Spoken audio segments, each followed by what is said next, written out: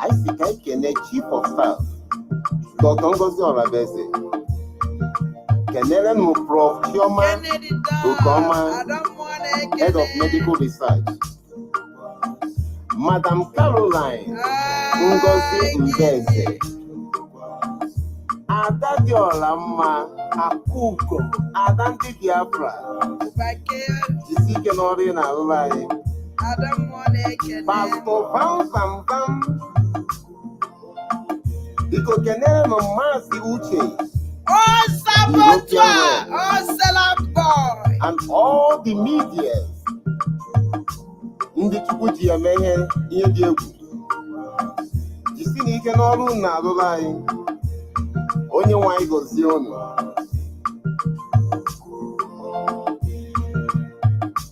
Abatobie! Nwoke batara na swagịrị ihe mgbanwe dị. Nwoke ndị izu na n'ọnụma amaba jijiji. Abatobie! Anyị na-afụ ihe ị na-eme nwoke kara aka. Anyị na-ekwu aka na gị. Anyị na-ekwu ihe ị na-eme. Jisi ike adala mba. Naanị tụkwasị obi. Mmewe Emeka ana m ekene. Wow, tụkwasị Chineke anyị obi ụmụ ajan.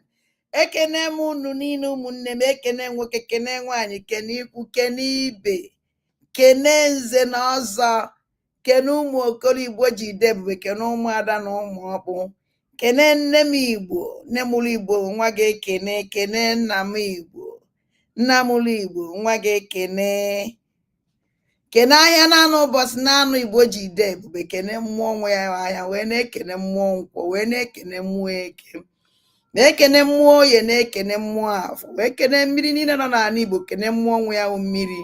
Ana m ekene unu niile, mmiri niile nọ n'ala Igbo, mmụọ niile nwe ya mmiri, ada mmụọ na-ehunatara unu ise, ekene m unu. Wee na-ekene ndị mbụ na ndị egede ana Igbo niile, kene ndị chie ana Igbo niile, ada mmụọ na-ekene unu. Wee kene aja anị Igbo nke ada nọ na wee too, ka amụkwasịla ada n'elu ya. Wee kene mmụọ niile Igbo ji ide ebube, kene mmụọ na-emere Igbo ihe, na mmụọ Igbo na-emere ihe. Ana m ekene unu, ekene m unu. Wee kene Chukwu okike abịa ma ezichi m nna m, ekene m. Anyị ejene nata ovasta aga na ụmụnne nke ka unu dị amandat na unu ejego, unu nọta aka si nọta n'udo na-enweghị nsogbu ọbụla. Unu afụgo ụbọchị tata si wee gaa, ọ gakwara ọfụma, ndị aṅụrị juru anyị obi. Atrịsta anyị fụkwara awaride anyị maazị Nnamdị ka n'anya. Ihe niile ebidogo, anyị na-eje mmeri ya awụlele nke anyị ụmụ aja na anyị ya emeri, anyị ya na-emeri nnọọ, megide meligide melife oke. Otu a ka ọ dị ọkali. Unu na-abata ụnụ a na-eshi, unu na-abata ụnụ a na-eshi ụmụnne m, unu bata na-eshi this program, unu egbukwe n'oge. Unu n'anya, unu afọ ọlụ aka Rosaline ị na-alụ aka ya ebe a, ama m na onwe ama so nke a alụ aka Rosaline ka m gosiri unu. Ịma na ọ gwara ndatara ya nụkwa afa m n'ọnụ m again, ya emefụta na họteelụ amụma họteelụ ka ọsọ klọb ọsọ ya na chie mitiri ya na chie ma nke a. So nke a ka o wefụtara, mana nsogbu adị ọdụ iwu enyelere m ya aka mee ya ọ gaa viral. Ya ọsọ onye awa onye uche, o wepụta, ọ naghị ekwe echi ya, o si n'aka ụmụ mkpụrụ mkpụ ya na ya na-emekọ ihe. Ụmụ agbara idide, ụmụ arịrị enwero brain, anaghị eshiara ya. So ma a gwara ya ewepụta ewesa ndịele nka nyere ya aka, mee ka ọ gatesie aka ebe ọ chọrọ ịga. Afụrụ m ebe a na this our sister Eunice sendiri a message. That message a Eunice sendiri ewuteke ya, ọ gbawara ya obi nke na o sendiri Eunice ka unu were for how stupid some people kwesịrị ịdị. Before ana m aba na this program, achọrọ m ka ndres ya first. O nwere ihe njichi ibudo idres godu that idiot first before anyị aga, because ọ na mbanye na program nji bịa eme enwe time ichi azụ ebe ọ nọ, because I don't have time n'enya. And my sister Eunice, I have a message for you. I have a very strong message for you, my sister Eunice. So and I like this message in low Eunice aka. Eunice, I can remember mgbe nka no na-eso gate na fight Maazị Oge Nkele. Eunice, ama m ife iji m were mee, you really fight for him. You really defend him. In fact, ọnọdụ ka ọgụnwa Eunice ka ọka by defending Oge Nkele. And I wonder, ihe niile this idiot kwuru about Oge Nkele, ọ wụrụ kịta ka ị na-apụta eleply. If ọ na-epụta late nne m. If ọ na-epụta late. But let me ka ngwa gị ezi nwanne m, this is our government. And the Biafran government in exile kwesịrị protect ihe niile nọ n'ime, because it's our image. The Biafran government in exile, our image. I protect. And this is a APM of Biafran government in exile, which at Royal vote, everybody follow. The whole cabinet voted for him. Which the Ojiaka legal about to the solo gate is where legal about. I don't surprise and they can just support one because for this man early acting this way, go see that now in cow is in all apply here. And let me tell you something, my sister. I'm very, very happy. They'll apply this idiot. And the man that not you like him everything to calm you down, but never you calm down. No. Never you calm down or this idiot. It would prove an AC will send the wrong gain kill 150 million. Until this man they would prove that no gain killer causing Peter Mba Osnia ye would the whole proof. Don't back down. Let us fight this idiot. Bumper to bumper. Ebobi and Igbo Egusi ụmụ na social media. Let us help him. Ka Ebaya we Egusi. Let us help this rubbish. Ka Ebaya we Egusi. Because Amanozin Koye said there was a like private message. No, don't back down. Come, let us join hands together. Ka Ebaya wine workana ụmụ pụta if yaw ụmụ nwanyị megide pụta na ọgbọ na if okwu esighị ike. Genu ntị ka unu for how wicked and useless and hopeless this criminal dị. Genu ntị okwu okwuru ihe. Yes, Biafrans, good morning, good afternoon, good evening. Emeziele m nnọọ nwoke ọ na-adịzi neat. Emele nnọọ Rosaline na-shine zi na-adịzi neat. Na-akpụ nnọọ ezi na-akpụ na-eyizi akwa. Ada ndị mbụ na ndị egede agwala gị na ewu prọfesọ. Gwa gị na ewu dọkịta. Ka nwa na m agwọ any sort of ya ọya ada ndị mbụ na-agwọ ya. Gwọchakwa gwọ ma ndụ dọtị. Onwelo nke m ejiro. As na show which in France. As I even our international one, international show so na France. So you put ike kpọm na phone na phone no n'ụzọ begi. So ana me ahụ worldwide. So can I gain this idiot? Then good night to all of you, pending your time zone and where you are watching and hearing me from this very wonderful morning, set to be the second day of May 2025. Yesterday, I was actually on my Twitter handle and I saw what this lady wrote to me and what she described me with. Her name is Eunice, like you have seen there. She said, if Confucian was a person, I wonder how sane person would sit down and be listening to this Anomano who cannot convey the name of the program, of his program. This is the kind of Anomano that Ngozi Orabufulani breeds. Ngozi Orabufulani breeds. Please stop using the tiny brains of these people. Now, she went. I like it because you got kind of Anomano. Even okuru dachi nenu the kind of anumano and this idiot to be wele bia gola your way. Nenu the kind of anumano ngozola bu bolo fulani they woputa. Look at. Oh, say no say woputa. show you how dirty you are. And you will remain a criminal. You will remain a criminal. Or if you will. Take me to any court. If you were take me to any court. Take me to anywhere. You will remain a terrorist.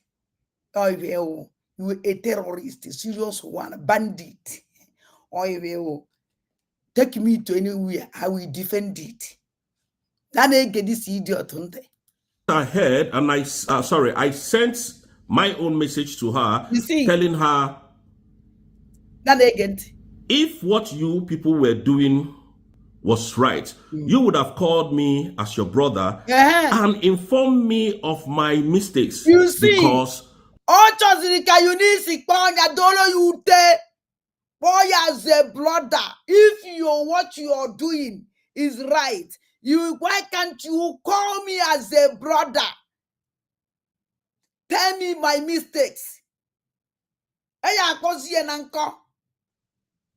Did you call Ogenkele Jonya Siana Wenzoku na Akulugo? Did you call Ogenkele as your brother?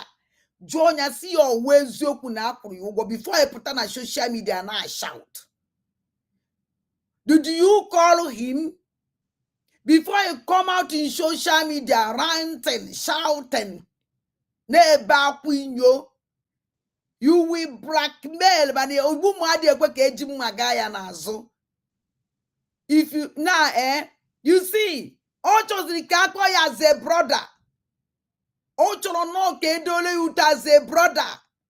Oh my God. Uno anano. Juzienya kowazele akoze fameche ni muno. Mananko genkele we put a blackmail wo bonwoke mmadi ibo destroy the name of that man. Although shall no prove nothing. Na ya akoze ni muno nke uni muno ke ya akoya. If you are sure what you are doing, all the thing unu na eme unu wa undu otu ola bu golo fulani na eme ni ba oneke unu kpọrọ na jụọ oneke unu kpọrọ na jụọ anụmanụ na-agba egwusi na social media, a useless man enwere aka ọrụ, a bandit enwere aka ọrụ. Shame on you. Na na-ege ntị nonsense this idiot kwuru. Ọ chọkwara ka edolo ya uto. So this man ma ife dị mma. Na na-ege ntị. No man is an island of mistakes. You Nobody see? is above mistakes. I mean to say. Onu ha n'ebe ọ nọ. Ọ wụrụ ezigbo mmadụ. No man is above in an island of mistake. Everybody is making a mistake. You come out, you destroy somebody's name. Where you go without proof? If you tell Nasi, you prove that no one will get wire. It's like case you wire ga. Call like go see an account. Call like case transfer, which means need the proof. What about the proof of Kwegi? You don't bring out the proof. Another one, you will again. That needs you after that you don't get Kelly. Who cousin Peter Mba, and you will bring the proof. You people in social media. Amosu after ke blackmail each other, money. He just delete it na your phone. Delete it na your destiny. I mean to say. Whoop ye from completely na your post. Whoop ye. What is the abomination? Kọwụrụ na ọmụnwa kwuru ịpụta deny ya achọpụ na Chineke ma amara bụkwa gị ike imechikwa ọnụ. You denied si na ọmụnwa kwuru na ọmụnwa onye bidoro ekwe na ọmụnwa onye pụta tiwenu. You see the kind of the kind of people ngozi ọla bụ goro fulani na-ewepụta na anya ndị na-eso anụ blackmailing upon blackmailing, stealing upon stealing, igbu ọchụ upon igbu ọchụ, bandit upon bandit. Look at them. You need to go on one look at the kind of, because all they can get away from you work. If you was zombie, now they get this idiot on. No one on this earth is above mistakes. Now, I left her and somebody now sent her a message. A lady, a wonderful lady, sent her this message. Like you. She said, be very, very careful how you envy your brother. Instead of you to pull hands, whatever rubbish you think he may said, that might not be rubbish to me, but you are there fighting your own brother. You see, Ozi. Okuna fugo achorom kango si Biafra how stupid kuno fuka these people si do wicked. Kunu wele fuka ndasi we do whole place nandofa. Brother. Odu one na nke brother dava. Odu go na nke na ebido ge chipita go up ambala na brother. Sinenu sinana potawa. Mana mbona blackmail oge nkele is not his brother. And don't know why here back it up. What is sentence blackmail now continue now blackmail Ogenkele. Ogenkele is not his brother. Man, I ain't seen him here. Brothers, his staff time gasama. Kunu walefu. How idiot and him there when he fell. Oh no ya warasi. Oya hapata kuwa. Because it damages somebody's life. Destroy somebody's life. Useless say somebody's life. All that know the kind of person Ogenkele. All the I can manage because the thing is too much. All the too much, me uruzebe adandem banande gede so purupota if fight somebody. A man that nalume. This man stand everything and is still this criminal.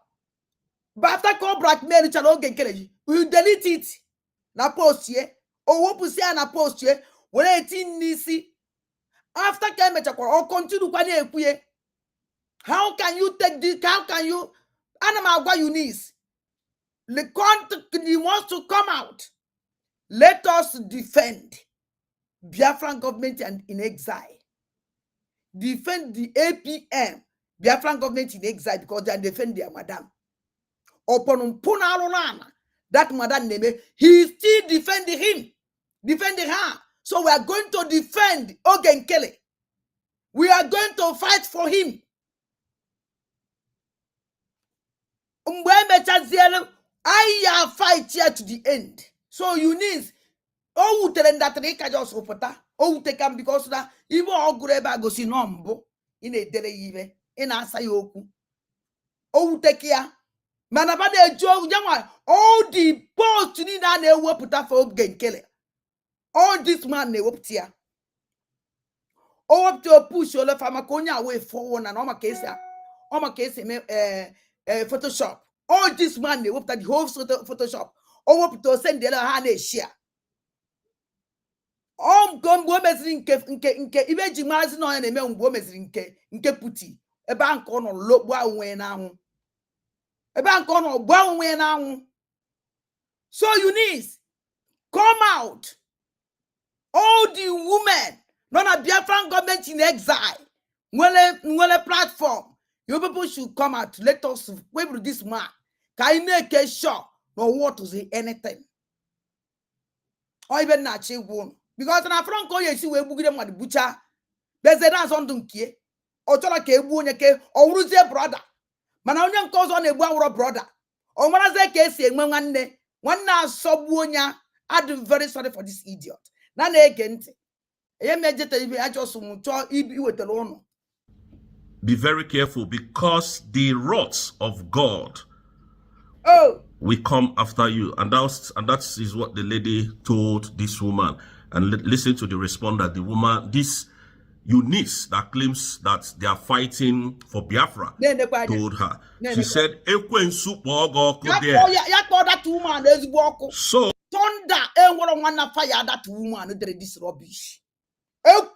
Eunice getting no question. If you are all thunder, I said into 2. Yes, ya party into 100.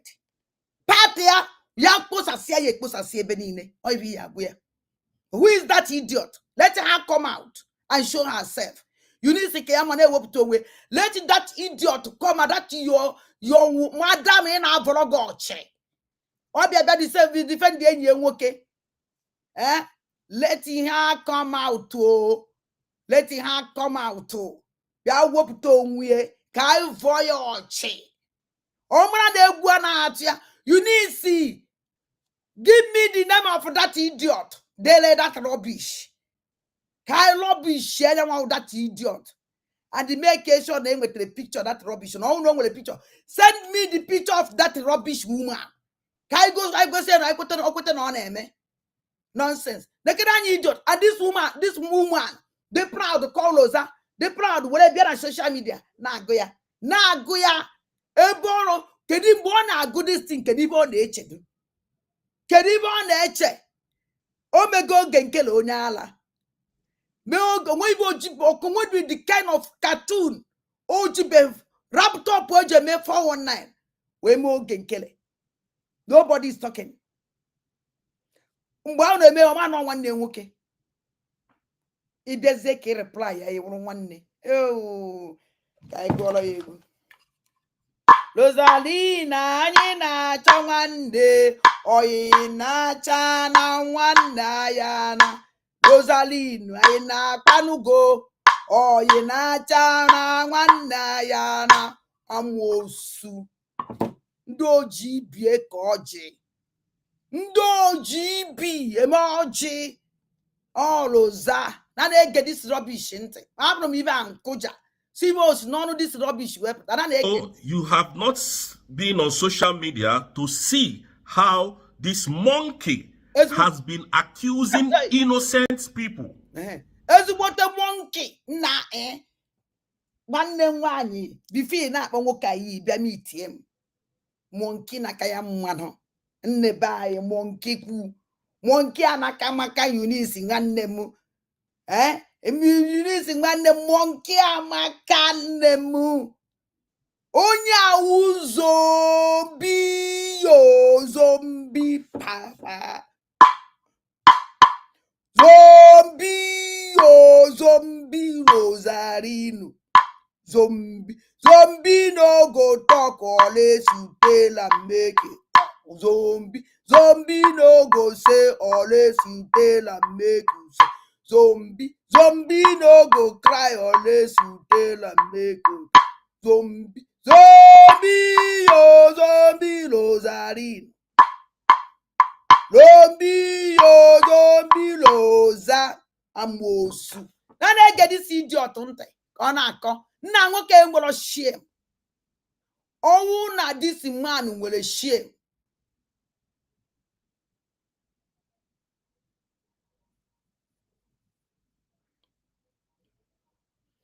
ọnwụ na this Rosaline nwere shame onye ha na ebe a na-akọ akụkọ a ka unu bụ na na-ege ya ntị most especially Ogenkere. Now I will stop it there. Number one is that I don't know this lady called Eunice. I've never seen her before. I don't know her. We have never spoken.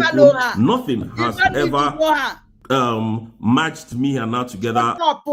You don't need to know her.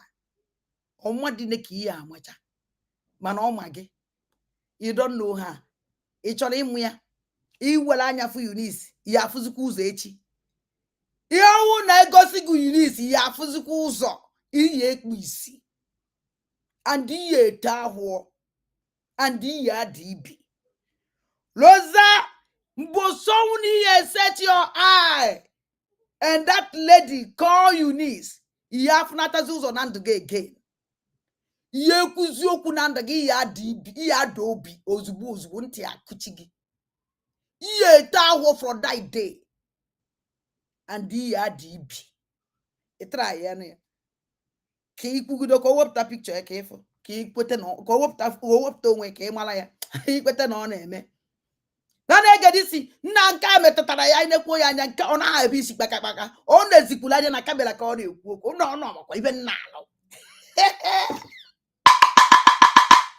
Umu Igbo bụrụ nze mmụọ ọzọ ụmụ ajan ụnụ ọkwụkwara ibe nna alụ Rosaline na-edezi anya na kamera ka ọ naghị edezi anya agwara anya ya emepizi n'ụtọ ime mebi na o jere nye oye na telivishọn hụ na o jere fa Rosaline na awa na-ekwuzi okwu ọ na-ene anya na kamera ọkụ na agwara ife na nwo ala na-azụ nwa ana m azụ fa na-etrenu ka na-etrenu madanya ọpọ na ba gara akwụkwọ wecha certificate Mando finish n'ilo mando finish n'ụlọ ọkwụ na afụgo na ada ndị mbụ na ndị egede wala na azụ nwa I defeat them with ala hoyo gini ọ na-enezi anya na kamera ọ naghị ebodozi anya n'elu o mekwe and ọ dị na neat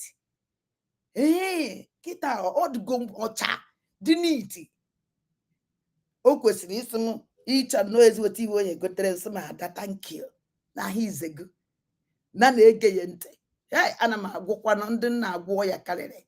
Or we have never crossed paths in life. But for her to be on social media defending evil, defending Ogen Kiri, I don't know the people that I'm defaming. I don't know the people that I'm, talking evil against. I don't know people that I'm lying against them. If there is... Ebe Eunice agwa gị ya iboro oge nkele Igbo without proof until you prove it for us. Ngụnwa onye wepụtara 150 million kọwa ka o si wepụ ka o si wepụ ka o si wee je ka o si wee bata. Ngụnwa onye wepụtara go 247 weta 50 million.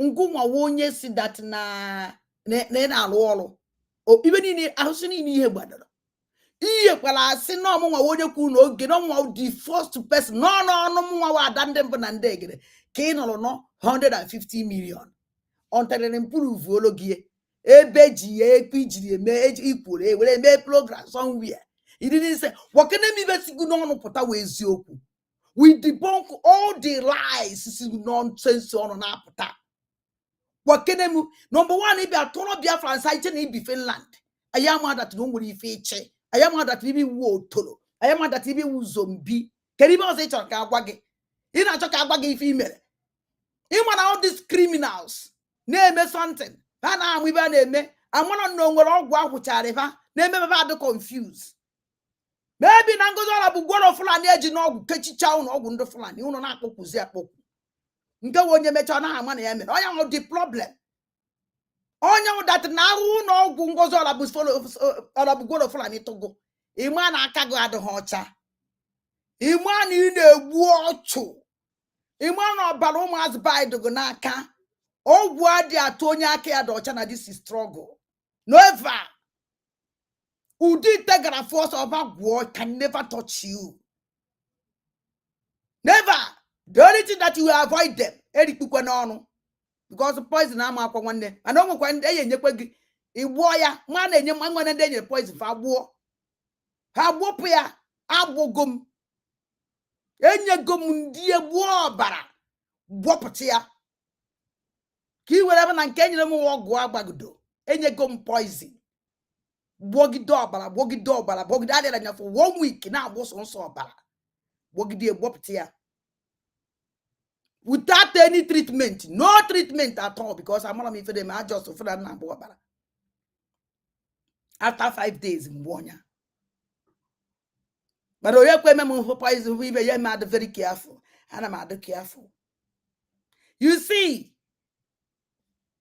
on your kids, when I did not disgrace yourself na social media. On your kids, you are na social media. Onye kiji we na-achaka akwa na social media. Look at you. A huge man like you as you see yourself. Yes? Ịgbara dimkpa nwoke. Nekere anya kisi we le onwe gị tọkọbụ nwozi if you want. Ebube gị niile nyacha pụọ. Ị na-akpọkwuzi akpọkwu na social media. Ịpụta na social media ihe ekwu okwu dị mkpa. Like ọbata obi ndị si na-engumi. Ibe ike ị na-ekwu ka ọbata obi awarịda maazị Nnamdị Kanụ ndị si na-engumi. Ebe a na-ebe ọbata obi na-agba egwusi na social media. Ebe a na-ebe ọbata obi na-agba egwusi na social media. Nekede anya ụmụazị niile ndị ga-afa Ngozi Ọra bụ gworo Fulani lekrutu go nafa na social media. Gwakene m onye gị na ya na-agba ụdị sen. Nobody. Mpoto ede awụrụ nwoke ka ọwụ. Iwe ọwụ mpoto ịdụ anya ka oho aka agbakọ onye ahụ mpoto. Ebe a na-ebe nna asa ya okwu. Ebe a na-ebe nwetere that imported the kai kutuma bro banka the way na-ekwu okwu. I can't do that because I don't recognize him. I don't even see him as a somebody. Imported the ko ndụ ya ka oho. So, mụ ije na-agwa ya okwu waste my time. Likewise ndị ọzọ ama m ndị na-eteke. Ya we mụ ije wete go skụwa go aka mụtụrụ gazi mmadụ bara uru nwe obere. Weche iche ahụ nke ahụ gwọrọ go na arụ ka m chọrọ iwepụ ya. Ka ị na-aka naị. So ana m agwa Eunice We have to on your volume. Let us on volume for this idiot. Because I am gonna go weak point here. Please come out and debunk my lies. But I still stand on what I said about Ogenkere. Oh. Ogenkere was used by the Nigerian terrorist government. Oh, you still stand for what you say, not what Adandem Benandegere say. Now is why you still stand for what you say. Why Ogenkere? Look at how hopeless your idiot is. You still stand for what you say. Or what was the Momakuru? I don't want to you still stand for Adandem Benandegere. A man here na against you on you. Kekesi Jackpago even monkey. Kekesi Jackpago zombie. Even worse than zombie. I'm not known I'm zombie. I'm not doing none of a zombie. I'm not come known we are not zombie. One mukwe na felakri and egu felakru zombie negu mu iwoji o mo ihe zombie. We ko zombie negu. Zombie you need to unu chi mo ibe na akpo zombie. Jeno na social media. No. You would na YouTube, maybe not on YouTube, or even na YouTube. Jen na Google. Unetinye lepota. Kedavo Bodonu. Haiti lepota. Banki ya fuba na po zombie. Mbosim watch that na television for 2 months. Niaga monono. Now, and what a moment for 2 months. Kebakuna, we ban a zombie. One bank a zombie. And I if I ban zombie, but one apopio, if you not zombie. This idiot worse than that is zombie. Now they get a bonneku. All get our brother. Now I was a brother. Now we just do Kumaka, Jedele Akuko. Boy on a phone. Idele akwụkwọ ịkpọ ya na phone kọwarị ya ọsagi ya as a brother ewu obi nwanne m ebe dị ka obi nwanne ndị Igbo nọ obi nwanne ebe ke na obi nwanne ndị Igbo kedu ebe ị nọ anyị na m achọ obi nwanne na-achọ QTV onwekwa onye ma ebe QTV nọ ọ naghị enyezi anyị sign of life. Onwezikwe ebe anyị amaghị ebe QTV nọ Biafra unu ya achọ ajụsụ jụwakwa ebe ka QTV nọ onye asị you have 2 mouth ọmụmụ na ọmụ ka ọ na-agwa ka amanọmụ ka ọ na-agwa ka ọ mgbe o kwuru onye ọ na-agwa ụnụ ọmụ ka ọ na-agwa agwa ya na mkparị ka ọ na-enye m na enwere 100 asị m to na-ege ntị. So, I am a stop here. I just talk and leave a small message because always coward. You zombie. Ebo mari ife. Unisi jigaya oku. Upon unisi ko kwalia. Ife we patara mana unisi oketa ka itetere n'ụla. Oketa ka itetere ị na-etetere siensi. Nyanga wonye woftara ya wofta. Onye kwesịrị ịlọ ọrụ mad with this idiot.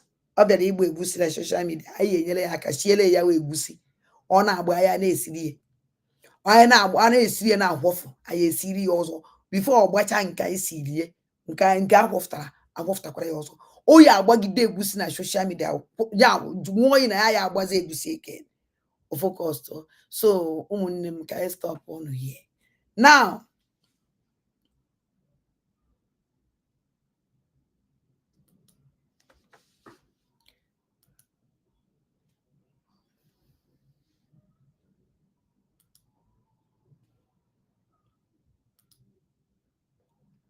n'anya amma ebidogodo na announcement because nwere ike time no ma memenwune n'anya abande club Ngozi Olabeze Ngozi Olabu Golo Fulani terrorist nene United States of Biafra mission in France ababa na France ababa mission France, United States of Biafra, mission, France. So Afafa was the United States of Amalom MAT Biafra mission. Now Afafa, here you legislate one that the whole world will mission, France. Bajidi Afafa na France will mission. Ebe na akwụkwọ government in exile. Anaghị echezi nke a babazi onwe mission France. Anọ mission na France. Hey, anọ mission na France o. So o nwere ife anyị eme na-enye mission France. Na o nwere ihe anyị eme ama m mgbe ọdụ comfort of this month ka anyị eme ya wee nyoba ya eme. So no ya ka na anya ife maba mission. Ya their new name United States of Biafra mission. Yeah, the name of mission. Yeah, obviously I will Germany, they mission Germany. Or will be Belgium, they mission Belgium. Or will even Swiss, they mission Swiss. Italy, mission Italy. Oh, this is their new name. Kaipo neba. Asan kan negotiate. Then nekwa n'anya another one. Onye unu ya na-agba ọkụ ọ na-achụ oke. Now anaba anyị na-agba ọkụ. Biafra na-agba ọbara steady. Maka na unu nwere ike na-eche that na onwere ife na-eme ebe ahụ. Ike nke ulu agụ asụ Chibuzo egwu atụpụ na-enyere fọda ha gbuo ozu ha buru ya. Ha gbuo ozu fabulu fe gosizi na before ya amara ya na-egbu anyị secretly steady. Mana chere ka ngosi unu ibe ewepụtara bụ unu. Marvelous, just to show you. Nke a wo marvelous na-ekwu. Marvelous na-ekwu na killer squad Ngozi Olabeze. Killer squad. Olabugolo Fulani. Unu onye Marvelous nke special squad. Na-egbu ndị be anyị. Onye nwa na-ekwu n'ezi anya ife ọ na-ekwu ọkwa be anyị na-agba ọkụ. Be anyị na-agba ọkụ. A na-egbu ndị ụmụnne Ngozi Olabugolo Fulani na-egbuchasị ụmụazị be anyị. Na-ekidnap ha na-eje n'ime ọbịa. Help of ebube agụ ya. Help of this thing ya. Okay. Kedu afa this idiot? He happens from here because in alo ekpo nna gị na nne gị ụdị ihe. Bye bye. Enye gongo time ka ichegharịa mana ebe ị bịara ịkpọ ihe join na your platform unu.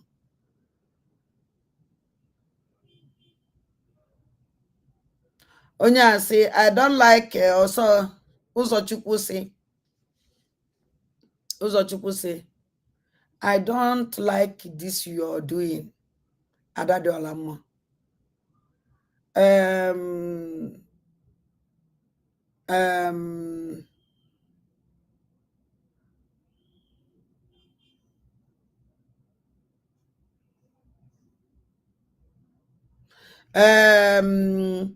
Ụzọchukwu ibe ahụ obi ụmụ aja onwere mgbe nji sị gị bịa hie ọwụ na like ihe na-eme isi ebe a pụọ jee n'obi ndị ọba ụnụ.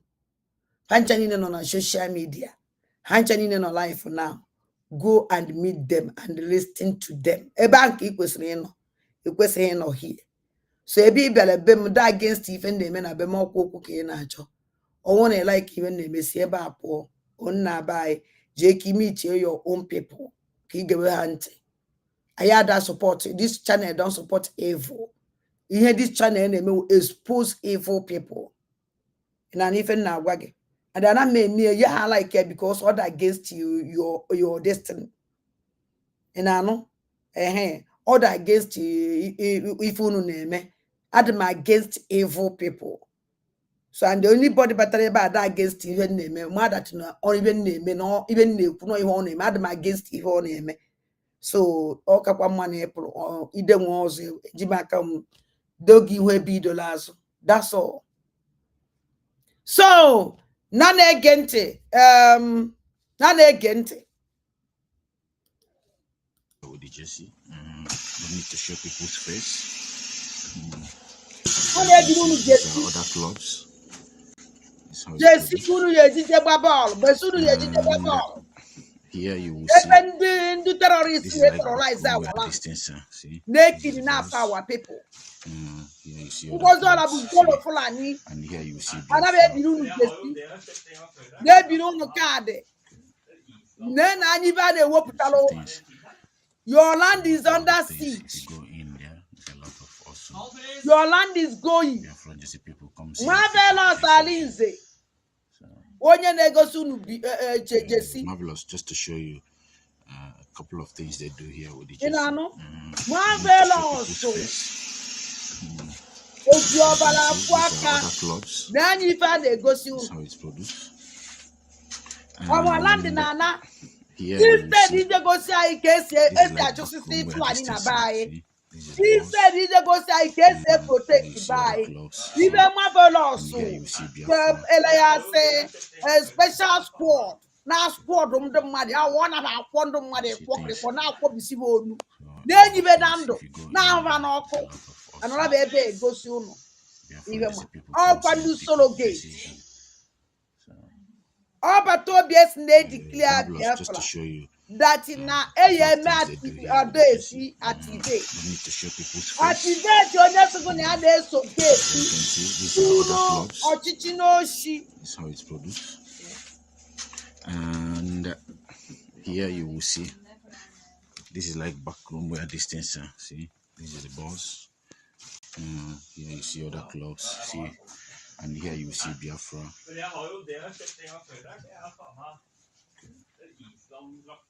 You can see things. So a lot of things. If you go in there, there's a lot of awesome Biafra Jesse people come see and pick up Jesse. So marvelous, just to show you.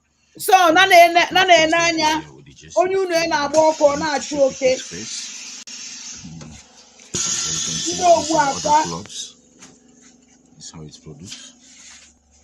And here you will see this is like backroom where distance. See, this is the boss. Here you see other clubs. See, and here you see Biafra.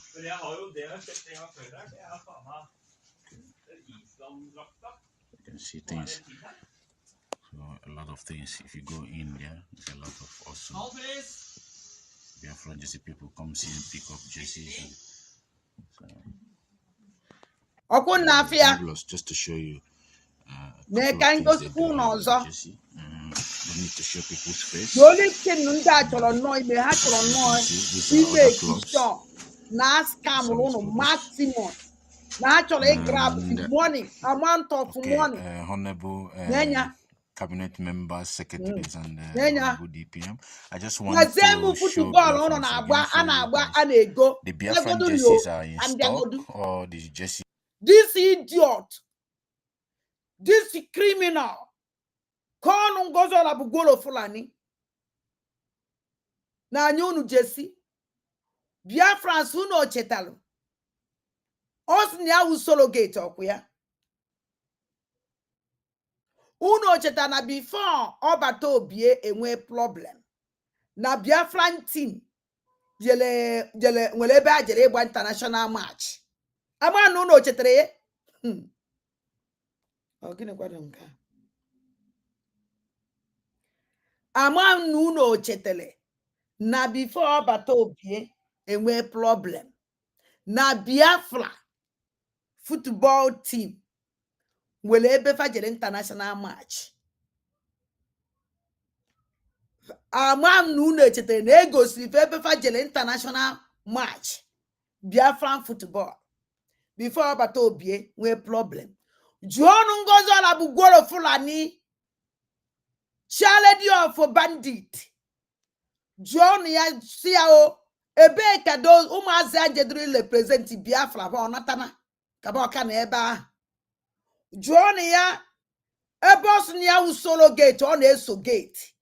Biafrans jere represent international match ka jelu I from mgbe ajele and I from na training and I na watch football ba abato bi na-enye feedback one agbara ha na one ba agbara ya ka nna ajuzi abato bi enwezi problem mola bu golo fulani bandit woman were say we na gosi unu kita jesi juo na ya unda njele bọọlụ ahụ ebe ka fa nọ ndị ụmụazị njele represent anyị ebe ka fa nọ ọ nọtara ka fa ọka nọ ebe ba jelu ọ ajụjụ nchọrọ ịjụ adị mma like ka aza m ya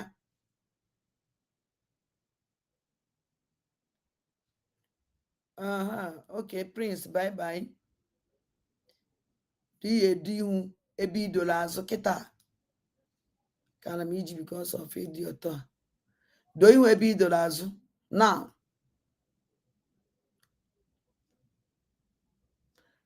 bikonu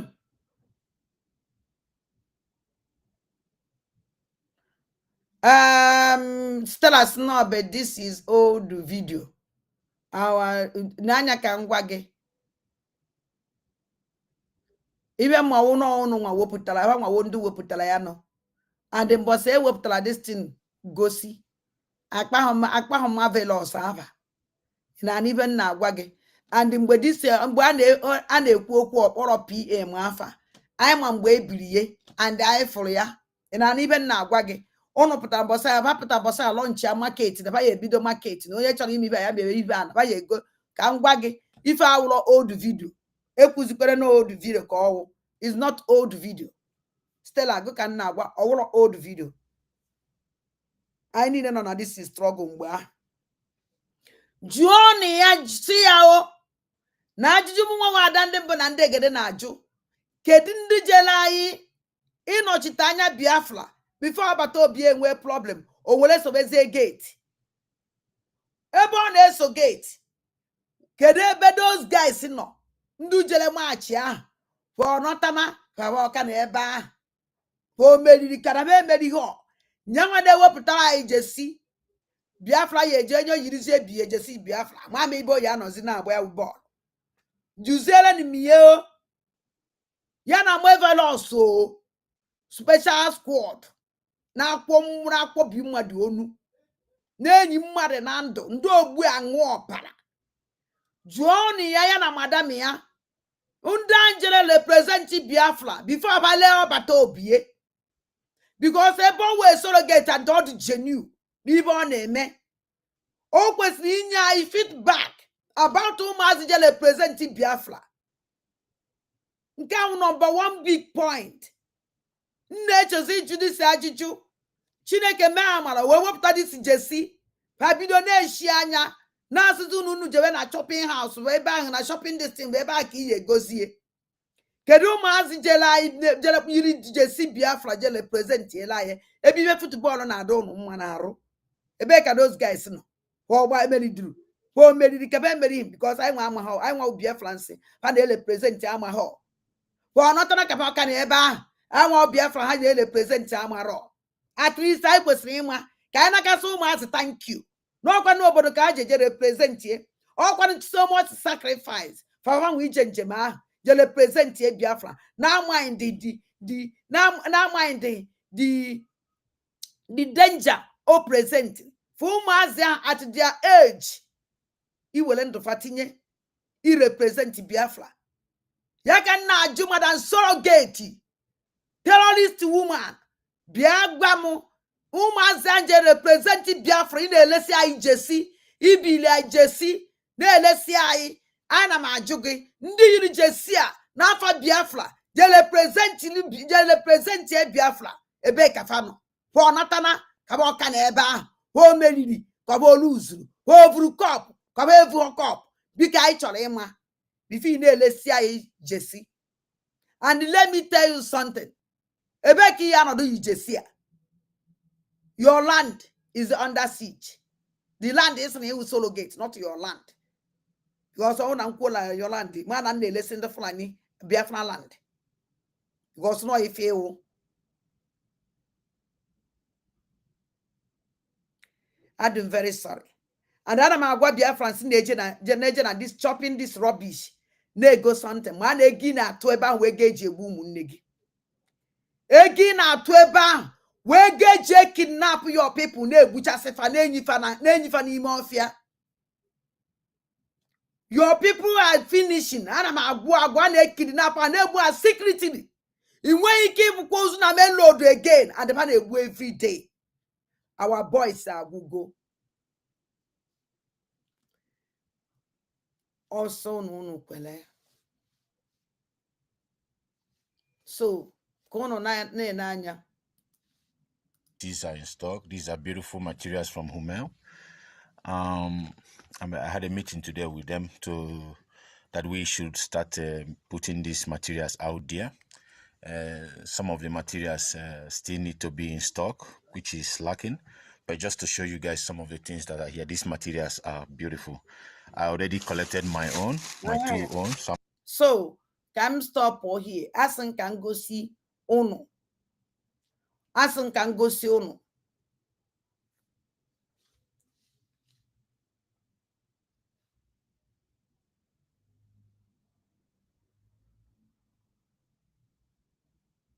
Stella, sorry for yourself. Get out from here. I'm not me first Stella name. Stella, your YouTube channel. Why can't you use your evil channel where support your evil madam? Why you need no terrorist? Then why you keep your terrorist channel? When I support your terrorist madam? Oh my question. I didn't know. Can you feel me here? Or when your madam make YouTube channel?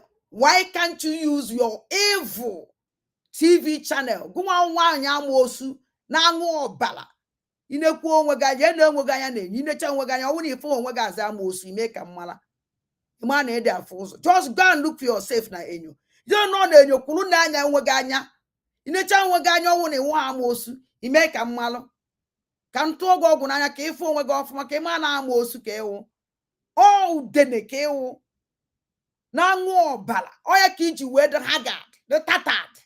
Mgbe o were disi ka oje onye befuru n'abali. Pecha anata. Ibe kala bia na social media. Aya na anufu nwanyi na aso yi. Very useless human being at your age. Are you not ashamed of yourself? At your age. It can be stupid to this point. Women are my platform, na platform umajan. The rubbish.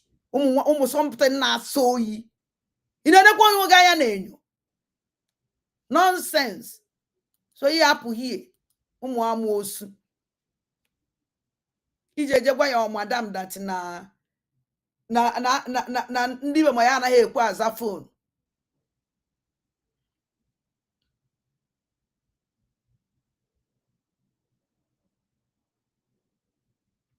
So, kono na afu by anabai no under siege. The even na-egosi anyị na-eji onu ya ego Chineke jụkwa ụlọ ọgwụ ole anyị adọrọ iberibe and anyị enwenataghị ike ịdị iberibe. Never in this world. Ụlọ ụmụ aja.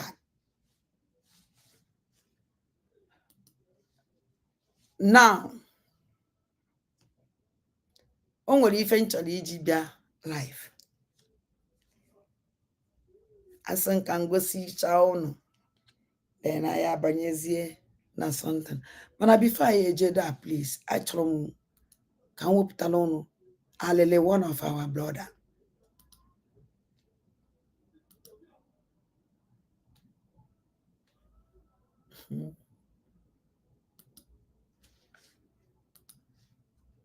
Tono pam pam. Ona emeto no ta. Nku ọ ga-agbabere oyi na-atụ. Na mjofa. A ga-enwe nkwa na-akwa aka n'obi. Gbajo na ajo. A ga-enwe nkwa na-akwa aka n'obi. Na ajo nna. Awa ajụjụ m sị ka m jụọ unu. Ọ naghị emetụ unu n'obi, ọ naghị emetụ unu kpamkpam, ọ naghị emetụ unu taa. Ejide asụsụ ndị Ala Igbo nọ na nsogbu. Ala Igbo nọ na ihe mgbu.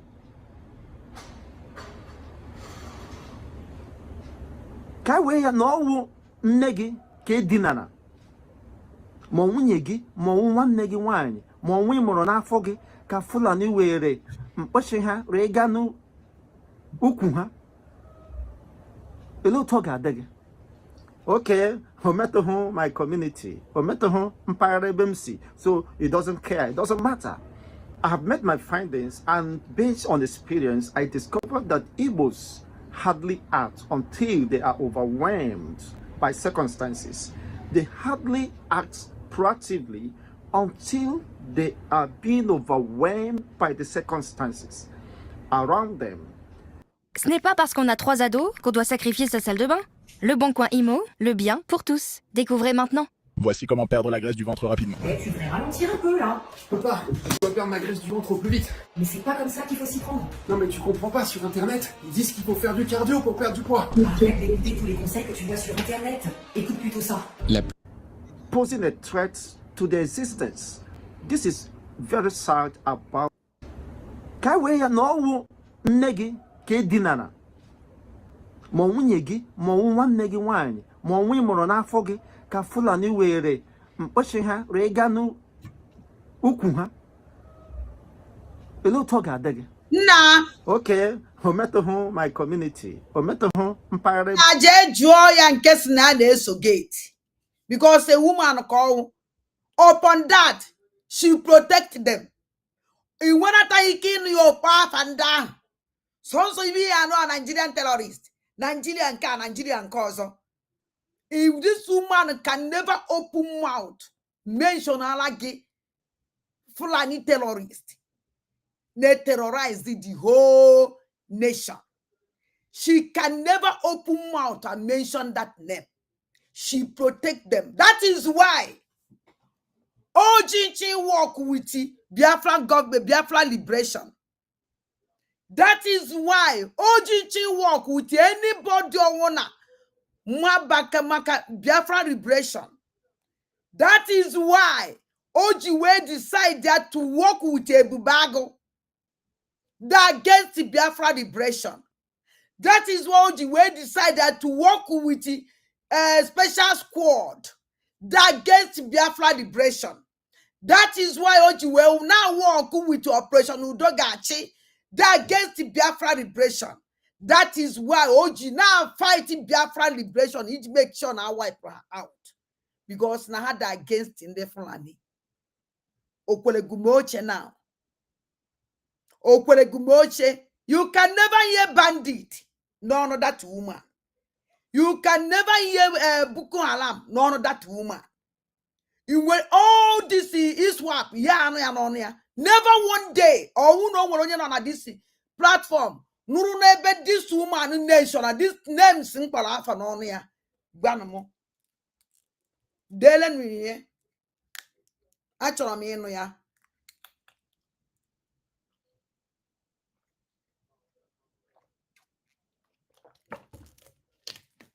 Achọrọ m ịnụ ya.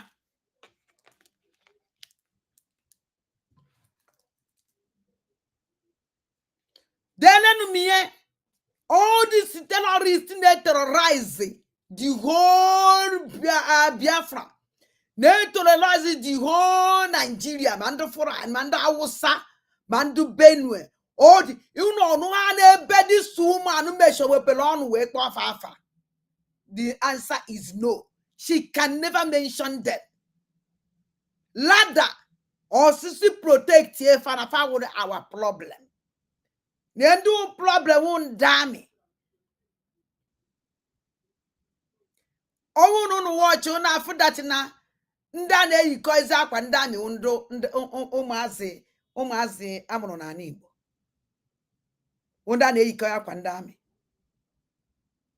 Even how one day evil duty atari because afa criminals ya evil duty afa terrorist here because oibubagu terrorist. A special squad with terrorists. Operation Udogachi terrorists. All of them. They are terrorists because they are terrorizing our land. They boom as by. Now Bobu see her. AVG Saludo terrorist. Yes. Because how they terrorize our people. na-egbuchasị fa mmadụ ndị na-akụ aka odo wụkwa terrorist ka ha wụ. All these useless people mkpọrọ gafa. This woman called Madam Surrogate and even also have now commanding chief, commanding chief, commanding chief, terrorist commanding chief, commander in chief. When you can those all these terrorists need and neutralize our people. They kidnap as by they will call their particulars. Mono na no leba na agba egusi every day. Aya no leba na akwa sisi every day. Our land is under siege. Kune chen everything ajugoyi. And the worst part oneba sizebu agwala mo nde bai. Don't give your address. Anything no winning and name. Never you in your life take your address near these bandit people. Call USN. Don't, because your own don't finish. Now this guy anak boy zaga no bi. Now the do under siege. Onwele genye ezaga no bi one ya, and age your address, age everything about it under siege. Ebaki agbacha akpiri ego je kwụ ụdọ nwụọrọ onwe gị. Ebi na fight na enye gị ego ị na-eri. Eji ebi no everything about you and your wife no n'ụlọ. You see how you stupid it. You see how hopeless it. If you got tired, your life is under siege. You can't come out, you can't continue.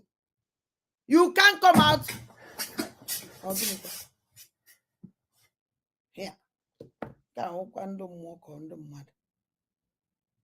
I am a very chono. Hey. Me ya. Hey, ndo mwa batabem.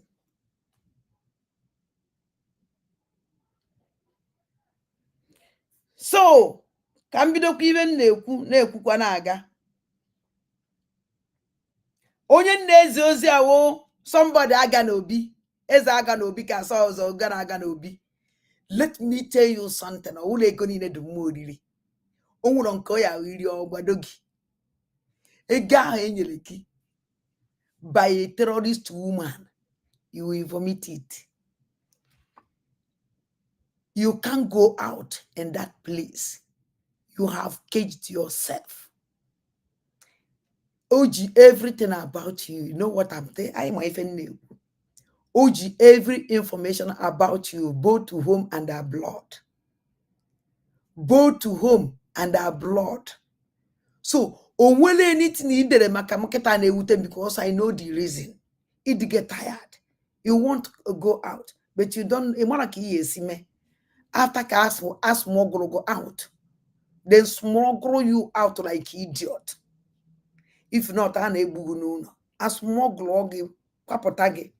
Ijojo tinyekwu onwe go na another bondage. Ebe aka ihe je chichiche eje ofogo na. Number 1, ekwuachigodu dị ụgwọ azụ. Ihe edegide aka ejie gị. Ọpọ na ihe niile ọbata obi emele gị. Ọpọ na otu ọbata obi esi wele gị. Otu aka ihe isi wee kwụ ya ụgwọ. We turn against him. Your conscience can never let you. Wait for conscience. Yes, not okay. Okay, for conscience. If you not by follow this evil woman. By follow this evil woman. Your conscience. And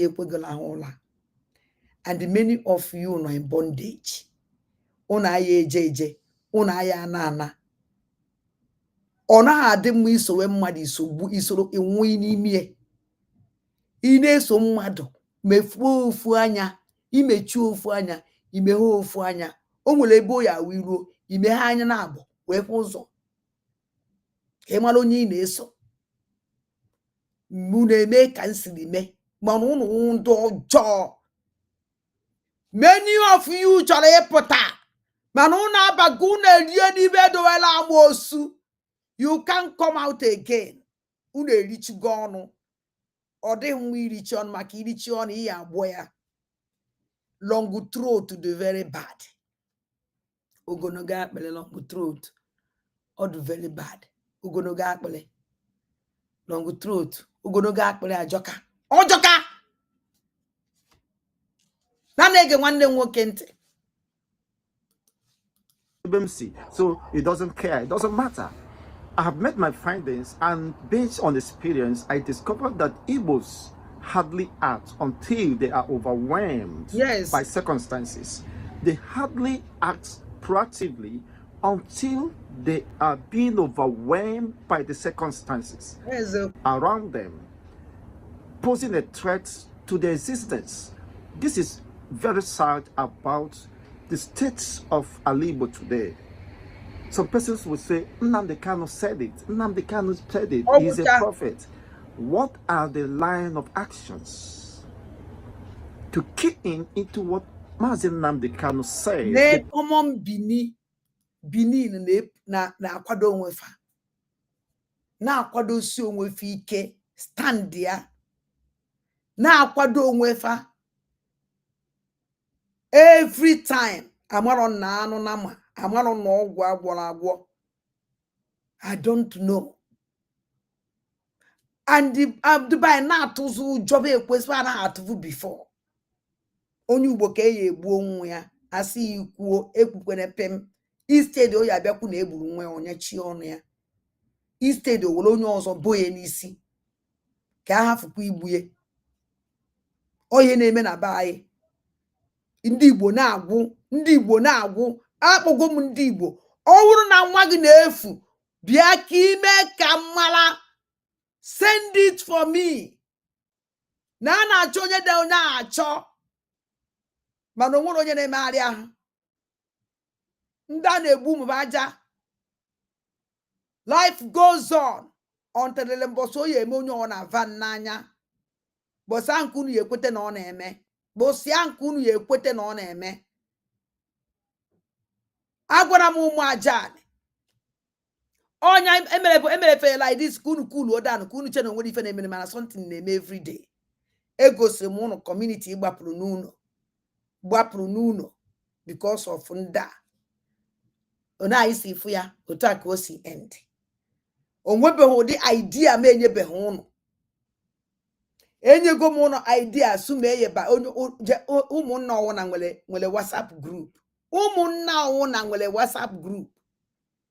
Jenu na ụmụnna unu. Community ọwụna nwere WhatsApp group. Ma ọ nọ n'ụlọ ma ọ nọ n'ama. Nwere ebe ba na-anọ agbakọnọta atọrọ ife na-eme na befa. Agwago m unu jee na ebe ahụ mara ka unu yesi nọkọnọta wee mara ka unu yesi wee protect land unu. Ọwụ na igwe bụ unu uju na-eke ya ụdọ. Ọwụ na the community ọwụ na Fulani na-enye nsogbu with efi ha na-terrorize the community. Igwe agba nkịtị mara na igwe bụ unu terrorist ka ọwụ keni ya agbụ. Wee n'ụdọ ke ya n'ọkpa ke ya ọdụ. Kunu nwee ike ibuild onwe unu. Anybody ona nwere ike disturb unu, protect your land. Chekwa nne gị chekwa nna gị. Onye ahụ your enemy, onye ọsụkwa anya wụrụ. Kedu ka ya esi nọrọ na-egbuchasị anyị like this ayana na-esi nsi ka a na-anọ ọgụ n'Imo State nwere onye na-ekwu ya. Every blessed day ka na-agba egbe n'Imo State. Every blessed day a na-eme kidnap mana every corner. Nobody nwe ọzọ onye na-ekwu okwu. A na-akpa anyị ka akụ, na-akpa anyị na-ewepụ, na-akpa anyị na-ewesịsị. Ọwụla ji ife. Every time abịa m ebe a na-akụwasị isi.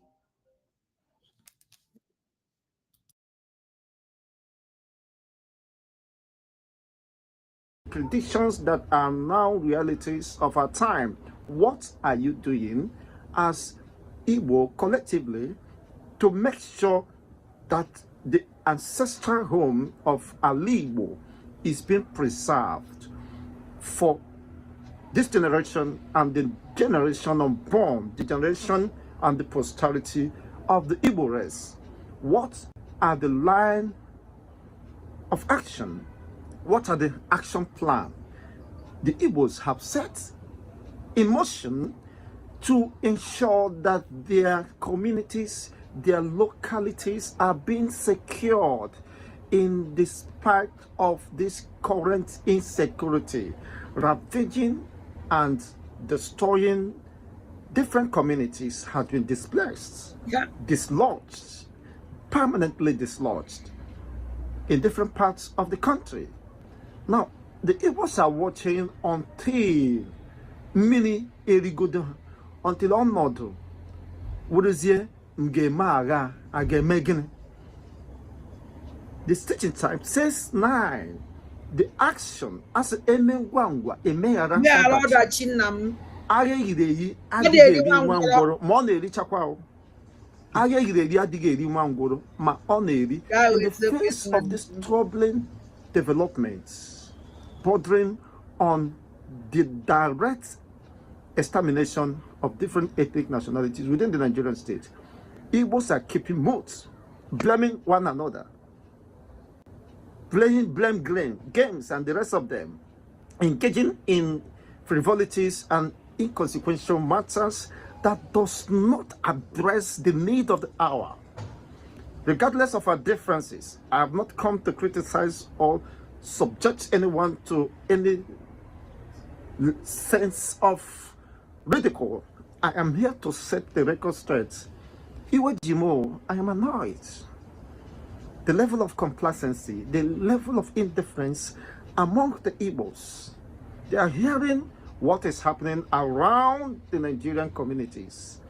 Most importantly, the Igbo people, the assault meted on Umada, Newani, our daughters, our sisters, our wives, our mothers were raped by the Fulani invaders, known as herders, Fulani land grabbers, militias. That has never happened in the history of the Igbo race. The desecration, the inhumanity meted on the Igbos has not been addressed. I watch with keen admiration, with surprise, that none of the governors of the Eastern region has addressed this particular concern. Not even the so-called first ladies of different states have not come out to address this. Bianca Onowo Ojukwu, or whatever she is being called, address, has not come as a woman. She has not come to address this. On address here, they check a Bianca be address here, Guinea. Bianca on address Guinea, Bagidra, what did a mass and Nandekano? Bianca on address Guinea, Bagidra, Tobie. Eche naka Bianca mechara even in an oye protect Anibo. Bianca from wine they protest no kuloku. Okonye nugu state ko. Bianca okonye nugu. Oko fulu ndị Enugu ka fa na protest. Oko fulu akwali ndị Nelili for how many days? A shameless woman like her in Rebo Kuroku, she can't say nothing. The only thing no Bianca no do the after windows so hard in the fly noche. Yanaba na wa can you nimi. She have said an Igbo. Ole gie. Because I won't know ye kwoku.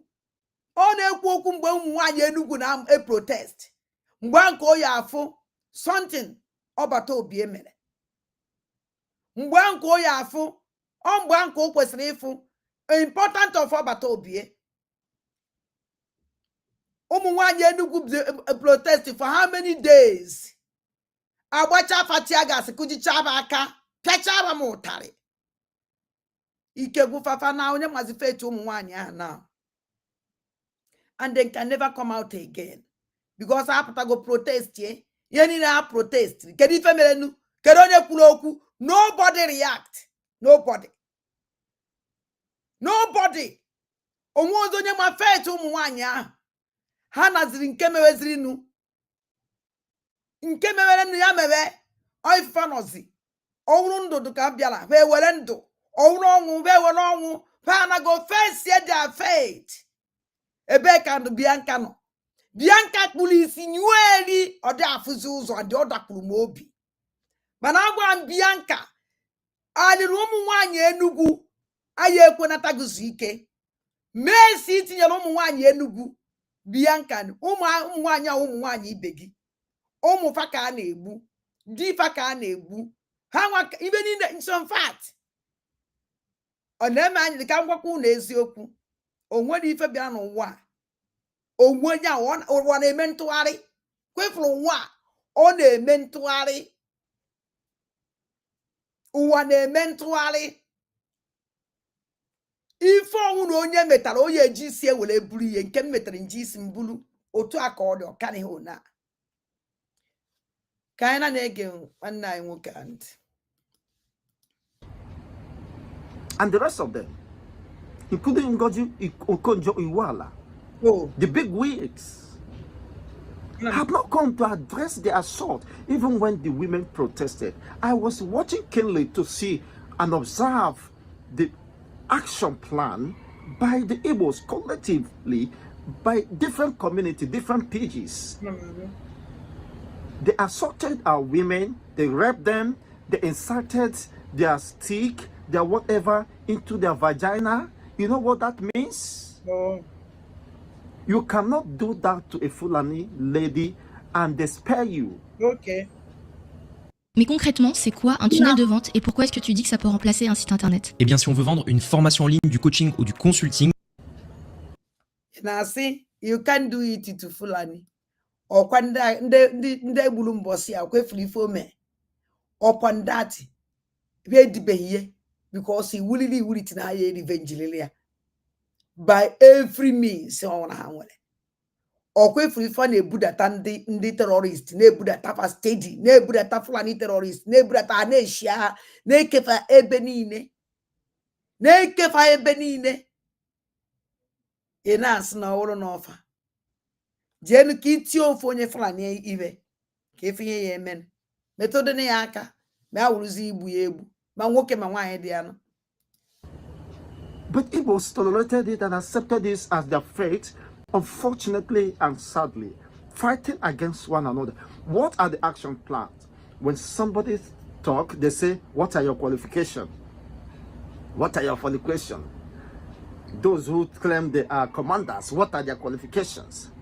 With all the qualifications you have gathered, and yet you ended up becoming a slave, not even a fourth-class citizen, a slave, taken to the slaughter. What has your qualification done to remedy the situation, to salvage the situation, to save the population of the Igbos that is shrinking, that are being killed on daily basis? That is a systematic, strategic, continuous annihilation, ethnic cleansing going on. In Benue State, over 50 communities have been displaced. The report by the Committee of the Internally Displaced Persons. 64 in Plateau State. You think that was a joke? People are being rounded up and killed. Now, when the DSS boss said, God will bless that man and his generation. I mean, the current DSS boss, a Yoruba man, God will bless him. I understand he is a man full of a golden heart. He is not happy with the level of development, killings, ravaging invasions that is going on. People, he always sees people being killed in their own, soaked in their own blood across the regions of this country. Based on information, private informations, classical informations at his disposal, he made a very striking statement. Unequivocally, he said, communities should mobilize themselves and defend themselves. Communities should mobilize themselves and defend themselves. He was not muttering words. He was not speaking in parables. That was precise and direct. Communities should mobilize themselves and defend themselves against the terrorists. For the first time, the Nigerian government official recognizes the Fulani militias as terrorists. He said, mobilize yourself and defend yourself against the terrorists who are coming to kill, to destroy, to annihilate, and take over your ancestral homes. Of recent, a Fulani man made a video challenging the government of Nigeria, daring Ahmed Bola Tinubu, that the Fulanis must ensure the conquest of Nigeria state. In less than 2 years from now, what are the actions plans? What are the actions plans? Monday Sahagnako satisfy the nurse or midwife or doctor or blah blah blah blah blah. What are your action plans to defend the Alibo and her population, to forestall the further assault, desecration of the Alibo of Igbo land?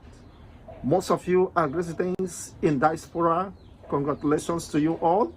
What are your action plans to ensure that your own people, your own community, where you come from? I'm not saying contribute money and give Chigos and Debo.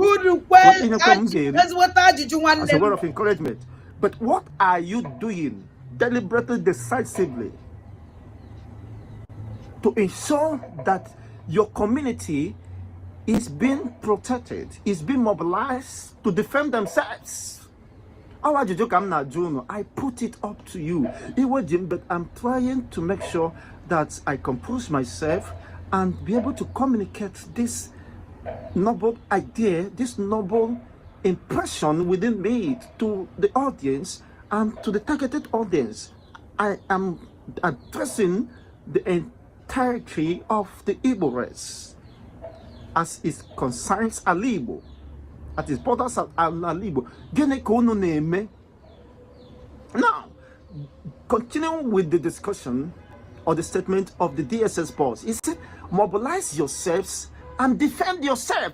It is needless for him to have said that, because self-defense is an inalienable right. Self-defense, exactly. Unless me when my day and mama can't, I will have it to defend myself. Defensive mechanism. We have human instinct. Human instinct is wired in such a way that the stimuli, the response is being triggered to defend.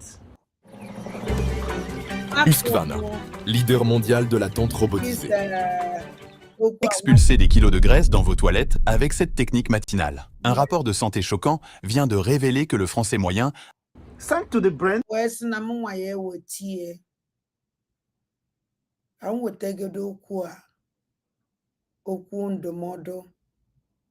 Okwu iwe mmete maka mmete ka ọ na-emete ụmụnne ya, ka ndị be anyị matagodo ebe anyị nọ. Ụmụnne m ụbọchị adịghị mma.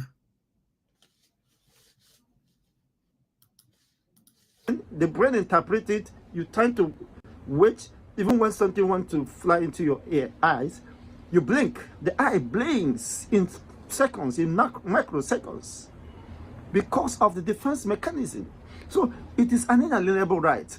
Now, thank God he has made it very clear. He was not mincing words. He has understood that the situation is at the state of emergency, that these people meant and overrunning the entire communities, entire Nigerian state. Look at what they are doing to the military, Nigerian military, who are trained to carry arms, to fight, who are trained to face conventional war, the hottest part of war. The soldiers are being trained, people who are being mobilized to fight the terrorists. See how they are slaughtering them. They are killing them as if there is no tomorrow. They are slaughtering them. Of course, 26 of them and 20 injured, and the rest of them. If they told us 20 injured or 26 killed, you know what it means to kill a one US soldier, a one Israeli soldier? Do you know what it means? killing 26, it means that these people are well wired, well technologically advanced, well sophisticated. Ammunitions, gadgets, launching drones, using drones, unmanned area vehicles, military vehicles to attack the military, Nigerian military, dislodge so many bases, barracks, and the rest of them. And Nigerian Defense Academy was once overrun under Tinubu's Buhari's administration or regime, carted away with Nigerian armories, use it against the Nigerian state. I think that was just a joke. Even it is clear that the Nigerian government is living in denial of the realities. The assault, the military are overwhelmed, most of them crying out. Their life is being politicized. They're killing them. They're wasting their lives. Now, now, for the DSS boss, understand that many people are very gullible and daft. They have, perhaps, let me not use the word daft, they have slow understanding. He has to back his statement with narrative, with a scenario that he was once in a part of the north, is it Rico or what, community, that the terrorists were invading their communities, killing them, not until they came up, they make a resolution to defend themselves. Now, unfortunately for those terrorists, it was a bad day for them when they now launch another assault on that community, that the community were ready for them. And of course, overrun them and kill them. From that day, these terrorists could no longer dare to invade those communities. He cited they are in the north to back up his position. You know, some people might not understand when you are telling them just mere words. So by this story, he have told you that the only way of survival, the only way of preserving this generation and the generation unborn, to preserve your cultural heritage, your ancestral home, is to fight back. He never minces words. God will bless him and his generation for standing in for the truth. Now, Umuibo, what are your action plans? Before they start criticizing, attacking Chigozie Ndibo, na Juno, what are your action plans? Ce n'est pas parce qu'on n'a qu'une pièce que c'est forcément un studio. Le Bon Coin Imo, le bien pour tous. Découvrez maintenant. Igwe na Jamaica, Odogwu na Kampala, Kampala obina eleka na kwe. Ochiroza na Dubai. Now what is that na UK, na US? Odokaro me na Germany, na United Kingdom, na USSR. What are your actions plan? Odogwu ndeje mono ndeje agamba.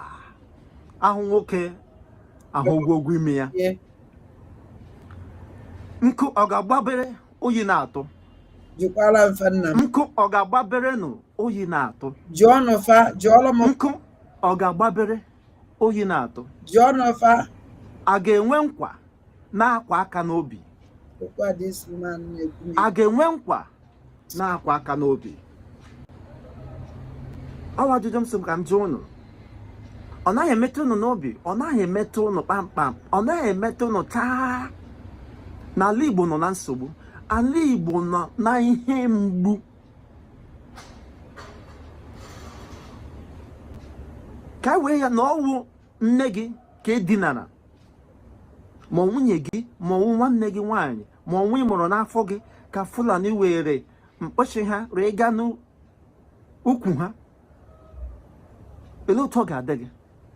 Okay, o metụghị my community, o metụghị mpaghara ebe m si, so it doesn't care, it doesn't matter. Now DSS posts have told you that don't expect the security, the DSS, the military to defend you. Every community should mobilize themselves and defend themselves. And then you know name. As someone to run on.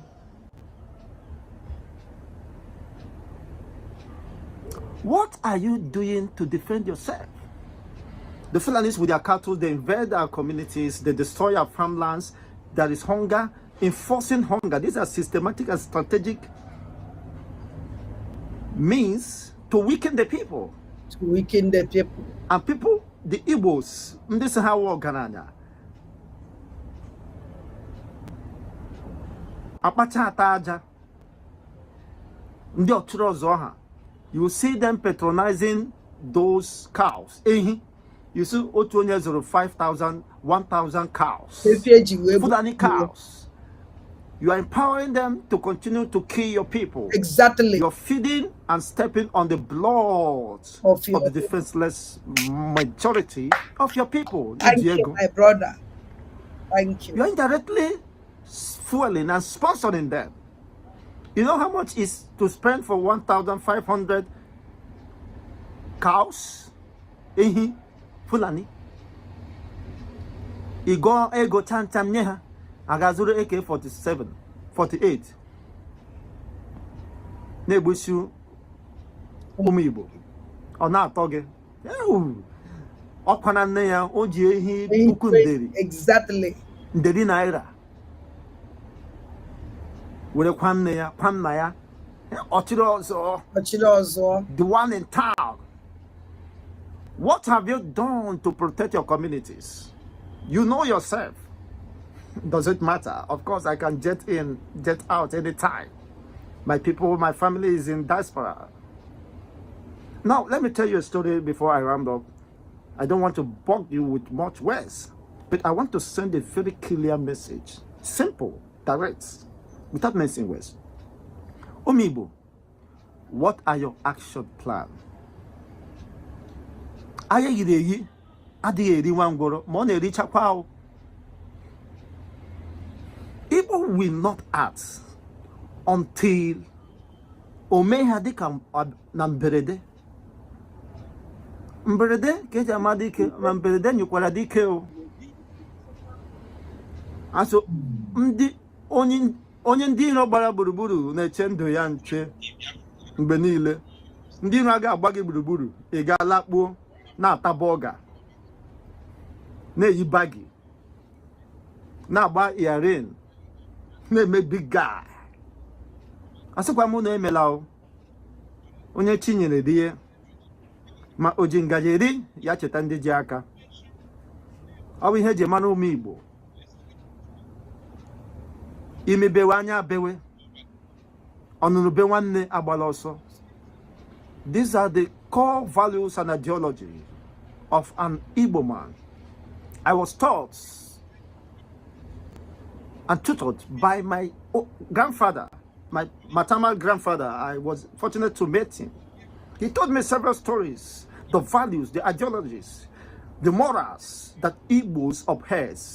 Those things are fleeing away. They are fast eroding. Onunube one near baloso.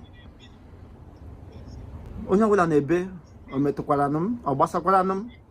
Gini ki na-eme odogwu na Companion, odogwu na Japan, na Chinese, na China, na nke a na ebe ọzọ, Australia, all the continent. Igbo zuru ka eme Igbo nwere mpụ, Igbo nwere ebu nwee mfụ.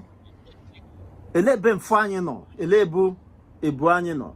Igbo nwere ebu nwee mfụ, agba gị ajọ gị, ụnọ na-ebe. Ụnọ na-ebe, ụnọ na-agba nkịtị. Wete Chigozie ka egbuo, wete Chigozie ndị Igbo ka egbuo, wete ya ka egbuo, wete ya ka akpọgide n'obe. Ọ ga-esi agha kwuo nke a. Ụfọdụ na-ajụ m sị ntaraji ego ole, onye ka m mụ. What are my contribution to the struggle?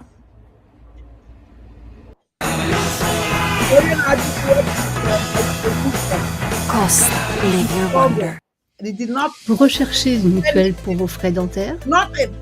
Des dentistes Then you recommandés. have been a struggle. Now will it sacrifice? My contribution, what you do now, jogging now. Go and put the struggle, Nishi. Okay, how far? It's what take how far?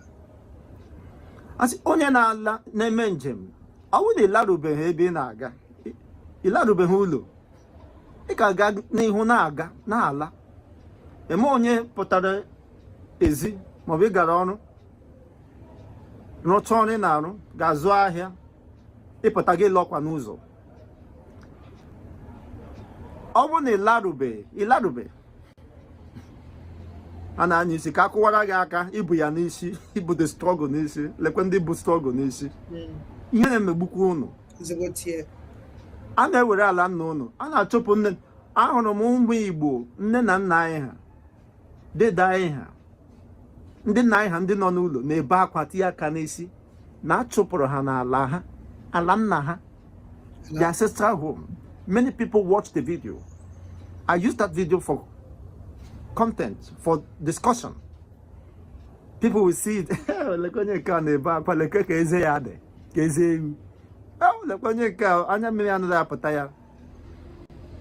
Frivolities. Now, in 1991, I was born in Kano State, Sabongeri precisely, in 1991. After the religious crisis that terminated the crusade, the intended crusade of Debunking of blessed memory,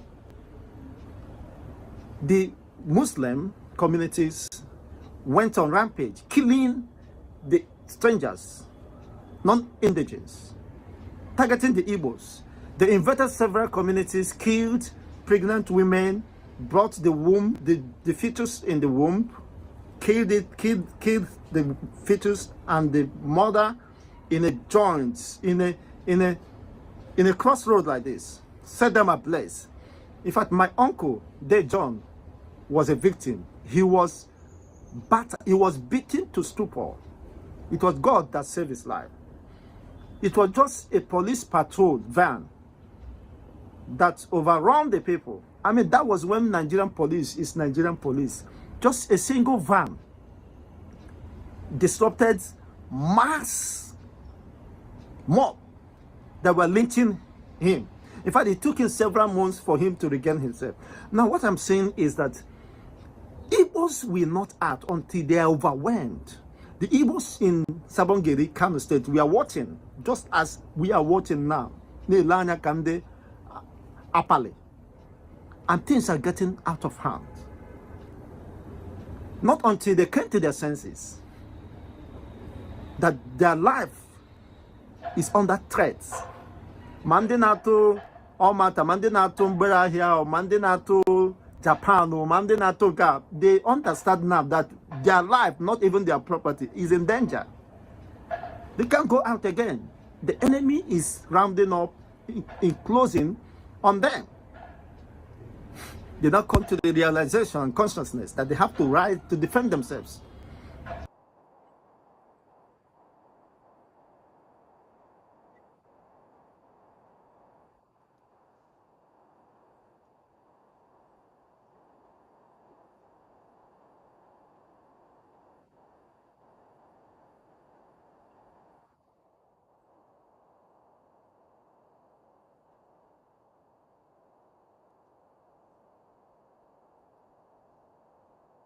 They mobilized themselves and defended themselves with arms. We that are little kids, little young rangers, they gave us whistle. We don't sleep in the night. In fact, it was an adventurous moment for me. You know, I never started today. You see, I like challenges. I like things that are innovative, that has to do with engagement, mental engagement, and strategy. With my whistle, we will watch throughout the night for any invaders. We'll climb the upstairs, you see, and be watching. If there is any movement, of course, we blow the whistle to trigger our reactions. People will get ready. People are with their guns, not just only whistle. Somebody is telling you to go and you will survival whistle. Survival whistle. We had Gazopota, our women from being raped in the forest, in their farms. Survival whistle. I'm still waiting for my own survival whistle. I can imagine the insults, the assaults, the way the Igbos have been reduced to nothing. That all whistle gazoge. As a young child, I have my whistle. People were well armed. There's one man they call the living in that Sabongiri, very close to Gokos Road, very close to 36, 35 Gokos Road, where we are living there in Sabongiri. They were not just using whistles. Mandi Jimma, Mandi Jiebe, Mandi Ji, Bichenche, because they are trying to overrun us through the no man's land region, the airport region to invade. The target was to overrun the Sabongiri. Then it was not possible for them because the people were alert. They wake up from their slumber and defended themselves. I ask again, if that has not happened, I wouldn't have been alive today.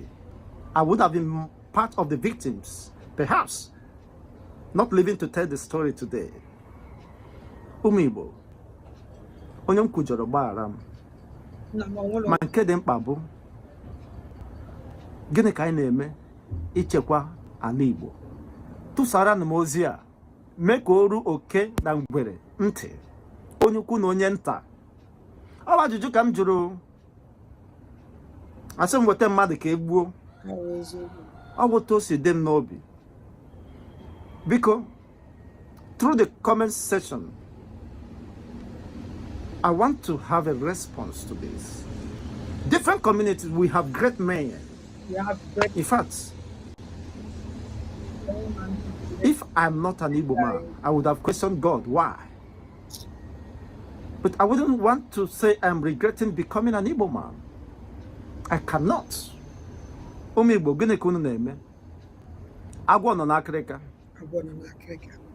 What are you doing to defend your communities? And collectively, everybody was standing to defend, all the men, including I was a man then because I'm my own whistle.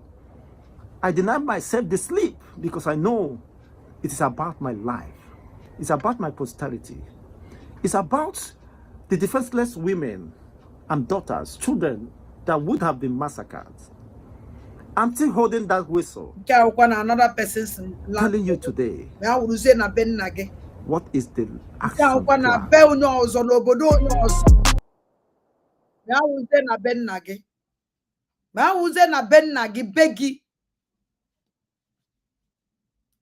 Ndị Igbo defendere onwe fa na be onye ọzọ ma wuze na befa ka ha gbala nkịtị onye ọnwụ na gbancha nkịtị.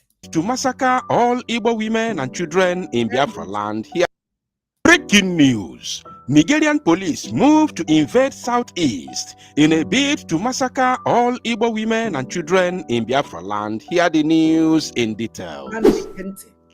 Wonderful people of Biafra, lovers of freedom all over the world, you are welcome once again to Biafra Unite channel / television this very moment. Today's date is of May 2025, and I have breaking information for every one of you listening to my voice right now from wherever you are all over the world. Biafrans and lovers of freedom, I want you to pay very good attention to this very news because it's very, very important. I can assure you, my people. The police of the Zoological Republic of Animal Kingdom, Nigeria, has indicated interest or a move to invade where they know as southeastern part of the Zoological Republic of Animal Kingdom, Nigeria, otherwise known as the hinterland of Biafra, in a bid to massacre our women and children and, of course, capture some of our youths and unalive the ones they can unalive. So, I know the reason why I put it that way, which I will be explaining to you moving forward. The only thing I want from you is your attention I want you to pay very good attention because this very information is very, very vital, especially for the survival of our people. Now, moving forward, you can see the headline on your screen, which is Enquiry Number for Finland Protest for the release of Mazi Simon Ekpa. This very number is the only official number to call for any detail or inquiry that you want to make concerning this all-important protest coming up on the 9th of May, this month, just 1 week to go, 2025. Every Biafran who has a legible document is expected to travel wherever you live in Europe, Asia, or America. And those of you who are in Finland, you are expected to join the protest. We all have seen what is going on in the court of law, in a zoo court, where Mazi Nnamdi Kanu has been, cajoled to allow a masked witness, a secret trial that has been fought against and defeated in 2015. Now they have succeeded in trying Mazi Nnamdi Kanu in secret with a masked witness. So everybody must pay attention, join the protest. Mazi Simon Ekpa must be released ASAP, or else I'm telling all of you, from the way, and this is a voice of John the Baptist crying from the wilderness. Also gigante, also gineche, cause somebody not somewhere near God. Protest, yeah. You wait until you tire. Have you asked yourself why this accelerated trial of Mazi Nnamdi Kanu? Why all the years Mazi Nnamdi Kanu has been in the custody of the zoo, there was no trial, there was no accelerated trial? Why in Cape Azua, after the arrest of Mazi Simon Ekpa, the Zoological Republic now wants accelerated trial? Do you know the meaning of acceleration? Have you asked yourself the meaning of that word, acceleration? Why this accelerated trial? Overnight, they want to conclude the trial as quick as possible. Have you asked yourself why? Because Sonia na Finland. We all must come out. You don't know what this is cooking. We must all come out to go and protest and send message that Finland must release our prime minister ASAP, ASAP.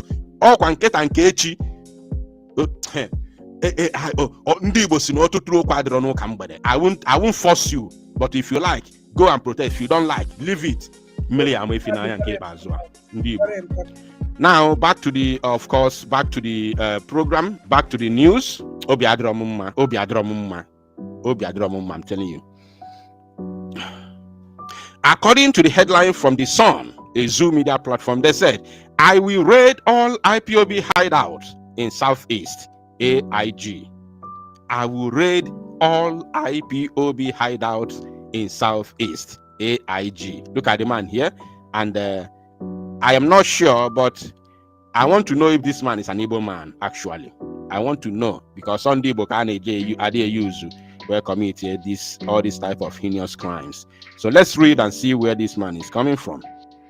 The new Assistant Inspector General of Police, AIG, Zone 9, Kanayo Ozuebu. Oh, he's an Igbo man. He is an Igbo man. Thank God. Let me be sincere, my people. Honestly speaking, Chukwu Di Ya witness, I haven't read the news in full details. I only received the alert on my news desk. I saw the headline. I say, no, this one, we must read it together with Biafran people. You understand? Because the moment I saw this headline, I already know the meaning. I already know that it is invasion of Southeast with all kinds of armory. I already know. I don't need anybody to tell me, because I know the modus of operandi of the zoo police and their military. I know. So when I use my own headline, which says the zoo police moved to invade Southeast in a bid to massacre Igbo women and children, I know the reason, because raiding all IPOB hideouts according to the police means the invasion of Southeast. At least if you are sleeping, if you don't know anything, if you don't know their modus of operandi, I want you to use Operation Python Dance as a case study. use Operation Python dance as a case study. Everything is in the public. We are not making any story. We are not cooking anything. We all know how they operate. And I didn't read the news in full until now. Look at it. He's an Igbo man.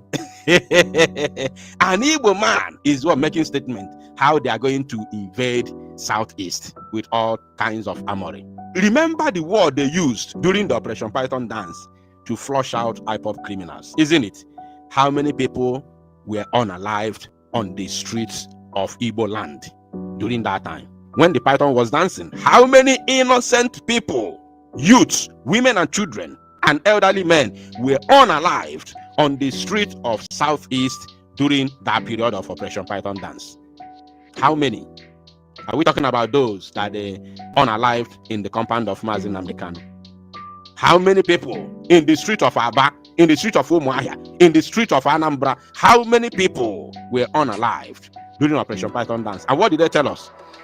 That they are having an exercise to flush out the criminals in Southeast. And then they massacred innocent people who did not even know anything concerning IPOB or Biafra. Here they are again. Because ndị eme ife anọrọzi ya. Ndị nọzi kịta bụ ndị ụmụ okoko na-akpagharị na-burusia nnukwu title n'isi na-efegharị mad people everywhere. Burusia n'ogbobo title n'isi na-efegharị stupid elements. And let me tell you, my people, don't think that those who are in the zoo politics, the Igbos in the zoo politics, who are now constituting nuisance, or should I say, who have been constituting nuisance, both on the social media, on the media platforms, even on ground.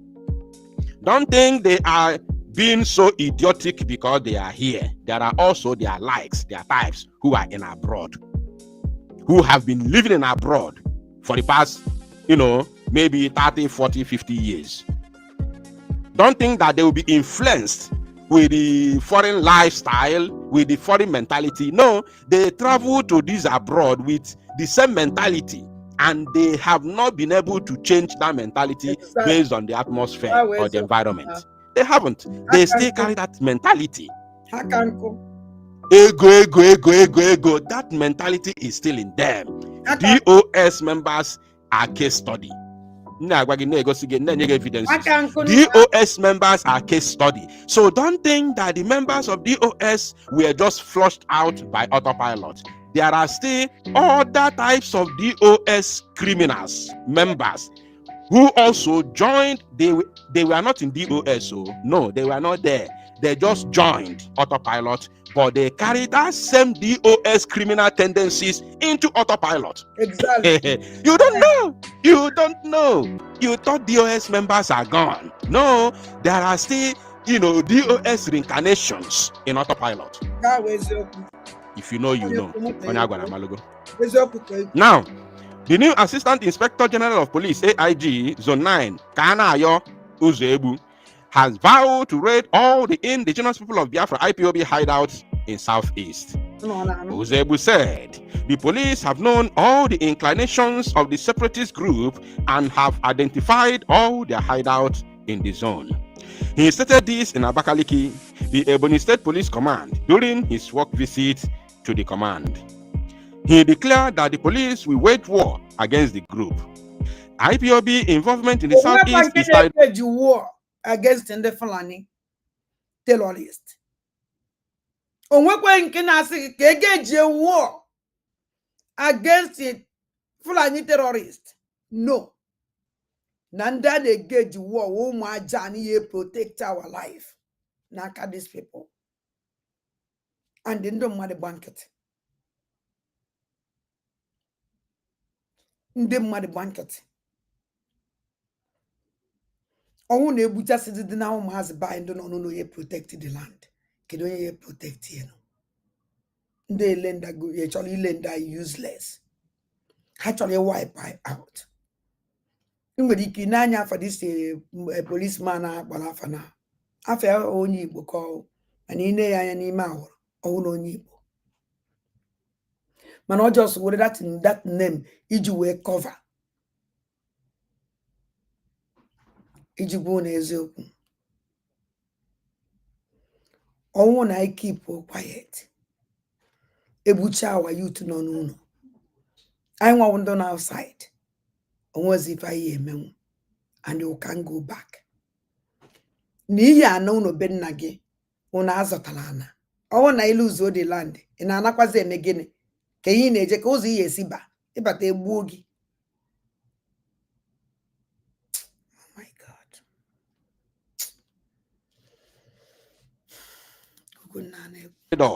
We know most of their inclinations. We will go against them. I will raid all of them, carry our war against any of them, he stated. I would like to say that all those thoughts of IPOB exist only in our imagination, the mind of people who are firefighters, he said. Pause. I want you now to pause. Did you hear what this man said? Do you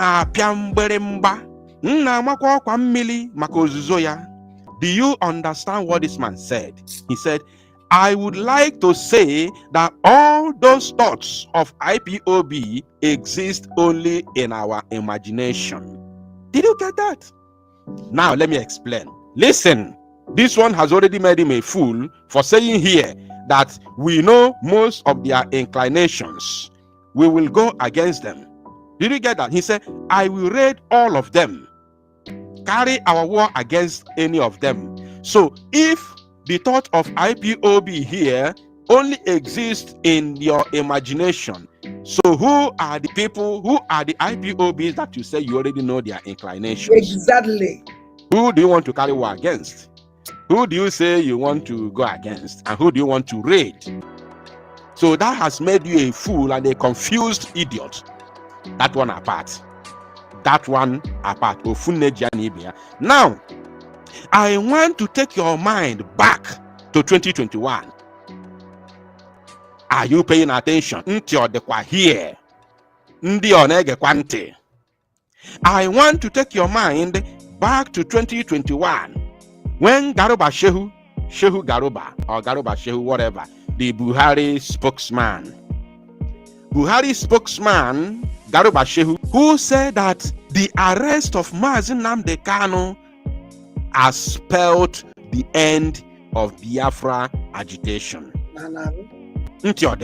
The arrest of Nnamdi Kanu has become the end of Biafra agitation. He said this knowing fully well that there are thousands of men who are armed in the bush, ready to march at any given time, ready to withstand whoever, both the Janjaweed, the police, the DSA, whoever that comes.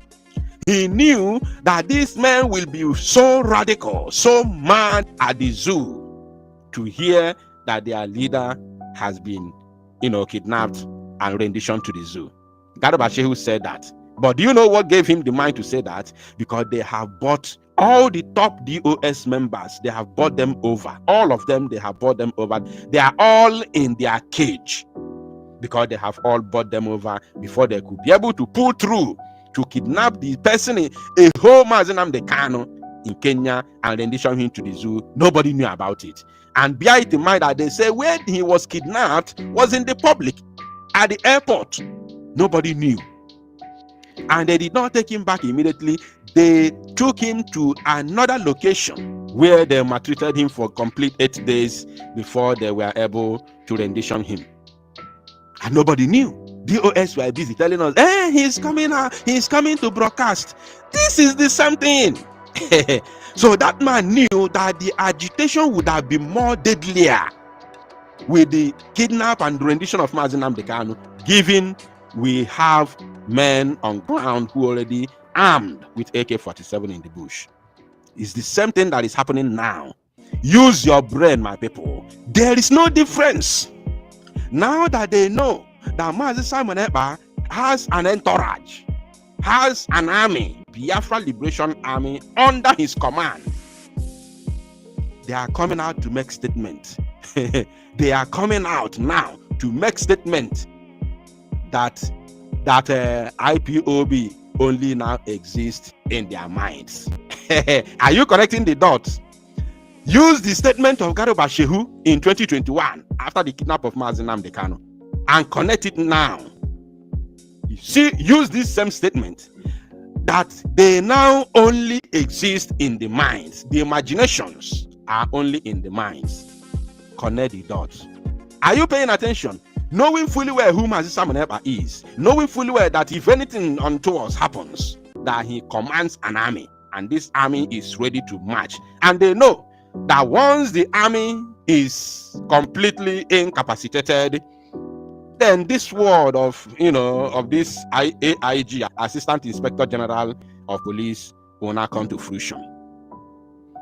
I want you to connect the dot. Use your brain, go. Use uche, go. Use uche, go. Moko, kondibo. Use your uche, Use your brain.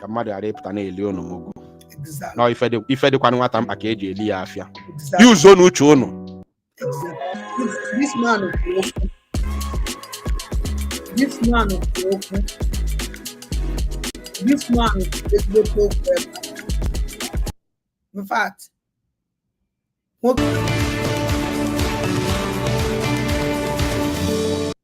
Oguna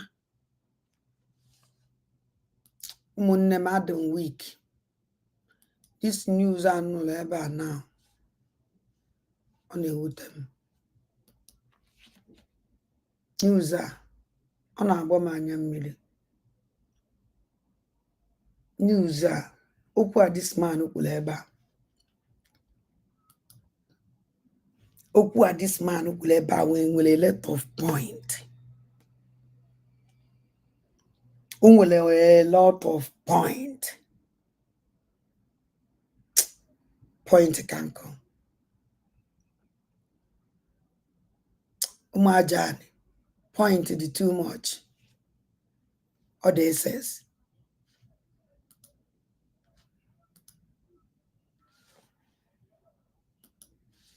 Or the too much. Man, I don't know how to point. I was that man who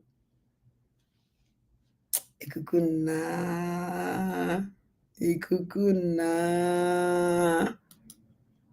to try so achọrọ ka unu gee ntị ife our leader Maazị Nnamdi Kanu lawyer kwuru ebe a onwekwa ife okwuru dị iche n'ihe ha kwuru mana o nwere ihe tọrọ m ụtọ obi adị m mma adị m down ihe a nụrụ na ụmụ Igbo mụrụ nze m ọzọ ụmụ Igbo mụrụ nze m ọzọ ụmụ Igbo mụrụ nze m ọzọ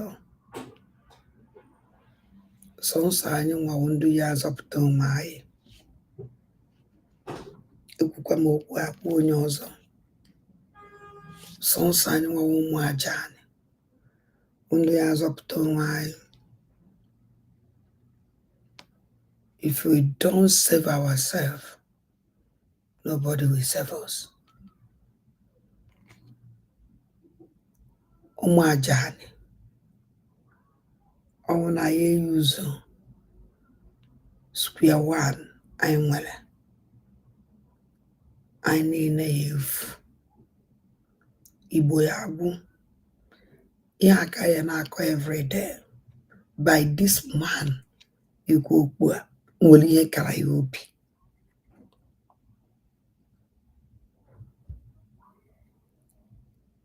all that na this man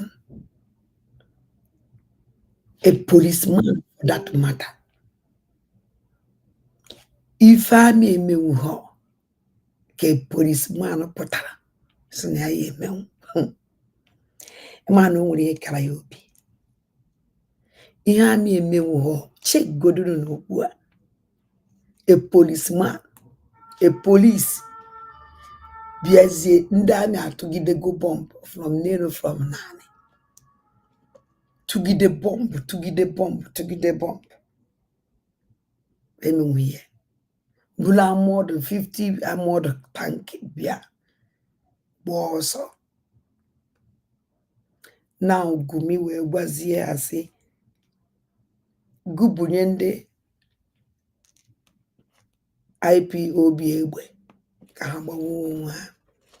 Oya ka Ngozi Olagbugwolo Fulani mere exactly ife ahụ Gumi kwuru ka Ngozi mere. By build a group of terrorists ka ha na-fight Biafra Angel. Mpụ na-eme na by steady. If we don't get up, getting up na-ekwe nwekwe ihe ọzọ ahụhụ onye ọ na-je na community ya, je na town ya, je na ụmụnne ya. The only this way ka anyị esi wee meri ya, ka anyị esi wee mee ihe dị n'ihe. Obodo ọhụụ na-asụ ọfịa dị befa. Every community, boundary to boundary. Every town, boundary to boundary. Every village, boundary to boundary. Otu aka ya esi menwie. If we can able to build ourselves, onwe the army, onwe the fedeka Fulani, mbosi mmiri a n'elu n'uge ezo, mbosi mmiri a ga-elu n'elu n'uge ezo, oya ama onye iru ma onye azụ. Ọnwụ na ya adịghị njikere mmiri a wee bido. Amara nka ya esi wee chi ya mmiri. O nwere mmiri mbloda dị eche. Na mmiri na-eze esi ka iwele mbloda tinye o mmiri niile ka mbloda na-eche iji gwakwa gị eziokwu. Anyị na ahịa ebe akwa na-akpọ oku a. The group of terrorist chamber occultic cabinet UBN nọrọ na-ele Jesi ebe awa land na ana a na-elesi unu Jesi. It's terrible. If we know that imagination, this man always okuna. If we know that imagination, that because if we can obodo na prepare na achọ ka ha esi wee build onwe fa for ndị Fulani take over our land. Enugu na ha ana ibe da anyị mkpawo Jesi eji gba bọọlụ Jesi. God. Ka anyị ga-enu ntị ife m ji wee weta this news Igbo asụla ebe a. Ọnwụ na ndị a yawa nyecha ihe gbasara awarida Maazị Nnamdi Kanu ha pụta kọwara ya n'asụsụ Igbo tu esi wee kọwata woti 1 second ebe a. Ya mama achọrọ m ka unu gaa asụsụ asụla ebe a otu ọ dị na ntị. Okay, can you have opportunity? So we have today we direct in the became direct examination of their face witness. I just see an ajuju of that. Luzio Genke, I want to say, a measure postponement or adjournment to second May. To second May, Oga, when you want to testify it, I have to understand. I want joy. Oga, Joasi on. Only Abiaruba Osiare for the federal government of Nigeria. Bumong Webia, Afuri, Okiwu, Yellow Leaf granted permission for him to be masked.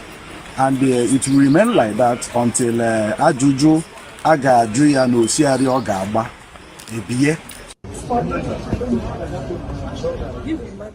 We have made today, but now government is actually in a trial. I didn't put no objection to trial, so I say okay, can you have opportunity? So we have made today we direct in the became direct examination of their face witness. I just see an ajuju of that. Luzio Genke, I want to say, a measure postponement or adjournment to second May. So second May, Oga, when I want to testify it, I have to understand. I want joy. Yeah, like Leba, we was Leba, and enjoy. And I want to know if we ask Leba, no, you boni na so. Nka, kala banye m ntị, kala doo m ahụ, kala tọọ m ụtọ, kala nye m obi aṅụrị.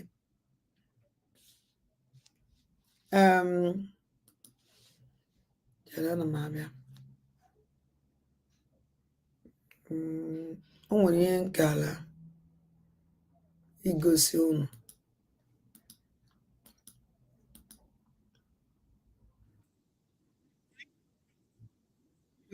Igosi unu.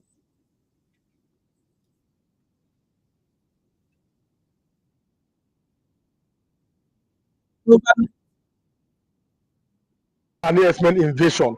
But if you are watching, kindly subscribe to this YouTube channel, on notifications, like and share. Then also drop your comment. Let's know what you are thinking. The Waymaker, what do you think that should be done to this Fulani investment? Because Namdekan has been warning that Fulani want to take over Nigeria.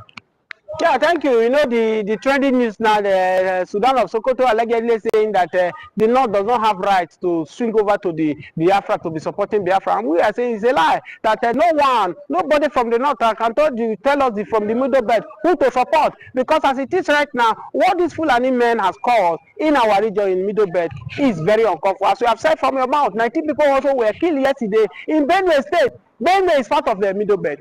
If these people keep terrorizing us, you think that we should fold our hands and still supporting them? The answer is no. So we are ready, optimistic to even support the Biafra, because if you look at what everything Mazi Nnamdi Kanu have said concerning these Fulani people, everything eventually is coming to pass. The Fulani agenda is to Islamize the country, to take over the region. That's why you see that even the Yorubas disagree with the Fulani. Have you heard that the fasting, the Muslim fasting that is coming up, whereby the Sudan of Sokoto, he said that before they listen to Sudan of Sokoto, whatever Sudan of Sokoto says is fine. But right now, the Southwest people, the Yorubas have said, no, enough's enough, that we are starting our fasting on the 1st of March. That not contrary to what the Sudan of Sokoto says. So that's to tell you that these people, the eyes of Nigerians have been waking, the eyes of Nigerians have wake up. Now we cannot have enlightened Nigerians that these people, they are not meaning good for us. You cannot just come from the Sahel, from different type of Africa, and come and be dominating and claiming that you want to collect what my father has given to me, and I should fold my hand. Do you know how many souls these people have wasted? Okay. They are accountable in Plateau State, in Benue, the rest of them. So we can no longer fold our hands and allow these people to be doing this evil. Let me tell you, Mazi Nnamdi Kanu that is being held today, that they don't want to release Mazi Nnamdi Kanu. What prompted Buhari to hold Mazi Nnamdi Kanu to form ESM? Was this not because of this Fulani? When they were busy going to the southeast, killing the people in the southeast, raping their wives, and Mazi Nnamdi Kanu cannot fold my hand and allow this invader to come and invade my people, and he formed ESM. The ESM took over the push of the southeast to secure them. And what happened? Buhari went and kidnapped that young man because he's doing the needful to protect. So if you're watching this video, you're not satisfied with what I'm saying. What about Sunday Igboho too? Sunday Igboho was doing his life in a battle, or when the Fulani headmen busy killing the Yorubas in Oyo State, and the governor, they could not speak because maybe they are afraid that if they speak, Buhari will form a way of impeaching them, or will not give them their monthly allocations. And what happened? Sunday Igboho stood up and said, I'm not a coward, I will fight for my people. And that's how Sunday Igboho stood. And Buhari went after him too. Wanted to eliminate the young man before the young man flew to Semegbada. So that's to tell you that if 2 or 3 people are complaining of your character, that you are bad, look into yourself and know that you are bad. How can different religions be complaining the same Fulani people? That means they are bad. That's what they are doing. The middle belt now are forsaking them. The Yoruba, the Southwest, they feel that they are doing the same religion, are also forsaking them. Now the Igbos too, they are not even, they don't even agree right on time, because the Igbo will not allow you to take advantage over them. So what we are saying, sorry, let me say this thing before you cut me short. What we are saying that the intimidation has been happening to the Igbos with the other region is unfair. Look at it.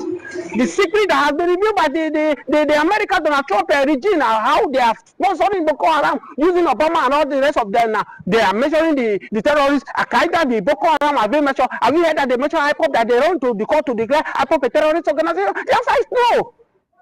So what these people have done, they have done more worse than good for us. That's why I say, name me, if you say Mazi Nnamdi Kanu has destroyed, what has the Mazi Nnamdi Kanu done that the Fulani men have not done in this country? 10 times. Now, is that the reason why the Middle Belt has now left the North? Because the Middle Belt has now said that we are no longer part of this. We are not North Central, no, we are no longer part.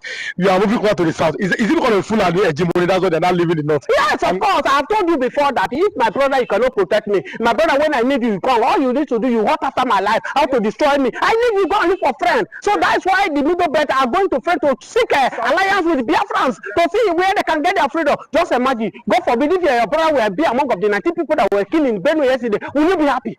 Why are they killing? The answer is, why is these people killing?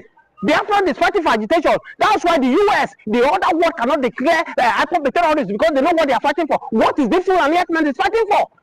How can you go invade somebody's farm, you destroy the present crop, you rape people's wives, you kidnap people, and you think these people will be happy?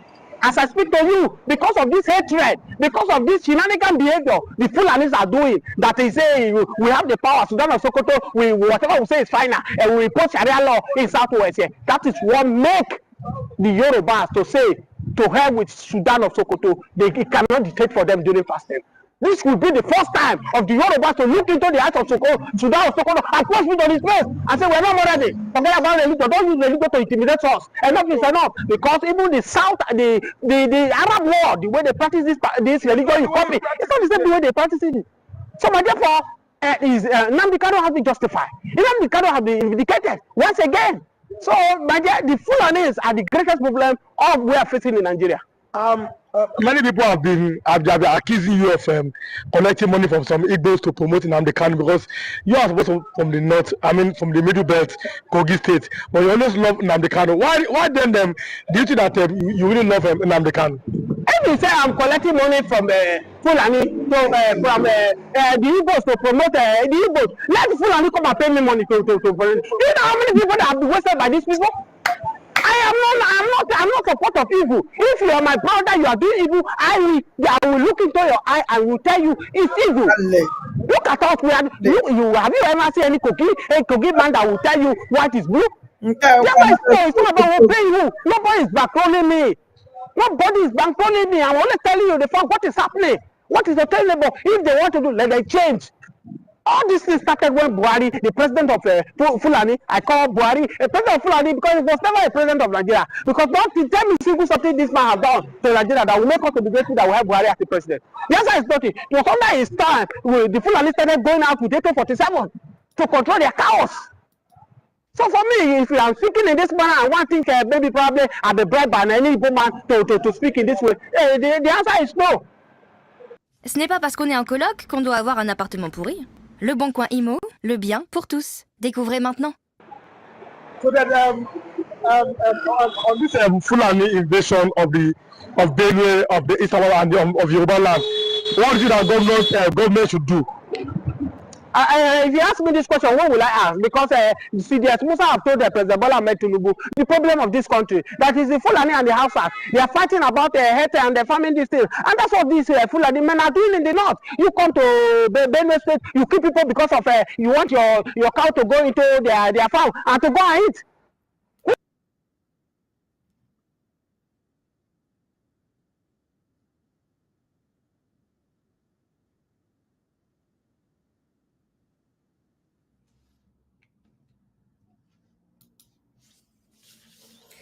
God.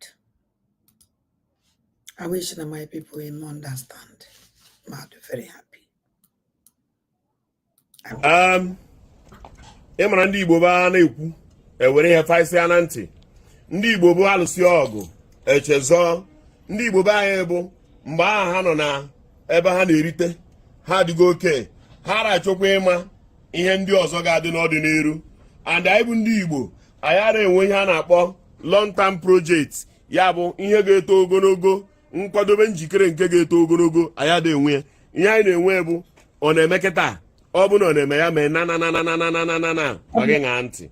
Ndị be anyị nọ anyị na-alụ agha ụka, ndị ụka na ụka a na-alụ agha, ndị dibịa na-alụ nke ndị ọdịnala anọ ị na-agha ọdịnala achọrọ nka mkpochigha mmụọ ga azụ ka ịghọta ebe a nọ.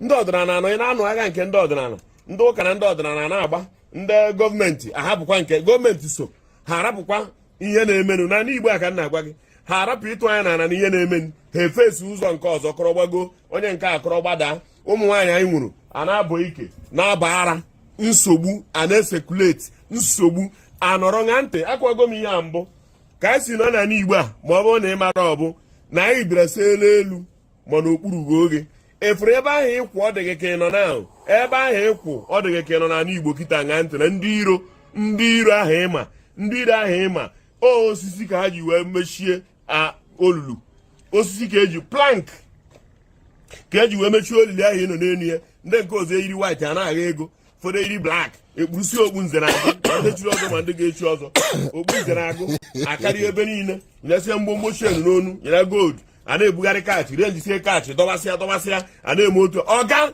I want to remind you ebe ahụ ịkwụ were agba egwu ahụ bụ n'elu plank ka ịkwụ n'ihu Chukwu na mmadụ ifuru ebe anyị wabụ ndị Igbo kwa agba egwu a egwu ife anyị na-agba na-emesi onwe anyị otu a ọga ebe ị na-emeda atị na ị nọ n'elu plank aṅụrụ m unu iyi ebe a mbụ n'ihu Chukwu na mmadụ efere ebe ahụ ị na-agba egwu aha efere ebe ahụ ị na-akọ akụkọ a na-agba onye mgba onye ụka na-agba nke ya onye Igbo na onye Igbo a na-agba onwe mgba ndị ụka na-agba nke ha one side ndị ọdịnala na one side ndị nke a na-agba ya ụmụ nwaanyị a na-abụ ara na-abụ ike efere ebe ahụ ị nọ wee na-eme ihe ahụ ị na-eme ọga ị nọ n'elu plank and ihe chọrọ ịgwa gị n'ụbọchị nke taata bụ na taịm ezugo ndị gọọmenti be anyị anọrọ na-akpụ isi ala na-enye ndị ekwesịrị ikpu isi ala nye ka ọ wee bụ na ha mere ụfọdụ eje mụrụ ma gwụrọ n'ala ka ngwọrọ ka ọ wee bụ na-enyere gị ọga na ebe ahụ ị na-ekwu ị na-achọ ka ị bịa shịa na ebe ahụ ị na-achọ ka ọ bụrụ na ọ ga-igbu onye isi ebe ahụ ị nọ n'okpuru plank and okpuru plank ahụ ị na-agba egwu a ndị iro eweregwu aka na-abụ ejidego plank ahụ aka esere anyị aka daa inu na ala pịrịpịtịpịtị ihe ngwa ga-emekwere nchefu burukwu ya n'obi anyị rapụrụ ihe bụ nsogbu anyị eje na-akọ ọnụ na soshal midia onye ụka kọọ onye ọdịnala onye ọdịnala akọ onye ụka kọọ onye ụka ndị zonu nke akọ nka ndị nke ya oredi bifo a ha na-egwu ini ya ahụ na-egwu nnukwu olulu a wee dogoro anyị plank wee bịa na-eme anyị ya n'anya abịa etiri nwụrụ na-abụ onye na onye anakọ onye na onye anakọ onye na onye anakọ anyị atọ n'ebe anyị na-ekwu agha na-eri anyị n'okpuru onwezi chọrọ ịma onye ọbụla echefugo Nnamdị ka a na-apụta tie mkpu gwa ụnụ lelelelelelele enwudi ya maka na infọmeshọn nke o wetara na chọọzụ ka infọmeshọn ọzọ pụtakwa again mkpu ahụ o tipụrụ anwụdi ya bedebe ebe ni anyị were na-akọkwa akụkọ n'isi ya andị onwebere onye Igbo nwere ike ịpụta gọta ihe ahụ ọ na-ekwu onwebere onye gọvanọ gotara ihe ọ na-ekwu onwebere onye bụ prominent man na Igbo agotara ihe ọ na-ekwu ibi ndo na o nwere ibe o mere jide ya ebe a ụnụ adịkwana hapi ụnụ dị hapi na-azọpụ ọchịchị ụnụ adị hapi ndị na-aga ịga na-aga ndị iwe aka iri ndị yi blak ndị okpu nzere agụ everywhere a na-eko mana ị marọ na ebe ị nọ n'ịnọ n'okpuru ebe ya oye ihe chọrọ icheta gị n'ụtụ abụ ọga o mere ana bịa ị ga-ama ihe m na-ekwu na ndị iro gbara ya okirikiri ma ya chọrọ ịma ihe anyị na-akọ bụ akụkọ ya o maka ndị na-enwe long term project ha adịgokwa njikere for us na Igbo Nnamdị ka na-etie mgbu ka eje proteti ebe a na na-enye ihe jọka ime unu elebelu ọga nga ọpụ eje nwudi edebe ya na Abuja na ọnọrọ ebe ahụ ọ bụrụ ikpe ka ekpere onwere ihe ekwuru okpewu na soro ya na ebe ahụ notin ọ bikos na enwaziri onwe ya fro the long term project tie mgbu ya taa ndị mmadụ ebido lebelu ya ọ ndị nke anwa etiri mgbu a oreme ka eso amara ma ya proteti wu Igbo be anyị na aga na-akwado ka ọ bịara Igbo ndị nke mapụtara amapụta ewere ya bido kidnapping ndị jiri ya bido izu ori ezugbo ori ndị nke jiri ya bido kidnapping ndị nke jiri iji eme ọga harvest ebido adịkwa na-ekpu ihe aja ma gị malụ na ọ bụkwa ofu long term project a ka eji wee yuzuo ndị be anyị wee na-emekwa ndị be anyị ihe a ka anyị wee nwee ike ịnọ na-agba anyị gbara gbada anyị agbara gbogo otu a onye ọbụla na-agba ọgbago ọgbada na-agba kwụrụkwụ ara ama mgbe onye iro bakwute ya and na ọmara ụzọ kpatala ya ọmara ụzọ ọgba one way straight ọ maka ihe na anyị na-agbagharị kpata na ya ma na ndị a dịgo ready for us abịa ụbọchị abịa kpaa ihe dị kpa sekuriti aka nwa obere kpaa ya aka pịa obodo eme ka ọ jụtala oyi onye ọbụla arịlasịala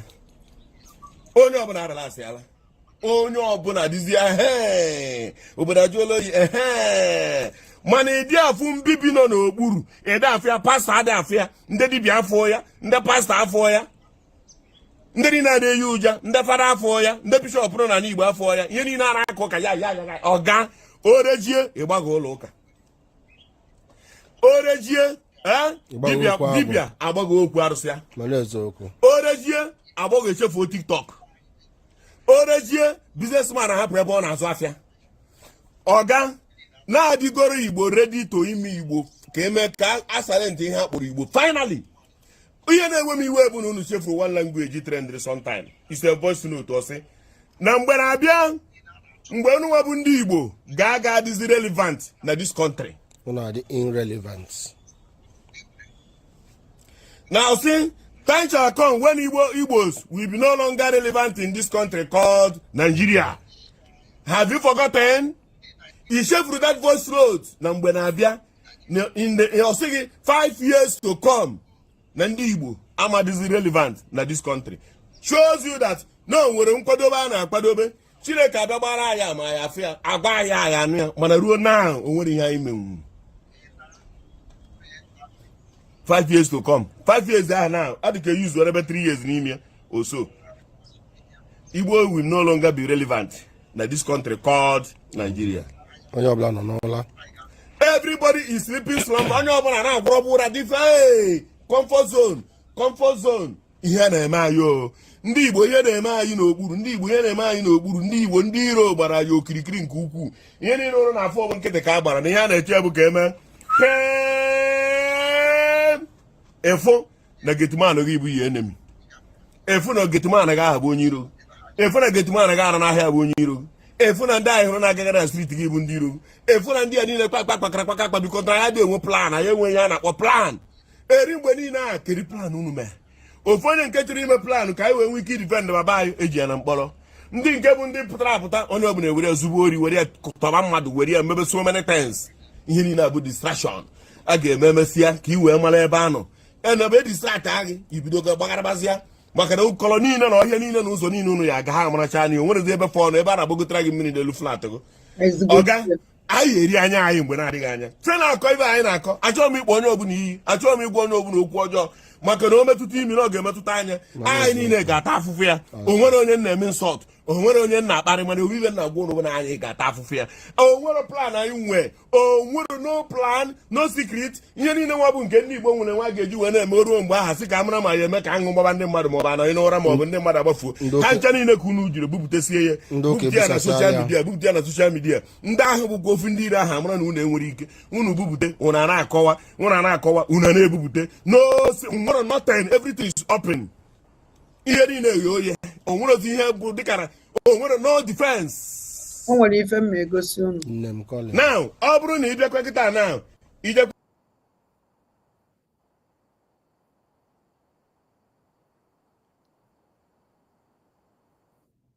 Awasaye gebugo ihe ahụ lepite de eche na o kwuru nke ọfụ na-anya ka ụnụ fi ihe mere ebe a o nwere ebe anyị da survive nowhere na na-ege ntị ndị be anyị ekene m unu biko iwu ọchịcha ife onyonyo anụwa nyere m aka ka ịshịa ya ka anyị mara ma anyị ga-achọpụta ife mmelụ nwanne anyị nwoke a onye unu na-afụ ebe a bụ Maazị Prince Silas Ani onye agba ogugu n'ọgụ local government n'Enugu State.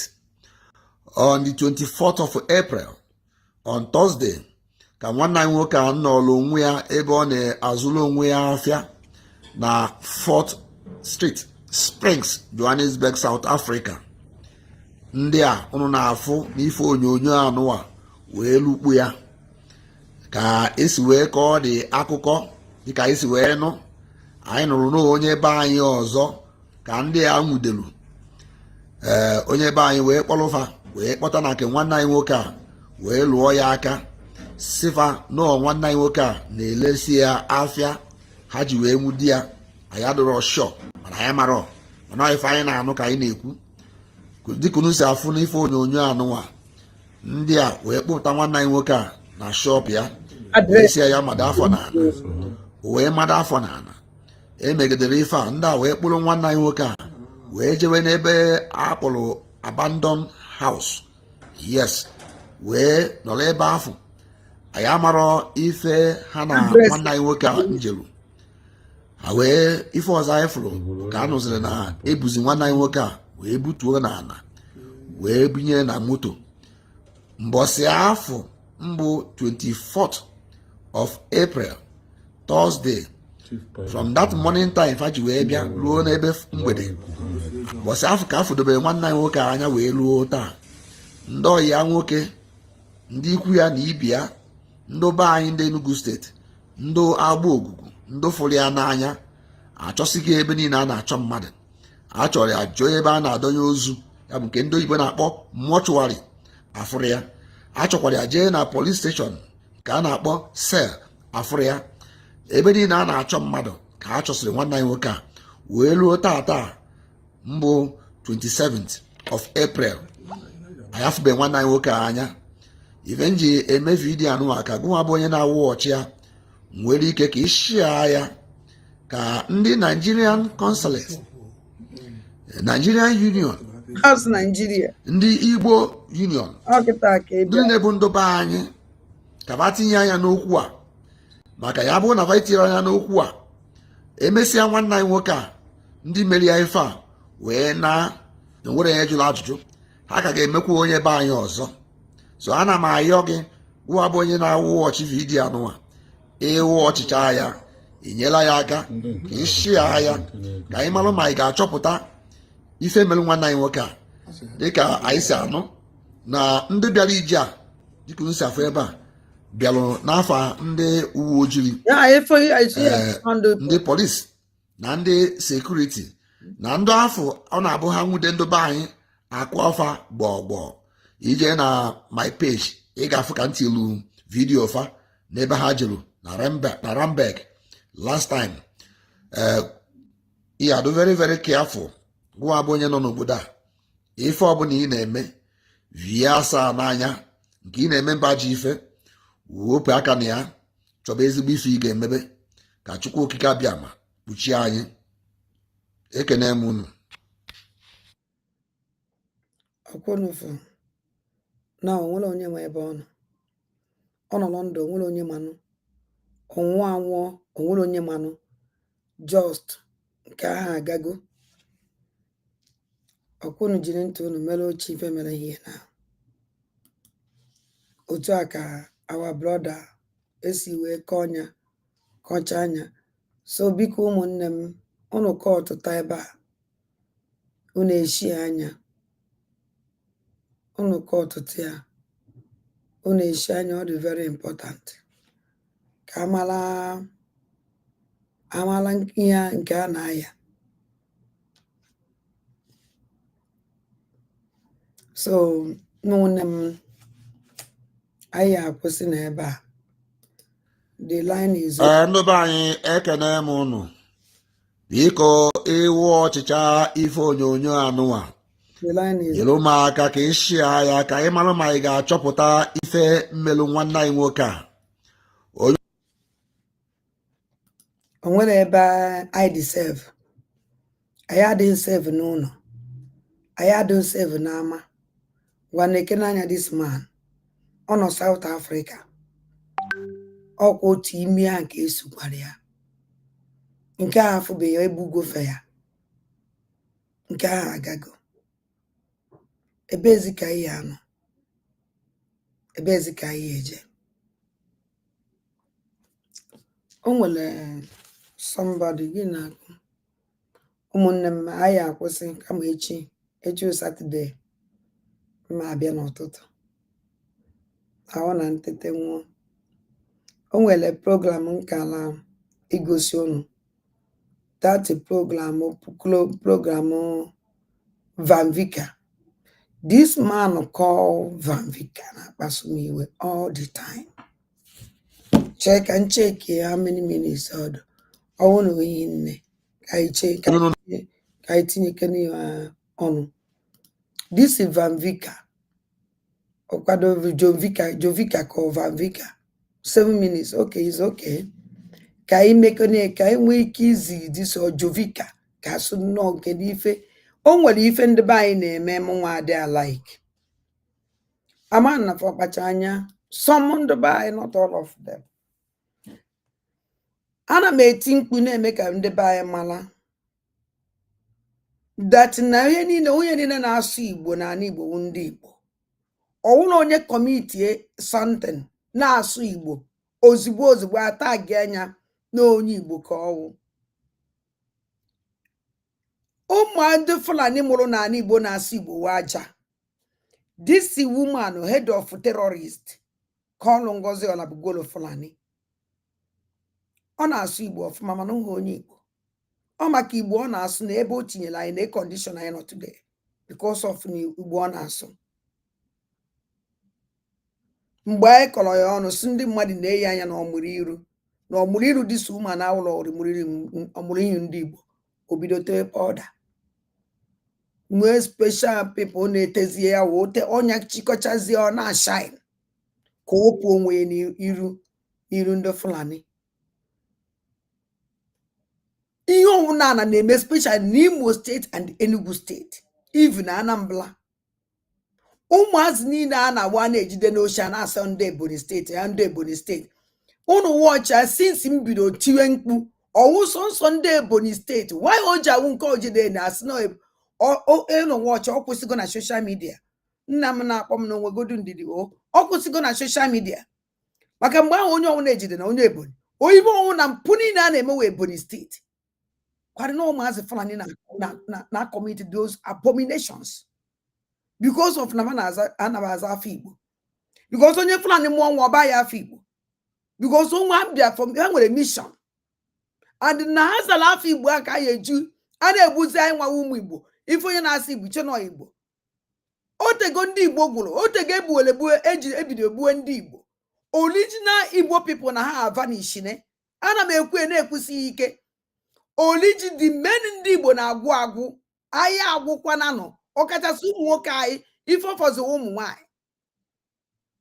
Mana na-ebe akwa amara ndachi na na-emekwa ya understand. Na anyị family here. Some criminals, some terrorists.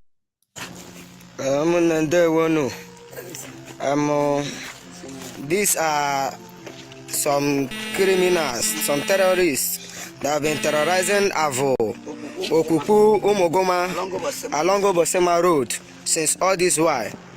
All the kidnappers. Video unu ga watch just when did unu ga watch Chagwida. Yeah, normally I na Fulani because onye obala shigwa Hausa we dazori on the Fulani. Echetrem na January 5th in ndị nọ na my prayer team ndị anyị na-emekọ ekpere ọnụ. One of their uncle or in-law was ndị m tọrọ mmadụ tọrọ ya. Ha wetere the case. Anyị ekpewe ekpere Chineke ma amara ereliziri ya. Chidi, let me tell you something. In fact, I'm not even I like you with some people. Maybe only with some people. And I'm after you wasted time. After you will cry. After you will be crying and begging for forgiveness.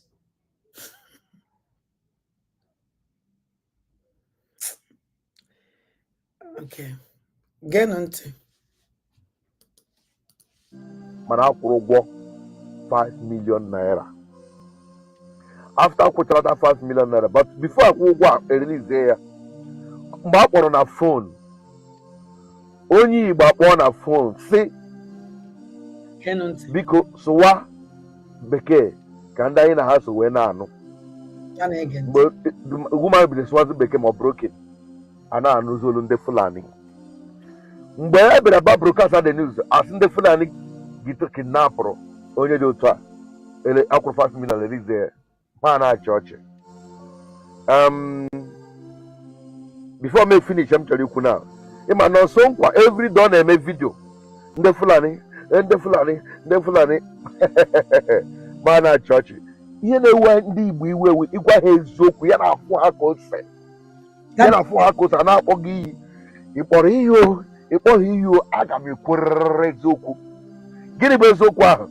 O nweghị otu onye Fulani ga-eji mee operate n'ala Igbo ma onye Igbo eso ya. Cheleze Van Vika ka m gwa gị ka Jovika. This idiot mama obodo si.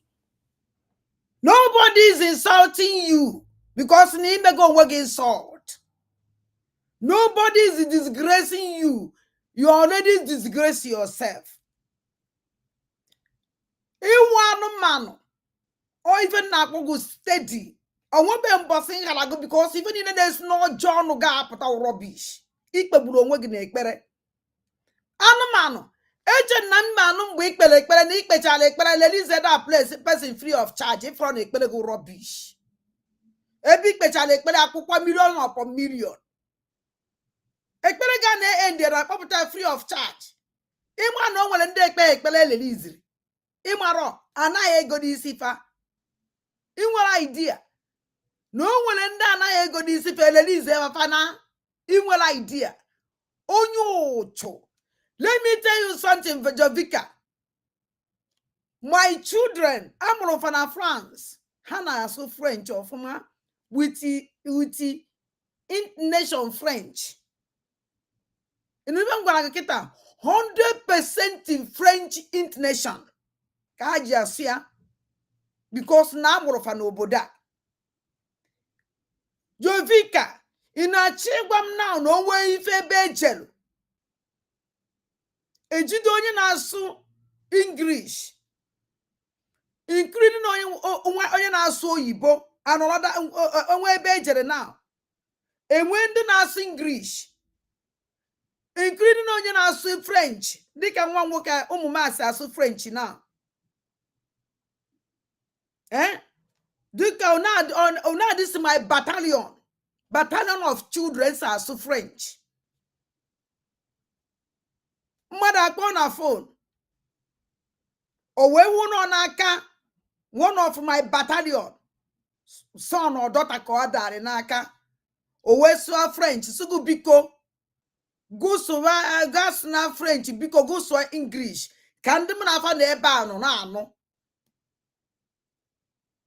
Jovika onye ụtụ o ji ekpele abụ wayo dịka gị. Ndị ji ekpele atụwa nwunye mmadụ ime dịka gị. O ji ekpele anafu nwaanyị nwoke ibe nwaanyị dịka gị. O nwoke na-ekpe ekpere n'elu sketi ụmụ nwaanyị ọ ife iwu. Ikpegburu chigu na ekpere anụmanụ. O wuruzie na ndị French inuzi onu ebe ofu one of my battalion children sụrụ French. Isuzie that no onye ike ka mesi kowa ya akọwa. O wuruzie no 100% o wuruzie onye French kwuru okwu. Ikwu enukwa na o wuru 100% French. No onye French ka ọ kwari na ma no ụmụazị amụ na French ndị sụrụ asụsụ ahụ. Onye ka unu ji eji nọ na mmiri ncha aba unu niile anya. And onye ka ndị ebe a na-akra na-eti mkpu na-asụ ụnụ ụmụnne m maranụ na ndị Fulani etego ha bịara njem n'ala Igbo. Ha nọ n'ala Igbo ma ụmụ ha nọ n'ala Igbo too na-eje skuul wute ụmụ ndị Igbo. Ha ncha niile na-asụ Igbo ọfụma. Jovika egosili gị emanụ n'Imo steeti emia ndị Fulani n'Imo steeti na-ata Owere ata. If na ọ sụrụ Owere sụkarịa ndị Owere. O sụrụ Owere onye uchu Jovika sụkarịa ndị Owere anụmanụ enwere name. Because Jovika wụlara afọ Igbo no iwe a slave na America. Onye ka iji wee choose o slave name. Unu ebozi na ụmụ aja na ibe ọ na-ewe m iwe. Azọkwa na ụmụ aja na-enwere nkefa na-eme. Mana anybody na facilitate Fulani movement na facilitate ndị Fulani their movement na Biafra land. Especially na Igbo mụrụ nze mụọ ọzọ. Awụrụ onye Igbo dive, awụrụ onye Igbo cha cha cha. Ụmụazị a amụrụ na ka njudo na ngụ nụwa. Jovika onye ụtụ ka njudo na ngị. Amụsụnara n'iyi ka njụọ ngụ dede nala ọhịa ka njugodu gị. Ụmụ ndị niile ahụ ndị Fulani mụrụ n'ala Igbo ebe ka ha nọ. Kedu ebe ha nọ? O nwere nke ime onye ọnwụ. Ife anụ ụzọ ịmafa. Jovika udode nala n'iyi mụnwa na-ajụ gị.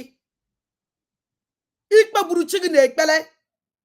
Mana ekpere na-ekpe na amụmụ ị na-evu eme ngụ ka ị mara datụ na ụmụazị nda na-egbu anụ ndị Fulani a na-egbu anụ ma n'Enugu everywhere ma Anambra all the Igbo land na fancha niile nọrọ na Igbo mụọ nwa ụmụ ha jere school with ụmụazị ndị Igbo ụmụ ha na-ayị with ụmụazị ndị Igbo ụmụ ha na-eme everything i nwere idea ịbịakwa n'obodo oyibo apapụkwala obodo oyibo because ibe ndị Igbo na-eme ka fa na-eme dia kalata dịka kalata ndị Igbo.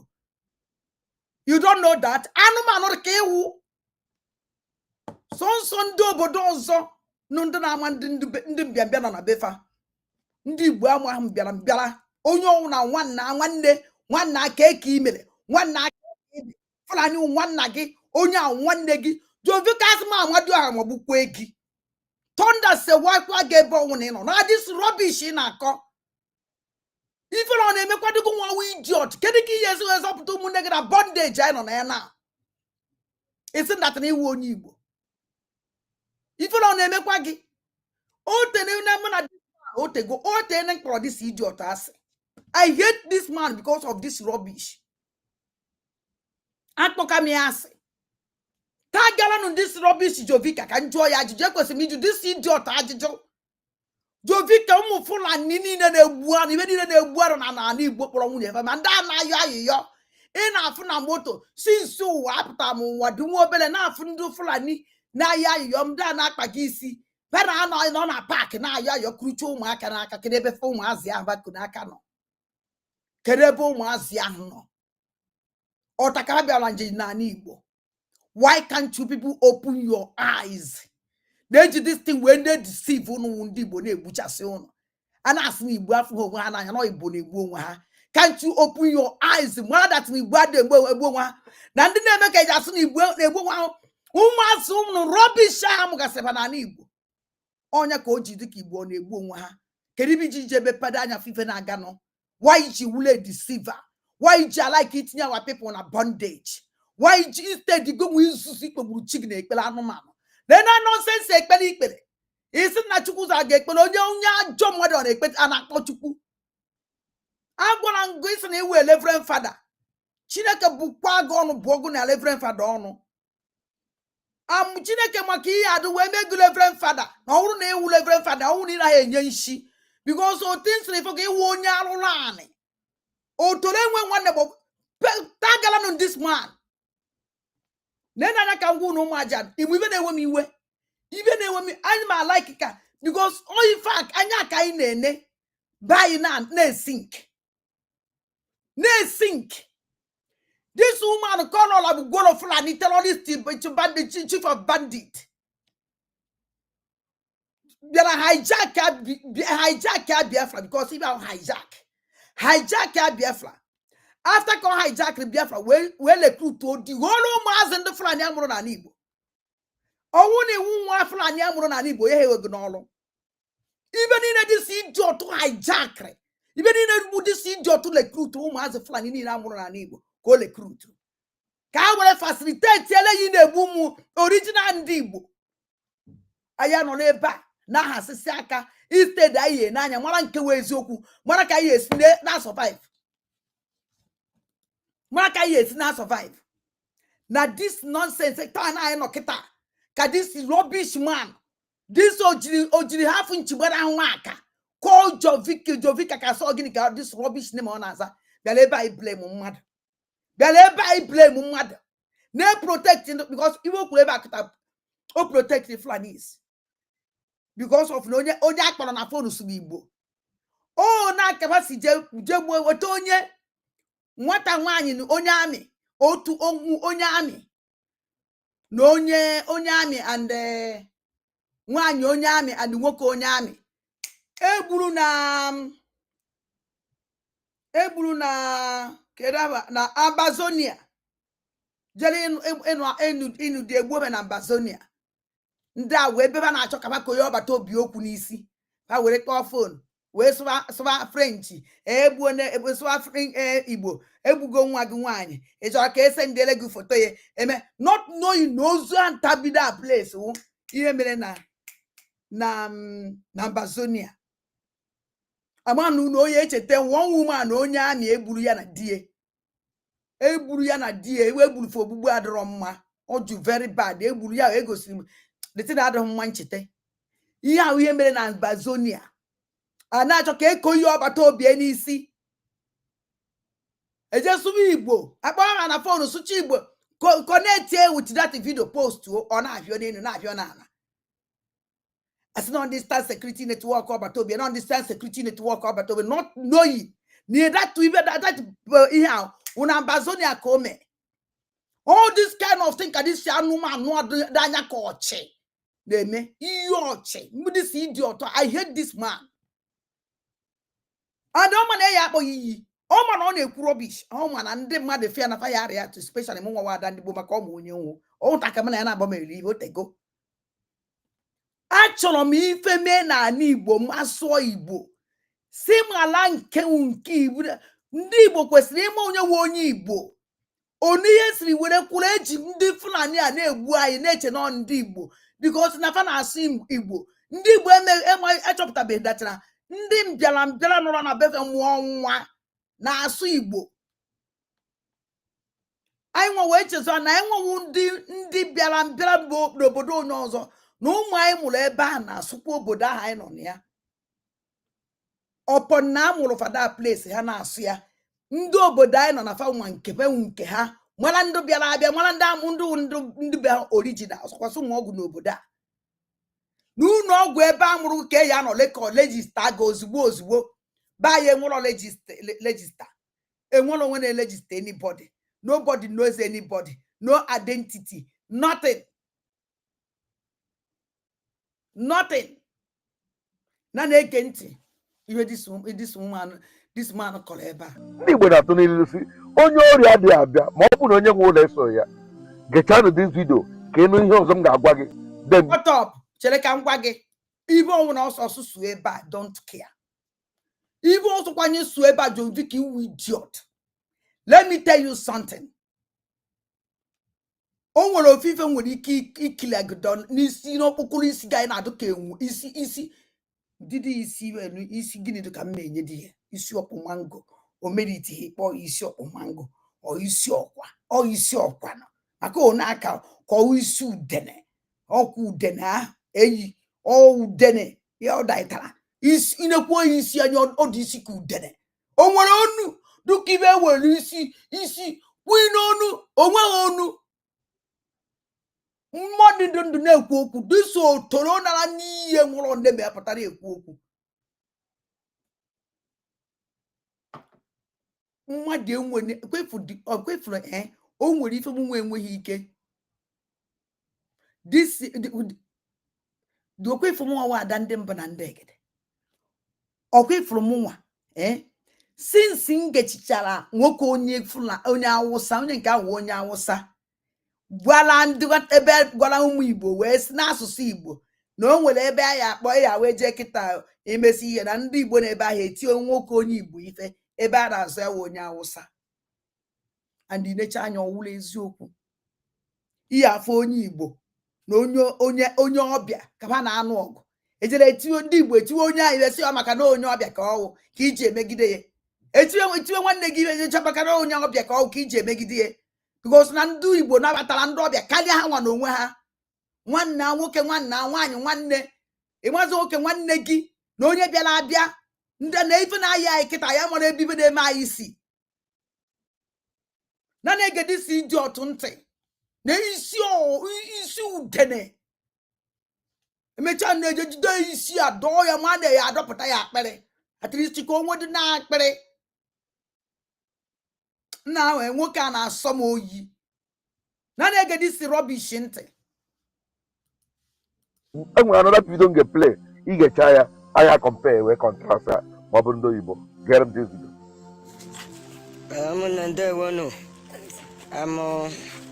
These are some criminals, some terrorists that have been terrorizing Avo, Okupu, Umogoma, along Obosema Road since all this while.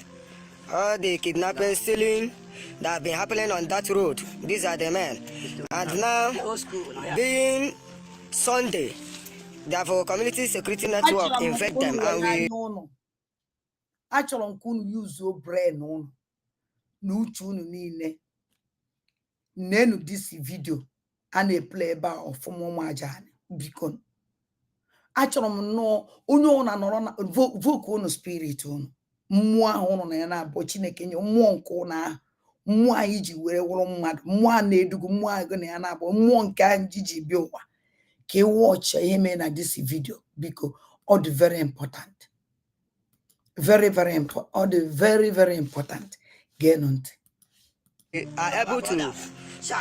Fulani ga-eji more threat n'ala Igbo ma onye Igbo eso ya. Ndị Igbo John Vika ka m kọwara maka ana m achịkọwala gị destin ọgbara mmụọ onye Fulani ka opolate ọfụma wọọbịa niile nọ n'ala Igbo without otu mkpụrụ onye Igbo hence na Fulani amụrụ n'ala Igbo sofa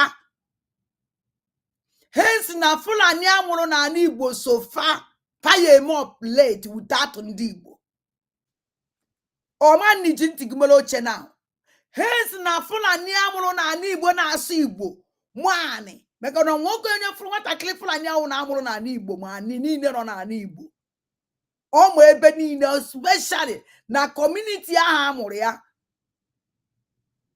ọnọdụ ka ụmụaka m amụrụ na onwere ebe nọ na Paris ebe amarọ onwere ebe vanjere onwere ebe nọ na Paris ahụ sokwuru sọsọkwa nya wụrụ ịkpọrọ afa ha ma na Paris a otu a ka ọ dị ndị niile a ụnụ fụrụ amụkwara n'ala Igbo ọwụ na onye amụrụ n'Owere ọmụ ebe Owere dị ọwụ na onye amụrụ n'Ọlụ onwe ụzọ kwuru ụzọ ọlụ ọmarọ ọwụ na onye amụrụ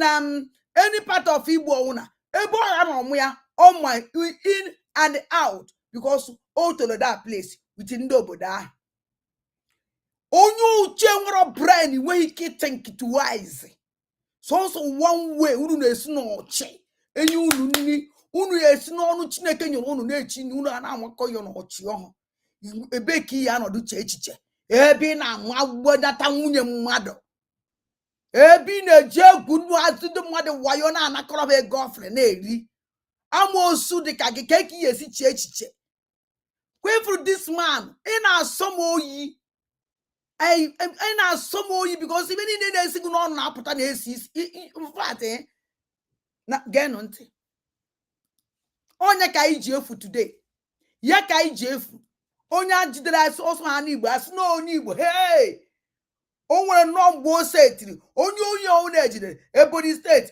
ejide onye mkpụrụ mmiri Ebonyi steeti ejide onye jeje gba fuel Ebonyi steeti everything ana m ebe na-asị why o ji wuru ominu na mpụ na arụrụ ana niile wuru Ebonyi steeti ka ọ dị ominu na ibe niile sọnsọ ndị Ebonyi steeti wajibe ka eji mara mpụ onwere ezigbo ibe niile ominu na ibe niile na-esi n'Ebonyi steeti bụ apụta na-ezi sọsọ oshi thank God ebegidogo m akwa nke ahụ begide akwa nke ahụ ọkwụsị ọdụ ha dị kịta ịfụkwa na ejidere mmadụ asụgụ n'onye Ebonyi steeti ọdụ ha dị anọkịta eje kunukonuko otu ụmụazị a na-ekweje zọsọsibe onye ebe ka ịbụ onye Ebonyi steeti ka ebe imere ji jide gị ejere m ohi waya ọgwụcha o mezie ka okwu ọzọ ashọtụ ọp ehe ekwezi ekwu okwu ebe a na-achọ ka Adam ejie one community were obodo na-emebisi kwanụ na ụmụazị ndị Fulani nwụrụ na Ebonyi steeti na-eme mpụ niile a na-eme Enugu steeti na-eme mpụ niile ahụ asọkwa na enwere onye oshi na ndị Igbo adịghị ezu oshi ọwakwa ife nkwu mana o nwezi nke na-aṅa nnu o nwere nke na-aṅa nnu na-ege ntị sọkwa na ndị Igbo adịghị eme ihe ọjọọ ndị Igbo na-eme ihe ọjọọ asọkwa na ndị Igbo adịghị eme mpụ ha na-emekwa o mana o nwere nke na-aṅa nnu na-atụ n'ilu si onye ọrịa adịghị abịa ma ọ bụ na onye nwe ụlọ eso ya gechanụ this video ka ịnụ ihe ọzọ m ga-agwa gị then enwere another video m ga-play igecha ya anya compare wee contrast ya ma ọ bụ ndị oyibo gere m this video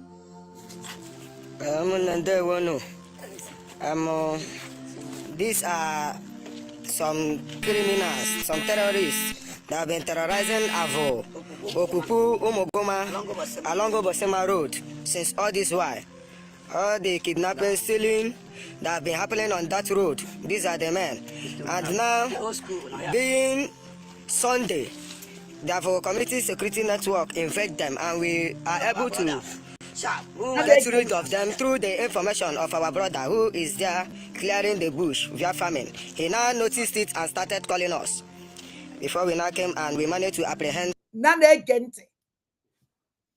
This man na-ekwu okwu onesi wee mee ndị apprehend a farmer jere n'ubi na-alụ ọrụ na farmer o wee notice ye achọrọ m ka unu were ntị unu mere oche hie ka nleta ọnụ ya back ka unu n'ife this our brother ama m onye ọhụụ nwanne nwoke ka unu n'ife this guy kwuru ebe a mana na amara dat na ọ kpọrọ onwe ebe ndị security even that na-ekwu okwu this guy na-ekwu okwu ahụ ndị security outfit ama m security ibe awụ because ndị security a na-anọkọtebe ekpekọ na ụmụ mmadụ jele wekola particulars fa mana onwe ibe na-eme ihe ajọs nkwuo nke a achọrọ nke unu gee ntị ka ha si wee apprehend these people ka unu jụọ m na na-ege ntị them through the information of our brother who is there clearing the bush via farming. He now noticed it and started calling us.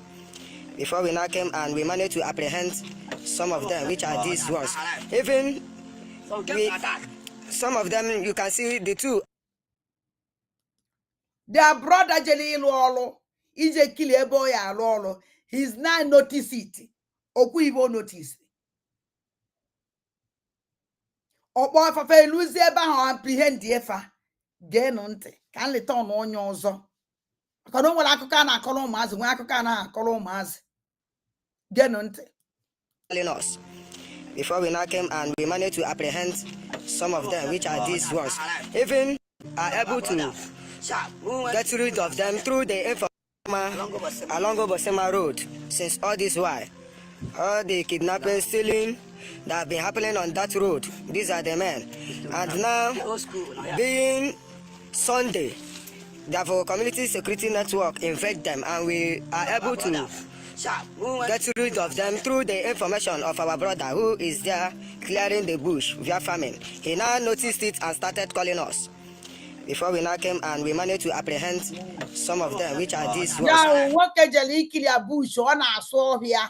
Ọ na-asụchasị ọhịa ebe o ji akọ ihe vie farming ọ ebe o ya akọ nri ka o jere asụ ịmara na ụdọ ọhịa ebe a na-akọ nri ụdọ ọ na-adụ were nụ ntụ unu mere oche o unu mụ ebe a na-akọ nri because abụbe m onye na-eje akọ nri n'ime bush abụbe m na onye na-eje n'ime ịkpa nnọọ ọhịa tojuru sụba ya ka o je kọọ ime ndị na-eje akọ ihe na-eji aja na ịkọrọ ibe na-agụ and ijekwuo na-agụ ahụ mmadụ atịna ebe a na-akọfu nri ka ọnwụ ya wee joziri ndị ọka o je sụọ ọbịa bin famin wee ebe ya akọ nri ka o jere ịsụchasị wee notisie wee kpọọ afa na fon ha were jerezie were apprehendie all these people were nụ ntị mere unu mere oche gee nụ ntị ka unu nụrụ ife kwuru hie.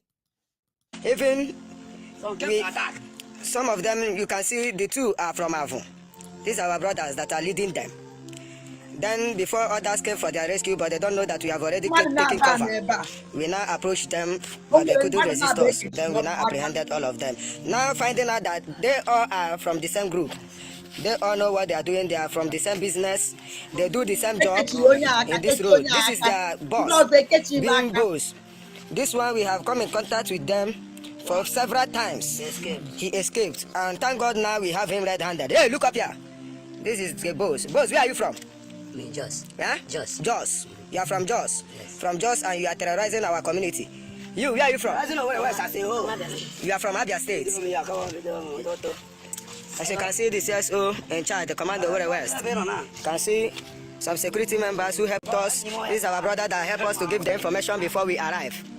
God bless our community security network and the youths. Yes. These are the notorious criminals that have been giving us sleepless nights in Avon and Obosema Okuku Road today. Thank you and God bless. Who brought you people here?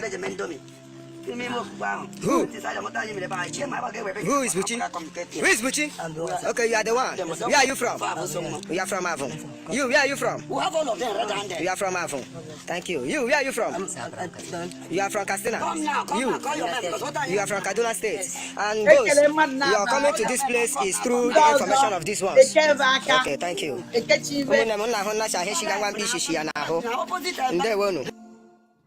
Shut up. I don't want to hear your nonsense now. Omunem, achọrọ nke unu George ife mere ebe a. Ejidebe a group of terrorists apprehend the efa ebe now na their hideout. And when anything ha gosili, eji ndị a n'aka. Mara na amala that na n'ime mmadụ niile abacha niile udi sengang. Ana mmadụ na-abụ ka eke egele aka azụ. Mmadụ na-abụ ndị ọzọ niile na onwe ibe ekele ha. Nothing. And they had the same criminal group, the same gang. Ejidere ofu ebe. Kezi ki si jide mmadụ niile ofu ebe. Ọnwụ so mmadụ na-abụ ka ikechiri aka. And mgbe ije jide mmadụ ndị a group of criminals so ebe otufa si wee kwu ebe fano. Oyi enwelili weapon ijidere ha na ha. Onwere weapon ndị a gosili ebe a. Because ụnọ ọmụ ibe nje ekwu ibe a na-ekwu. Anyị na ebe a na watch.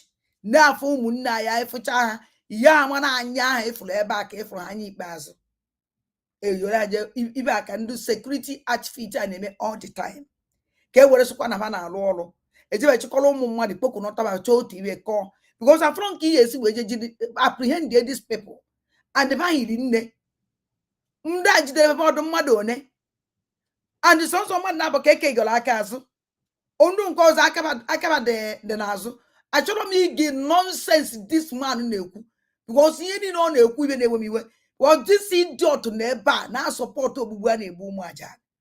For me to listen this rubbish, I can't. In fact, Josie na asị ka ntinyere ya ụnụ anụgo ibe o kwuru enwe ibe onye ekwu karịrị nke o kwuru n'izizi mana achọzi nke unu werezie this picture mere ebe a now were George ya wife and mma like unu kpọọ na phone ka unu gwa gị maybe no mụ na because at times ana m dream ibe ọzọ because amam the kind of love nwere ebe ụmụ aja na no ọ na-agbuzikwe m ka ọ na-achọ I don't know but because ọ na-eme ma ana ọdụ nke ma ọ na-afụzi ihe ọzọ onye awọ nkwa na m abụwa n'ihe ọzọ kunu nyere m aka kpọghachi m azụ because adụgo tired oge ọna Igbo a na-agwụ a na-egbu ụmụ Igbo ana na-ebokwa Igbo again wee na-egbu ha ọ dịgo m tired of it ọ na-agbazi m anya mmiri oge ọna na-ebu ụmụ Igbo wee na-egbu ụmụ Igbo a na-agwaba na Igbo agwụna still a na-ebokwa Igbo again a na-egbuchasị ha nobody nke dịzi ibe ọhụụ and the worst part na ndị nọ oh my God biko kpọọ na phone achọzi m ikwu again.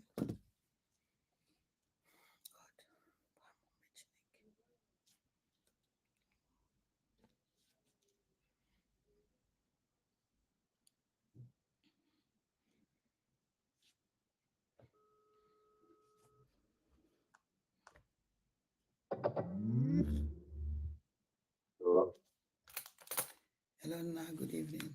Oh, one them KO. Oh, in fact, I reading the same. What is your feel here? What you should know, what you should know. I have a time to make a program. I have a time to make a log in either. Nelanya, body equal.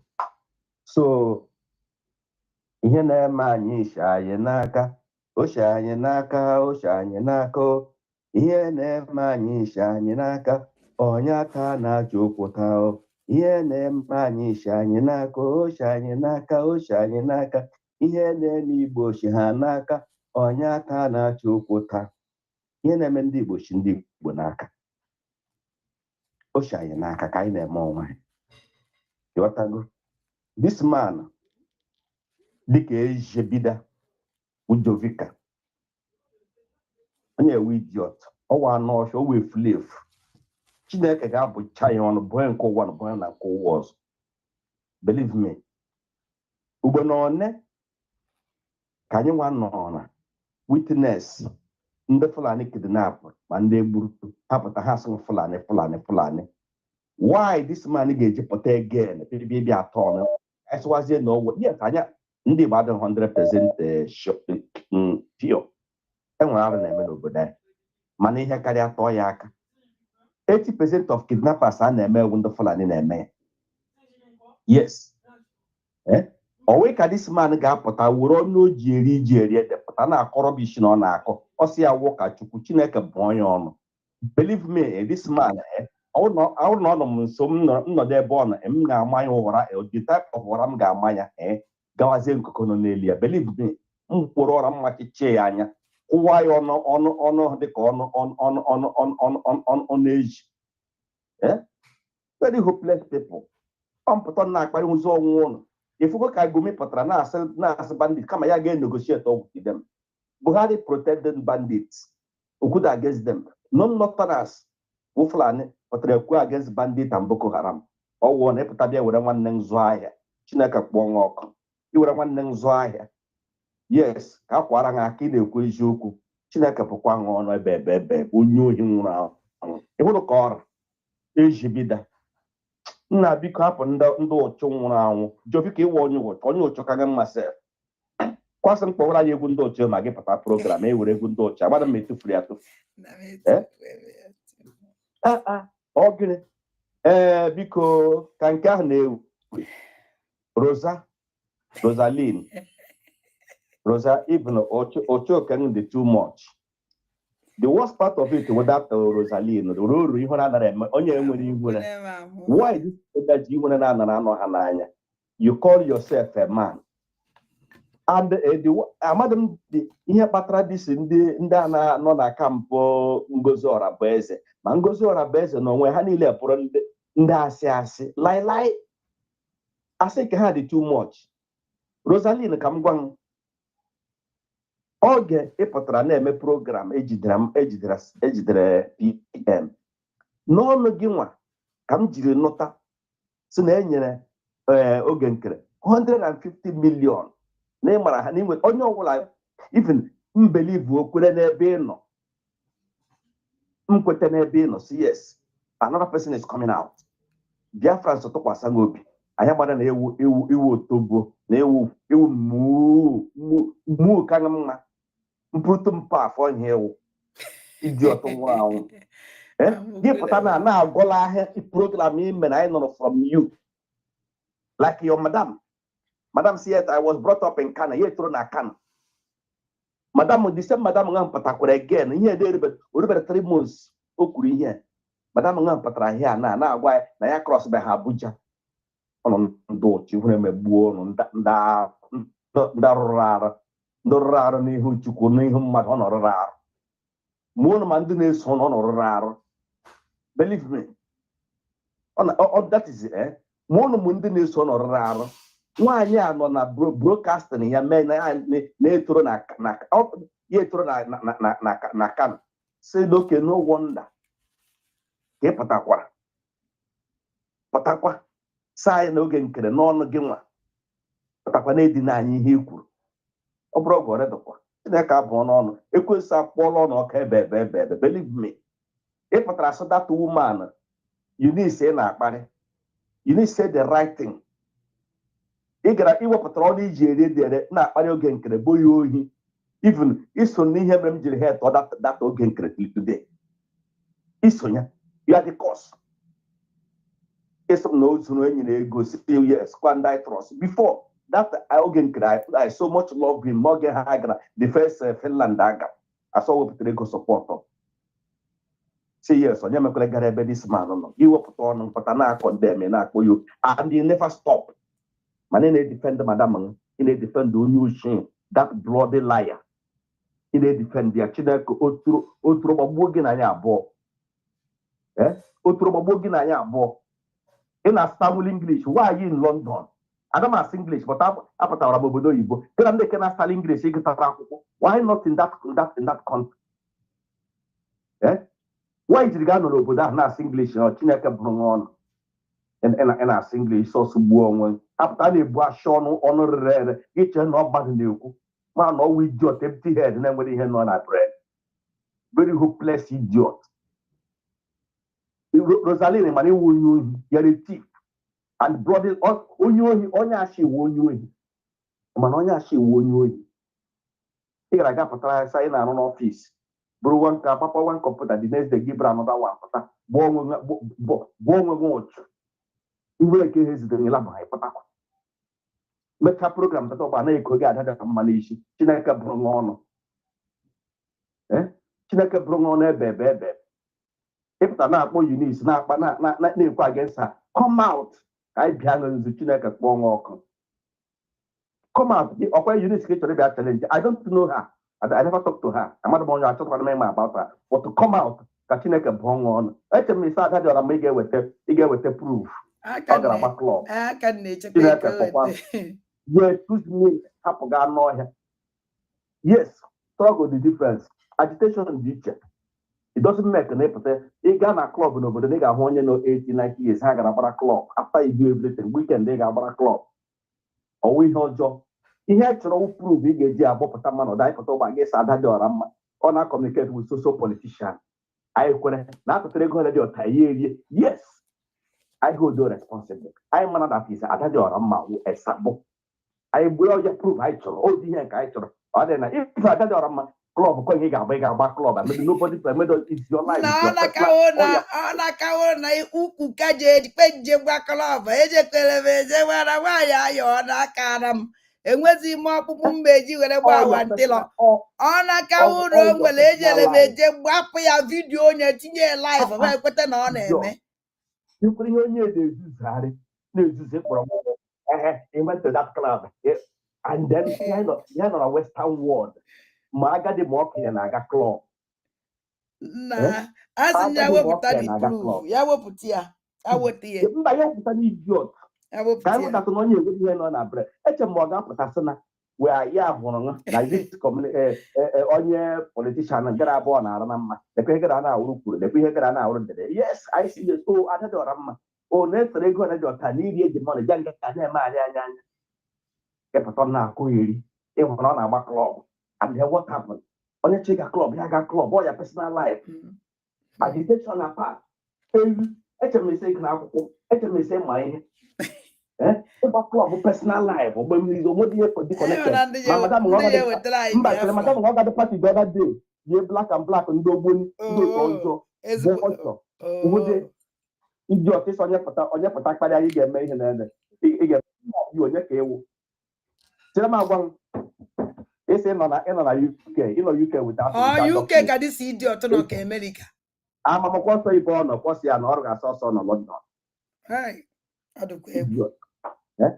ka akpọrọ gaa na kọt gị ga-eprove gị weta resiti ebe enyere oge nke 150 million gị weta oge mee na ọ ga-etita masị mee akaụntụ ọ gbasara akaụntụ onye na-eme publik ihe ji akpọ onye oshewe akaụntụ ayụ ji mgbasị eme akaụntụ na mgbasị eme aka agwala ya madam si wepụta editin mpata data akaụntụ okwede onye ji na-akpọ nwoke ibe onye ohi na ozuru nne ndo nna gị ozuru nne gị ozuzo nna gị Chineke kpọrọ nwa ọkụ onye ụchụ nwụrụ anwụ Chineke bụrụ ọnụ kwa ndụkwa some of people ihe niile na-agapụtachiri maka kpọrọ onwe ya sodọs dụa nga aga eburu mpempe ihe ha ọ na-eyi n'ihu kpọrọ iji ọtụ na-ezuzu anya agadi nwoke na-agwọ ofe then ọtemadụ na-esi ekwu okwu dị concern about his people dị concern ọ ga-alụrụ ọgụ Kano anyị gara na Kano kọnka Sabongeri ndị Igbo kọnkara Sabongeri ha kọnkara Sabongeri anyị anụrụ m ya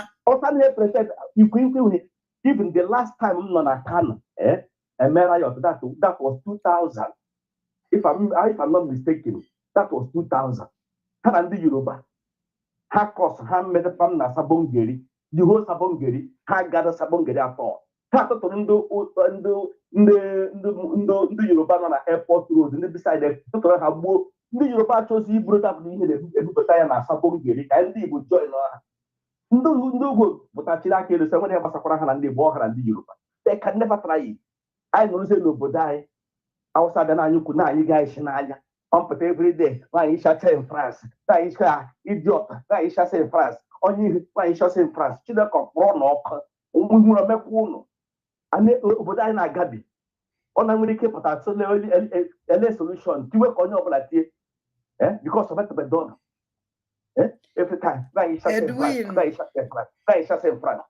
Very useless set of people. Edwin. All of them from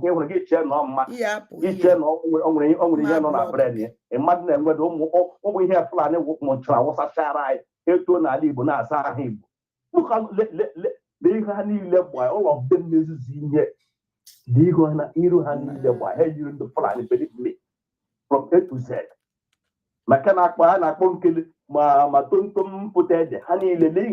My even now rubbish, even all of them. One you go neighbor. Everyone have promote we go JC. Buying a ball ballade promote try JC. Our people buying the sing case in can they promote try JC. They go JC. JC na But these people they are not for us. These people are not for us, Adan. These people are not for us. These people are better for us. Jesse Jesse again. And onye na advertisement Jesse. Wulu oya onye bulu umuazi ba ya egbu. Useless.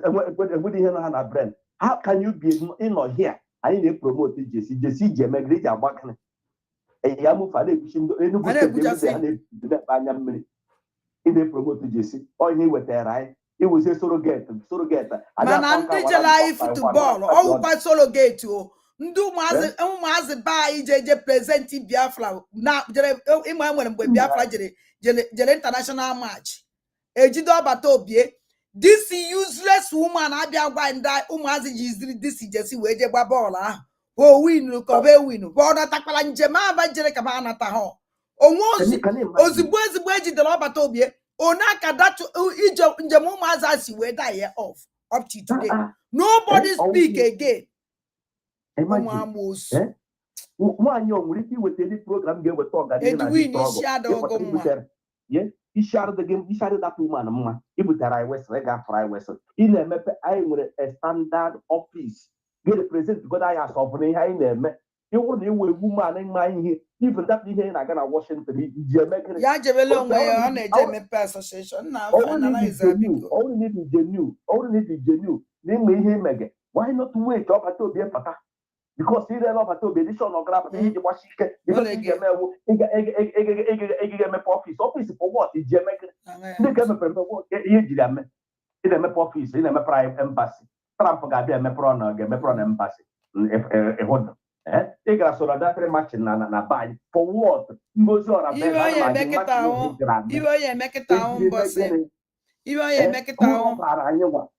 Who you with another struggle? That much I'm still asking you if for what any hate much who but you know with it. Jerenu Gangwagen Nabai. Even on Ojeme, Emma, this woman, very intelligent. Man, intelligent or the intelligent in Dalolana. And don't use intelligent word to call Azoro. Oje Koime Padat office, Jeme pay 30th of May.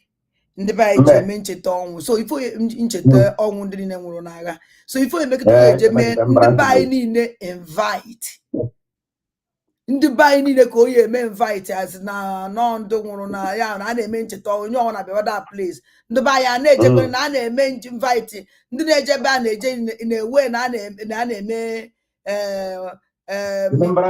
Remembrance Day for ndị nwụrụ na Dream Biafran World War eye koko Biafran flag ebe anyị ji wee na-echete ya nwe ya eme anyị echighere anya afọ ụzọ oibe onye eme anyị daide anyị asị ndị mmadụ ka nkụ for where no ibe aka okonu kọrọ so all the association all the ebe ọnwụ na ndị Igbo nọ onye send ya invitation card ọkweghọtago ndị ya abịa ya so oduze mbọsị ahụ oju eye emecha some delicate because ọwụ dachi nọ n'obodo a ka eyi emie dịka ọwụ na ndị be anyị dị nne n'obodo a anyị emie anyị nwere right ichie Biafran flag because onye gbasara ndị nwụrụ n'afọ ndị Biafra ọkweghọta gị ya afụ Biafran flag if you want to ọwụ na anyị chi ime ma mayor ndị obodo a invite anyị emefa invite anyị abịa onwe mbasi dịgasị n'obodo anyị chọrọ ime invite na ekwe mbọsị na anyị na-eme mbọsị anyị na-eme ncheta ọnwụ ndị nwụrụ na mbọsị dotado na anyị na-eme ụnụ invite anyị enye ha letter of invitation mbọsị ha ya abịa so na this woman bịa ọ na-etinye ya na ordinary another time ka ịfụ ka o ya esi wee mepee ya ọfịs o ya awụla oluze mbọsị ahụ anyị amara na ndị bịanụ na ndị abịanụ because ịma na Biafrans eji that day kachasị ụmụ Igbo eji that 30th May egwu ejighị ya egwu so o nwere ike ịgwa na eyi emezi na big way onye ọnwụ na-agbara chebe oluze mbọsị ahụ vidio si ndị mmadụ ka nkụ people onye ahụ ọrịrị ka agbara this woman genuinely intelligent brain obu enwere nwa odive dị ya na brain this woman knows nothing brain ewu brain ngwere ọya ka ngwozi ụlọ bụ gwolo Fulani onye ka ọ ga-aghọrịkwanụ ngozi ọrabeze let me tell you as long ị na-eso dị na line ọbata obie ihe ọbata obie emegawu PM ịchụpụrụ isi na that place ihe ọ sọrọ mee bụ anyị achọghị ịma as long as ọbata obie na-emede PM emede onye mere deputy PM emede onye mere ọmụ ebe ọbata obi jụọ dịsi idiot n'ọnụ na maka ọbata obie ya na ọbata obie ekwugo ọbata obie na-discuss with ndị nke ọzọ nwa ya na ọbata obie ekwube ebe ọwụ solo ga-etinye anobody ọkachasị ndị niile a na-efere duwin gụnwa na onwe gị jee jụọ ya madam nwanyị ojibe ekwu wit ọbata obie ọsọ na-represent ọbata obie nyere surrogate nwanyị ojibe ekwu wit him kwanye na Biafran gọọmenti na-egeza ya ejego several times visit ya nwanyị ya nwa na onwe ya ejibe nje ọkwa jigo m ajụjụ n'ebe ọwụ o mere surrogate menye ihe niile ndị ke ga mee visit ndị otu ya asị visit ha nwere ere ihe ejiri ga-akpọta ndị nọ na Finland ha soro gaa je visit ọwa nnọọ story ka ọkọcha good ka ha ga-eso di ya kwa ya then madam ọ na-agazi ọkwọ mee na-emu plus na ha gara dapụ visit madam ọ ga na-eweta nke ya na ga-eweta the real one. Biafrans, I want to tell you that Abato Obie has a change this thing. If you change the seas. If not go that thing. You change the seas, because I will now watch it in the moon. I'm watching I'm not here. Nah, thank you very much.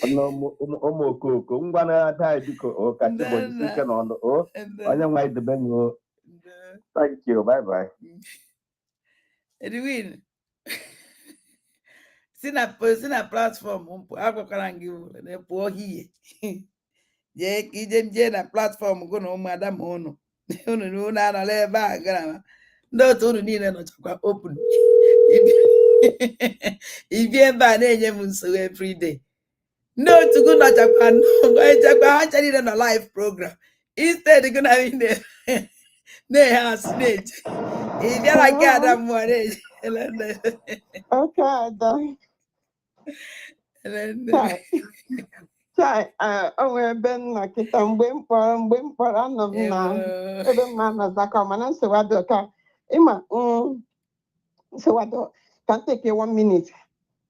Achọrọ m ka ị ga-ema ntị ọkwifu ke mafia Rosaline awọchị program ị mere yesterday mgbe m bata wepebe Rosaline sege na nke nwa street ebe ọ fụrụ onye nwanne chọka ngọrị egwu ụna because orugo mgbe ọ ya anya nye amazi ụdị ụna ọ ya abụ ya na chie ya ama ụdị ụna ọ ya ana Rosaline arụchago ọ na-abago 419 Rosaline rụchago ị na-abago 419 ezigbo onye ọrịa azụrụ azụ kebụ onye mpụ na-eme miracle 419 mụnwa ya tinyezie onye mpụ na-eme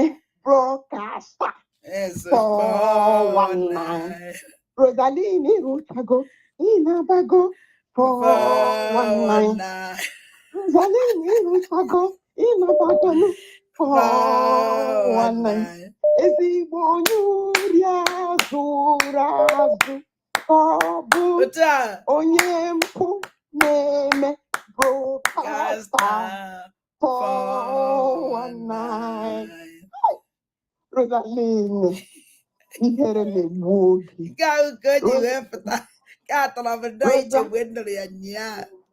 Rosaline akwa ngwara ga-agwa n'ihere ga-eme gị.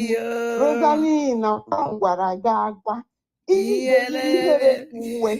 Rosaline akwa ngwara ga-agwa n'ihere emegbuo gị. Rosaline akwa ngwara ga-agwa ị ga-eyiri ihere ka uwe.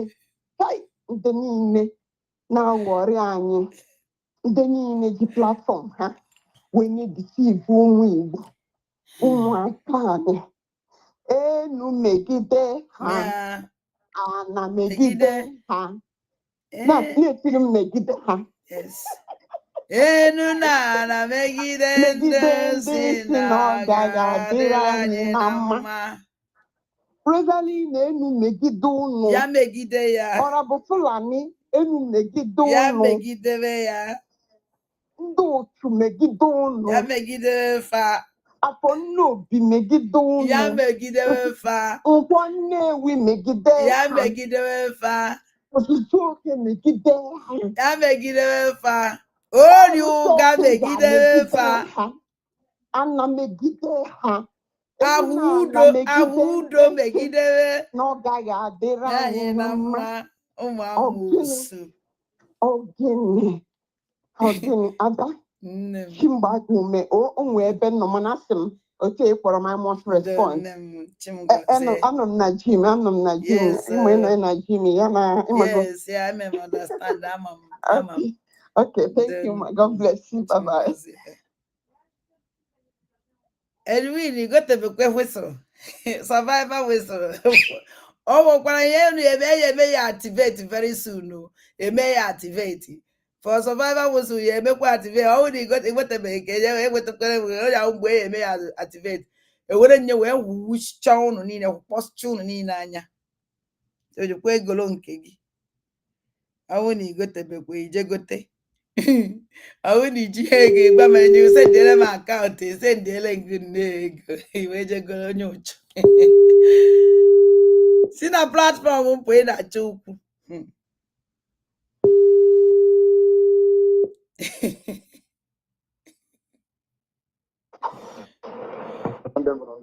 And never in there. Chimna na lesi nwanne m nwoke chimna na ụlọ Edwin na-akpasi m iwe. Anọ m ka unu na-abụ abụ. Enu megide. Enu megide. Enu nna megide ndị si na ọ gaghị adịla anyị na mma.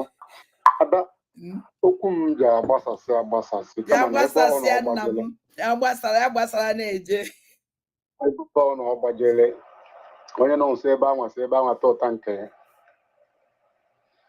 Adatatu nwanne anyị nwoke bịara jụọ ụmụ Igbo ajụjụ. Nke a jụrụ kedu plan anyị maka defense. Biko, ọ bụrụ na ọ na-ege program anyị ụbọchị ọzọ chọọ ịgwa anyị okwu ya sụọla anyị Igbo ghere eghe na-ata ya were Igbo because okwu Igbo na-enwe ojiri enweghị ndị Igbo na-akpọ ojiri iwere Igbo sụọ asụsụ ọbalansị Igbo taa balansị ọnọdụ ana ọ na-ewere oche nọdụ ana na mkpụrụ obi onye a gwara ya ichetie ịmara n'okwu ka ị nọ ka a nwara mgbawa ahụ iko ụbọchị ọzọ ọ ga-abịa ya were asụsụ Igbo kwuo ya wee gwa ya okwu maka ịmụ Igbo ka ọ na-agwa. Then, nwa nwere program pụtara nwa afọ Igbo si na ya wụ polisi si na ya ga-abịa be anyị ada obi wee gaa n'ọgụ mmiri ebe ahụ wele bere bụ nga nwaanyị ka ịbụ obi gaa n'ọgụ mmiri bụ ọnara gị mmiri nwanne m nwoke polisi awalide nna m ndị Kano si onye ọ na-agafe ndị zuu ofufe ga-anata wute ihere. Ana amasị gị gafe ndị zuu nata wute ihere gaghị anata wute ihere. Ekpere m owuwu etu anyị si wee kwue sorokwe ndị ọrụ ị ga-edunye bịa ọrụ anwa ị nọkwara na mọfti nọrọ na polisi uniform ọ bụrụ na etu a na-aga ọkụkọ ihe ka a marụ ma ị ga-eso na mmanụ ihu anaba anyị jije eme nri n'ahụ ọzọ ama m na ị gaghị anụ ya ihe m na-agwa gị ewu plan ọnwụ na unu mere iso were mee ka a bịa mee ụmụazị be anyị atak kwa na-arịọ ka ọ gịnị ka a kpọrọ gị Igbo land will swallow you. You will not go back. A ga-afụ mgbe unu ga-abịa but agaghị ama mgbe unu nara because unu agaghị ana ị gaghị ana ebe niile ndị Biafra Liberation Army nwere kampụ ka ị na-ata gị ya na ị nakwara ya ajụ nwa mvụ ejeghị ijọ nke ebe ọ ga-agba ọsọ Nigeria with amụọdụ tanki tara nke na igbo lokewa ji bịa ma faịta jeti ndị agha Nigeria na ọ na-ebiagworo ọkwa na o nwere mgbe 600 bịara 1000 bịa onye nala nna be anyị ọgụ maka ediri nke ikpeazụ ngwa bịara na nsogbu adịghị anyị na ya bịara na nsogbu adịghị ya ka ebiri wee fụzie ndị pụ atụrụ nke a nwa Loza ba anụrụ m ọnya ka ị na-ekwu na ị gara gbaa awantara uti Ada agwa gị weta evidensị ma ọgụ bịa kwuo na ọ na iwepụta ya ihere mere go divert ya n'ihe ọzọ tata okwuo ihe ọzọ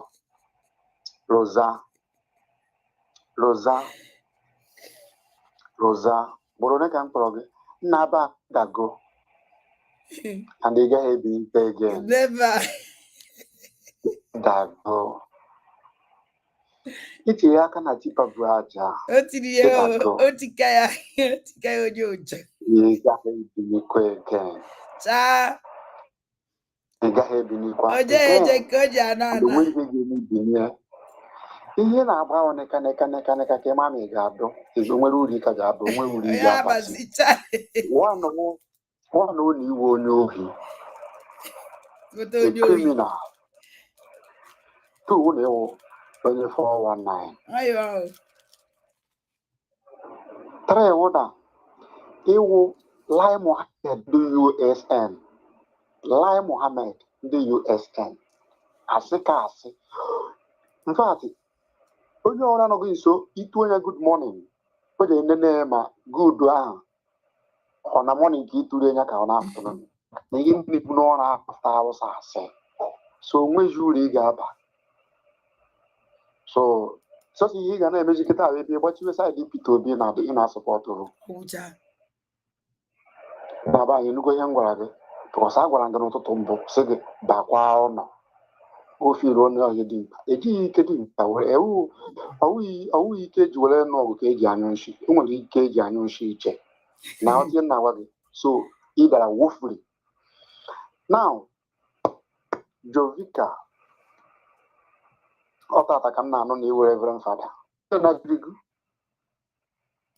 onye chirigo fada onweghị ihe kemgbe Jovika na-ekwunyere ụmụ Igbo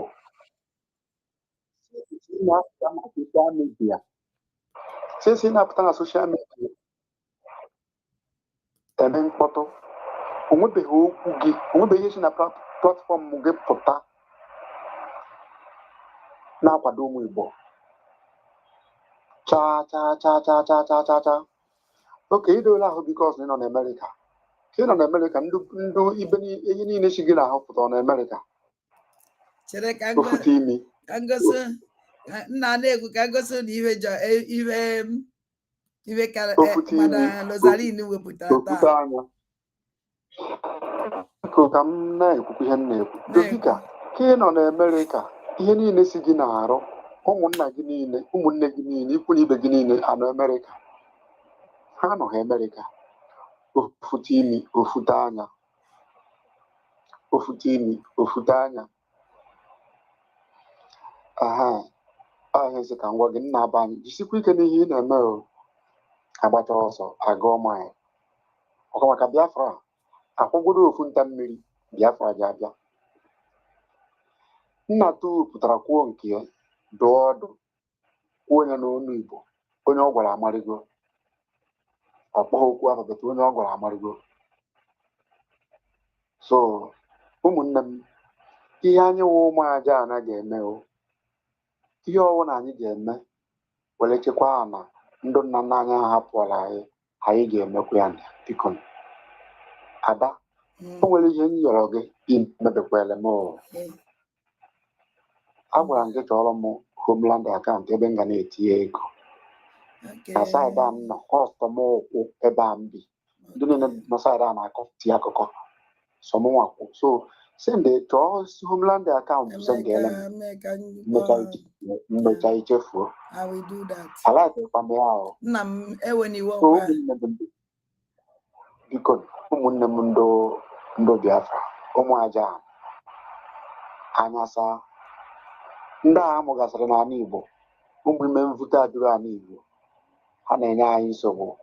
Pụta anyị eji maka mgbagbu gara ọgụ ahụgbudo nna aga na-anọ ya until the last day.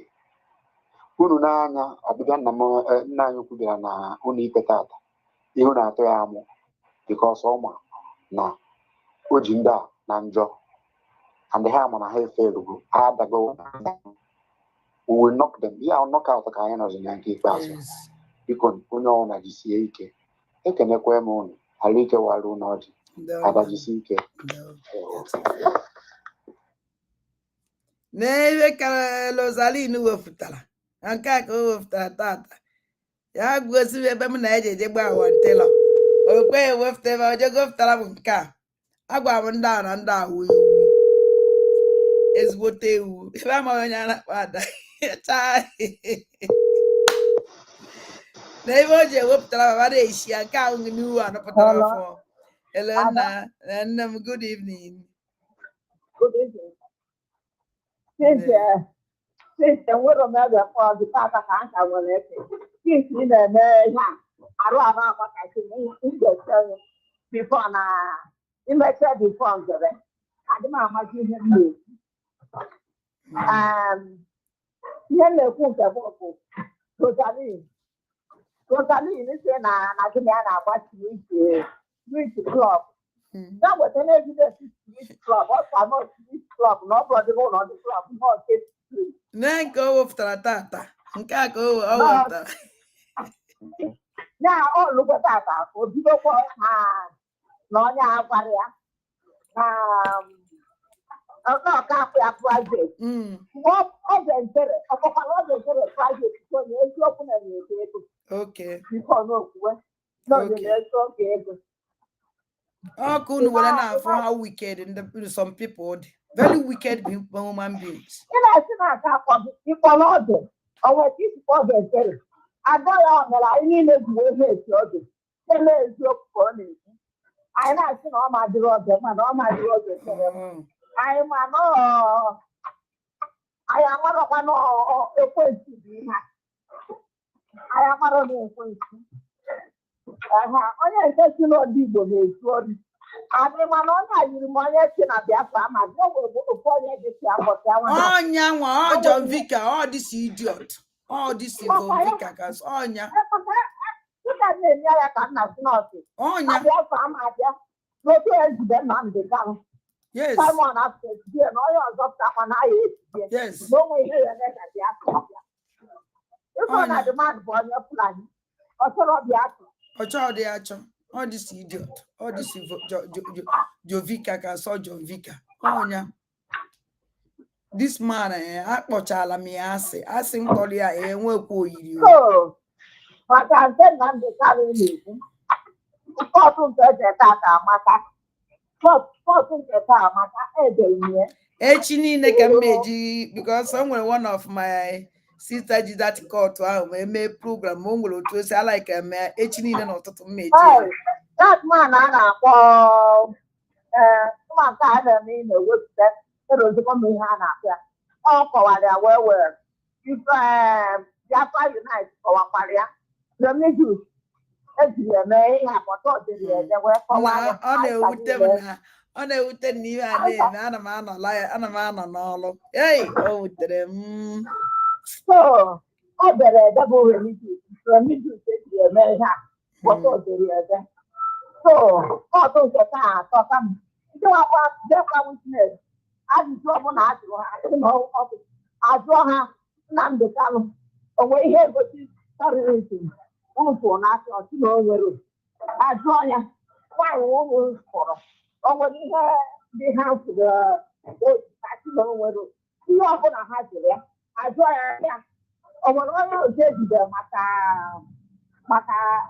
ihe anụwa na-ekpe maka ọchị ya na ha nụrụ na Simon n'ọnwụ ya asị nwa ya na soshal midia ọcha ihe kwụrụ soshal midia tv ha jekwa Simon ndị kọtụ chụọ ya ihe kwụ na eji n'aka ọsịba n'ọha ihe ya kwụ na soshal midia na ọ nwere onye na-anọ ịma egebeghị m ihe mesịa kịta nọrọ m ana kewe ihe abịabeghị m ọrụ mgbe a na-eme nketa ọmụsọsọ ekwuta nketa onye ọbụla na-asị ịnwa datụmanụ a na-akpọ ọcha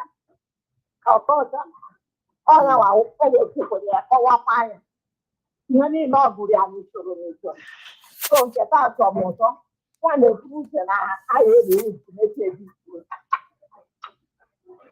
esi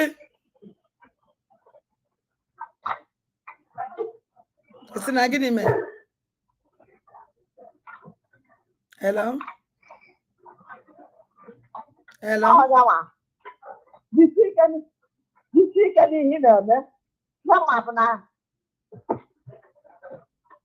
anyị na-ewu iwu ihe niile bụ win ọbata obi ya apụta Nnamdi Kanu ya apụta Chineke nọ ya n'anyị ngwa na-ada ka Chukwu nna m jisi ike niile ihe ma bụ na anyị ga-emeri anyị ga-emeri anyị emeligo emeli na ọka ekwu ka anyị si meri larụ nke ọma nne m thank you Chineke ọdụ agba ọzọ onye na-echekwa ọsị na-ekwopu na-egosi ihe dị ọkụ mgbe ọzọ ka anyị kwukwe ndo nne m ka chifo Edwin achọrọ m ka ị kpọọ m na fon ọwụ na ịdị kapebụl ime dibeti kpọọ m na fon ka anyị dibeti ya bikọs o nwere ife ikwulu ebe achọrọ m ka ị kpọọ anyị kpọọ na fon ka anyị kwuo anna abaghị mgbede ọma ezi nwanne m nna nwanne obi ọgbụwana m gịnị ihe obi ọgbụwana m gịnị nna nwunye m fụ na Facebook gịnị Chineke o wee nwere ndị Igbo afọ ndị Igbo ka ihe na-eme na be anyị afọ m ebe abịa gbuchie ụmụnne nwaanyị nwa ha na-ebe akwa ofu nwa na-ebe akwa ihe etego ihe a na-eme na ọdụ nke ọ na Jos ọdụ nke ọ na ihe akọ ihe ibe emenene otegonunu ibe emene before last year n'isef mana abịali post kwakwa nke nwaanyị akwọ nwa agbawulu mama ya mba nke a bụ nke ekusara nwa na nwa na-ebe akwa mba nwatakịrị ahụ efuru ekusa na ana n'azụ mama ya ka esi tọpụta ya mama ya kwụ ya n'azụ agbagbuo dị woman so nọ ndị afta ka ihe a mechara ndị bịazi tọkpụ were bifo ụwa na ha gosiri ajọ asụ kọtụpụ ya kọtụpụ ma dị nwa ahụ na-azụ ka mama ya kwụ ya ndị mmadụ tọpụtaziri ihe otego merenu otego sọnsọ ụmụ nwaanyị ka agbawara ebe ahụ ịma ndị otu entire program na aghọtara m egobeghị m ihe na-ekwu bifọ nna mama ebe m esi bido wee kọwa ihe kwuru n'oyiri nne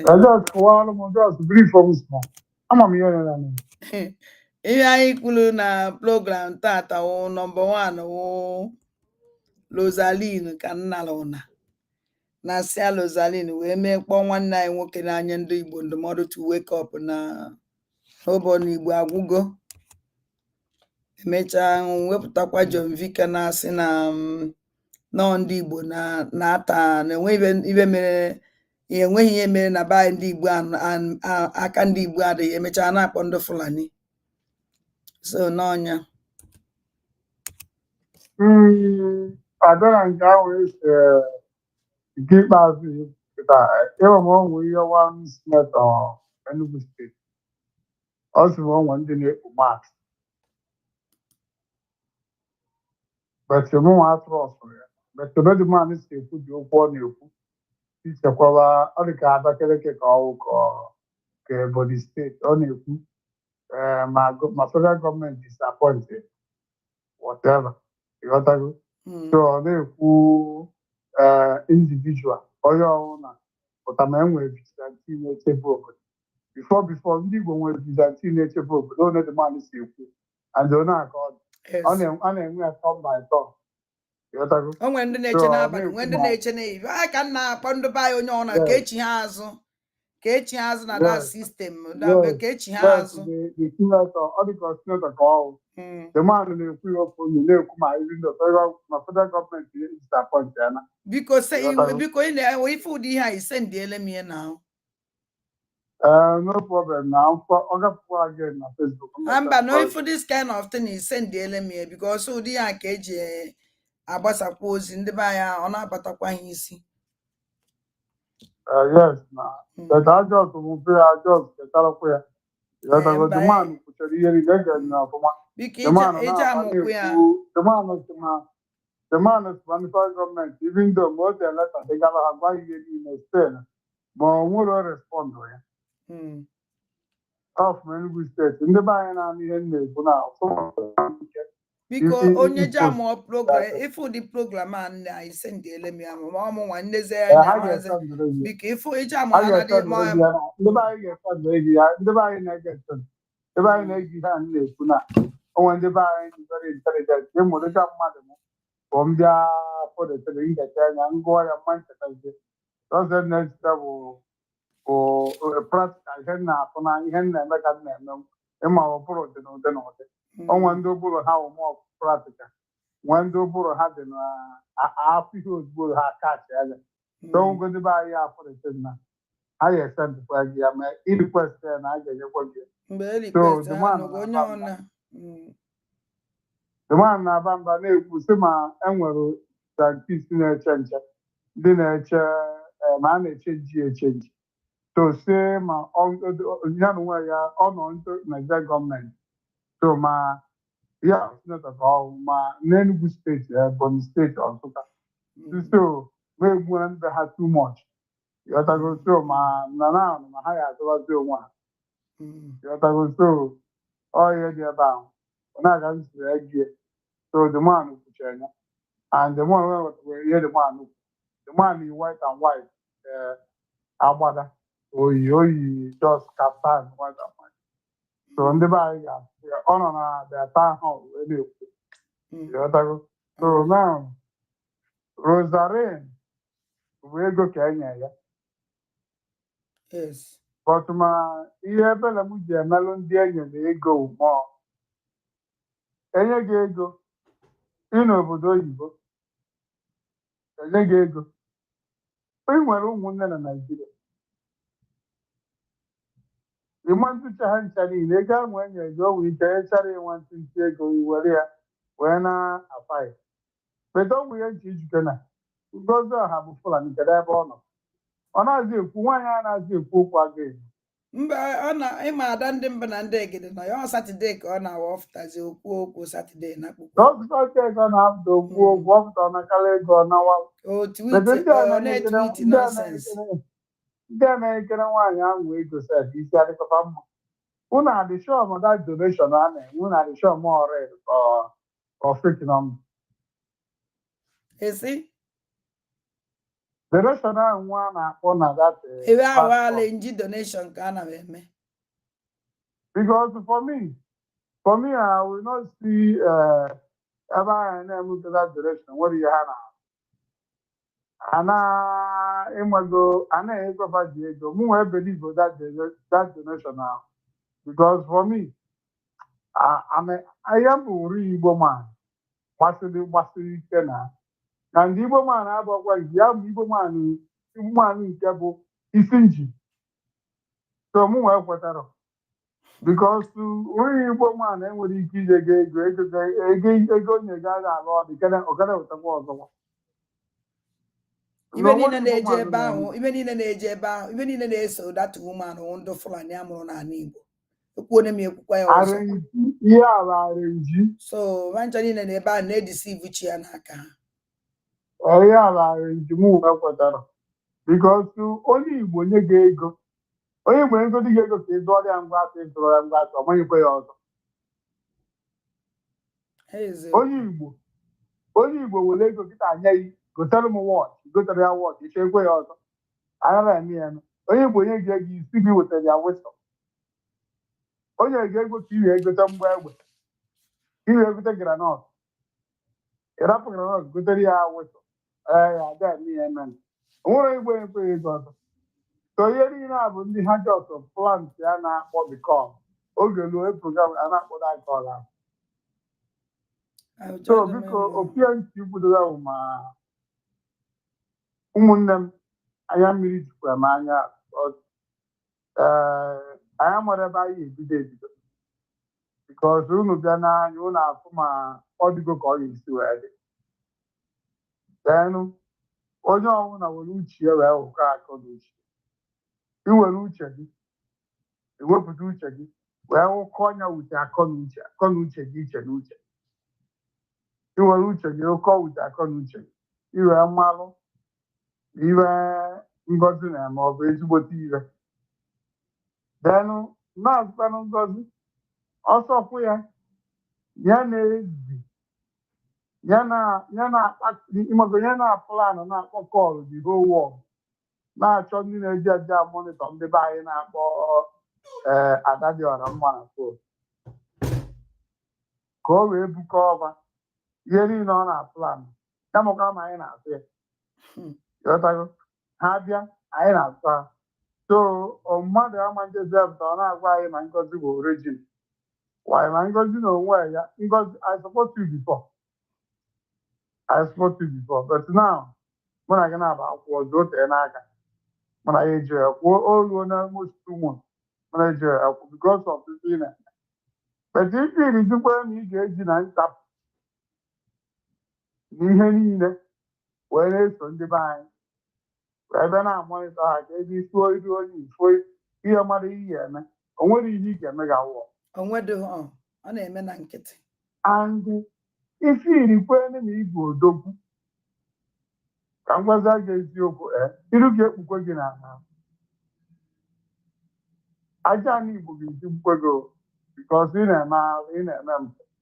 Anyị mụ ihe ị na-eme o nwere onye amara onye ihe niile ihe ị na-eme anyị machi onye bikọs o nwewo akwa n'Imo steeti of present egosiri ya jentụl ha kwada ụwa ahụ ike nguru agụpụta na-aba mba na-ekwu jentụl dis ngozi onye nche jikọna gị ị na-eme destin ngozi bụrụ onye Igbo ka gozi onwe anyị eziokwu yere Igbo nwa and anyị nwe ihe ime ijesefere jizọs ụmụada ịbịa were ego ya batara erie Simon ekpe anyị nwe ihe ịlụ iri itebiga ị na-eme ma igwe ezigbo mmadụ na-ewepụta ego na-ego na ndị na-ebe mechie ihe niile ahụ firie m ihe a kọntrol nwu Biafra ọmanwụ. Let me tell you something. O mere izu omee n'ọnwa ị ga-eresizie and aja anyị Igbo ga-ajụ gị because ịbụrụ onye Igbo ịbụrụ onye Igbo sefụ ọ ga-erikwa Igbo because ị na-egbu mmadụ ogbu mmadụ ndụ na-atọ ya ụtọ. Dimkpa ndị Igbo gbachara ọfụma ga-ewere wesụl saịsụa wesụl ịmakara ịkpalara anyị akpali izi adịrọ gị mma. This woman herself ịmakwa ịdị so much because it's the highest even though truth is better than you. Let me tell you the reality. You are a very wicked woman.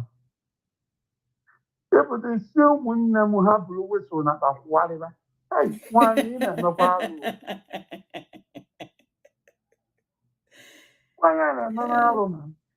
Also, they may activate in 2 weeks' time. So, nobody can one on this Saturday go may activate.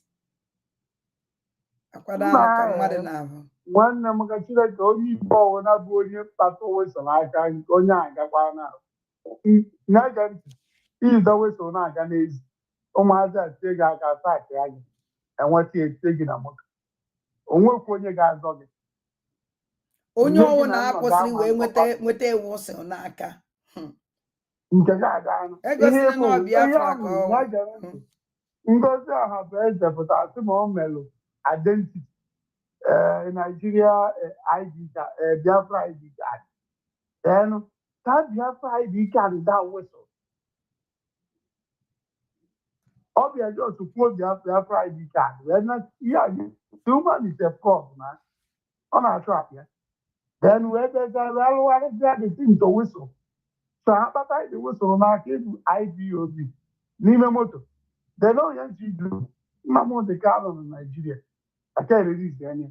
Ihe niile kwuru okwu Biafra IPOB apụtara ncha niile chocolate of Ijido Weso ụmụ ogbenye zekwelu ndị si umeala maka nsogbu isi umeala ise eberibuke dị umeala ọ ga-achapụ unu na nkịta unu onye ọbụla a nakwara da wesoro ndị mmụọ ya anwụ ya jidie ya were ya nyekee ụmụ ya nyekee famili simple Ngozi ọha bụ eze egosibere na anyị nwe Simon Ekpe egosi anyị nwe anyị ma nwa Simon Ekpe anyị ma nwa Nnamdị Kalụ anyị amara nwa Ngozi ọha bụ eze ọha bụ Fulani kedu onye a na-aghọgbukere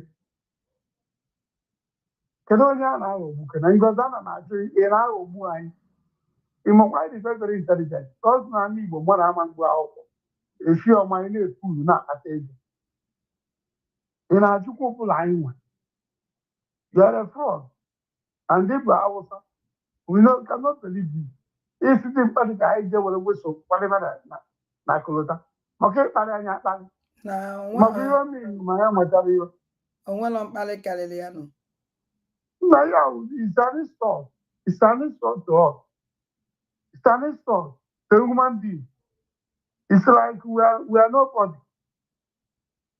Rosarin bụ ndị enyi alụ amamego Rosarin $1,000, $2,000. Poor woman. She's a poor woman. Don't want to help himself. Don't want to think about. Don't want to even think about generation.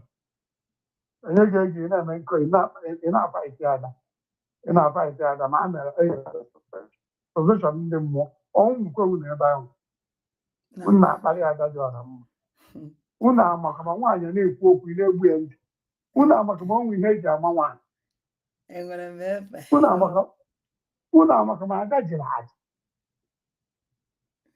unu amaka ma ada gbasiri ike nwaanyị na-ekwu okwu na-eji oyi unu amaka ma ọ bụrụ mgbe Igbo bụ Igbo mgbe Igbo ji wee kwudo ma ada ya kọmandị si ji apụtara gbaa ya ọtọ bunye asụ akwụ sụcha akwụ bunye ya n'isi kpopụta the highest akwụ o nwere yiri na-arụ gbanye akwụ ahụ mmiri n'iyi ya ada ebu mpụta tịrịtara iri eburu ya gara na-akwụgharị obodo niile a na-akụli ya egwu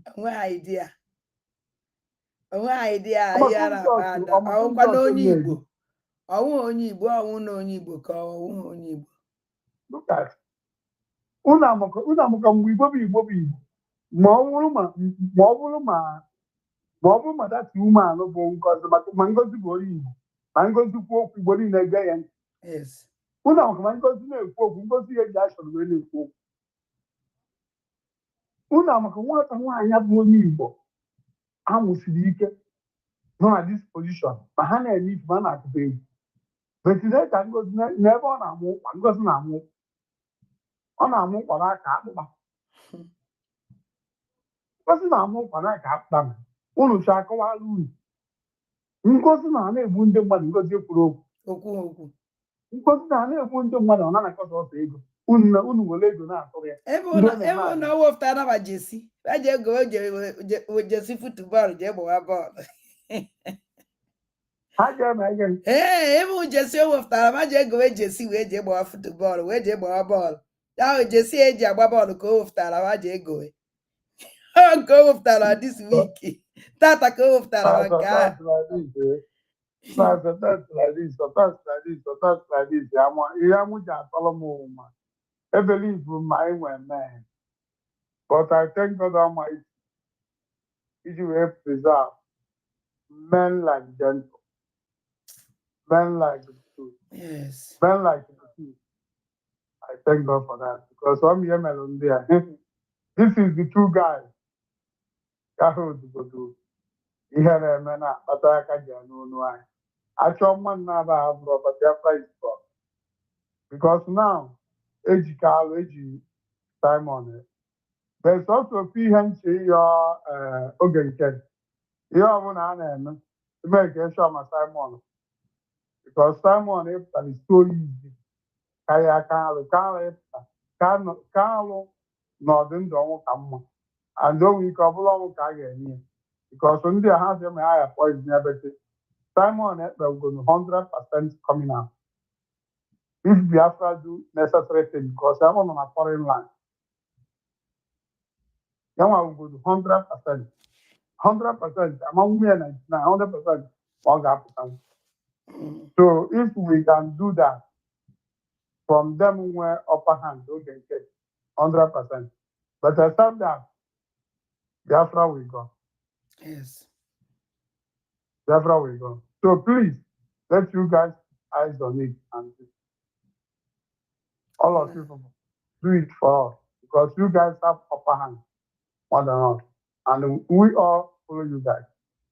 And we all believe in you guys. Leave this woman that wearing one kind thing and always talking and shaking his own head. That woman is a devil. Because reason why the woman is a shake this year because of my first speech. Enjoy man, enjoy the woman, man, so the woman. Because yes, because I had that. If he me have the after. Go tell I no pocket in me. No pocket in me. He didn't go give a good year. You go tell I know you because I'm on my for in the plan. In what you put your in one, I ain't got the one, one other watching and but they are what I don't. It was all time you wouldn't even media. We are pocket media, you wouldn't even media. You might can email a bed the other day. Wolo fifteen on wolo cough, we tell that pocket, cool the million more. And one in an hour. In our way, they get you send it by to another buying it. This Simon, another. You know, what another Simon that you know, while you're full on a mouth, like, because you're full on your own, you're full on you. Or I think only lawyer barrier. And though we all don't you, because in a jail with a report, in a jail, different language, like the report against Simon. They're a wicked woman. Very wicked human being. Very wicked woman. On a jail, one because said, DNA was about the report against Simon. And we couldn't stop next to the Bible. Because I answer by all your Interpol, we know it. Even though some of them, if they come, they talk to us, we discuss with them. They tell us, oh, they come from America, they come from Sister Press. They're always coming to us. They're working with South Africa. We know them. Even though the country we stay, their Interpol will come, we see the ID card. So you're a motherfucker. And God will punish you. I'll punish you. Don't punish. Because we don't know your kids. Charles are your kids. Simon, I'm a woman, young to focus work. We never see your own one. You are a very wicked, you are a witch. Because you are a witch. Even worse than winch itself. What is that witch? Because all you have to do is just the Simon, but you're not going to need. Him.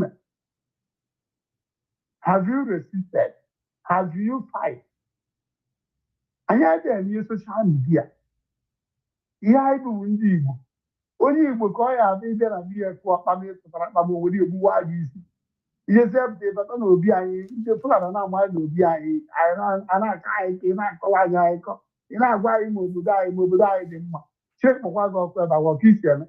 Martin and the Carlos check for what of all Christian. We should get listening to you on it.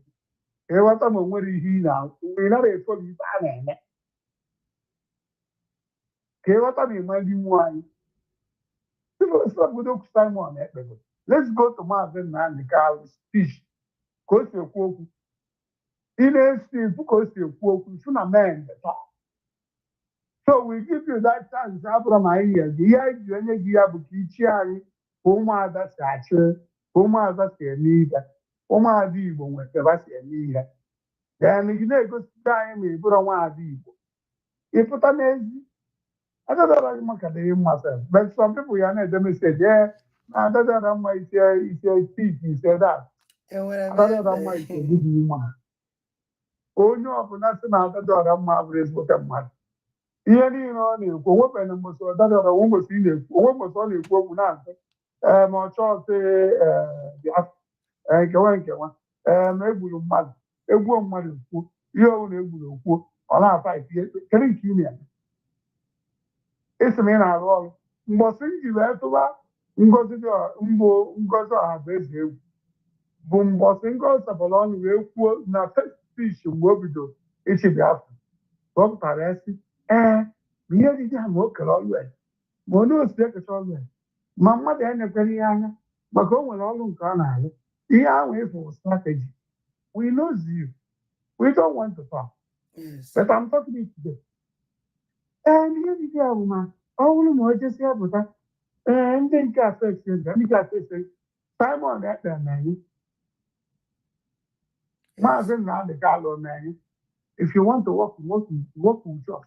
Exactly. Stop. You cannot come and tell us you share the thing. That you don't have time for us. Edwin, this Nangozi is a woman who passed men. Oh, which means so pass again. You see? Yes, now. Oh my God. Yes. Some people they go, Edwin. You could know about you here. You won't walk like this. Shame on you. You could do quite fat, Kita will because finalize because I don't know you, but in this life, all those people that's writing to you, they're not evil people, they are planners. Let me tell you. Onye support this evil woman. I'm going to do yes. I'm going to the street of social media. When I get in of any person, you can use them in a right message. You can use any name and write message. Some of them use Igbo name, some of them use English name, some of them use African name. Like we had Jamila before. That Jamila, I don't know whether it's Jamila from. If you check Jamila is like from Uganda or Kenya.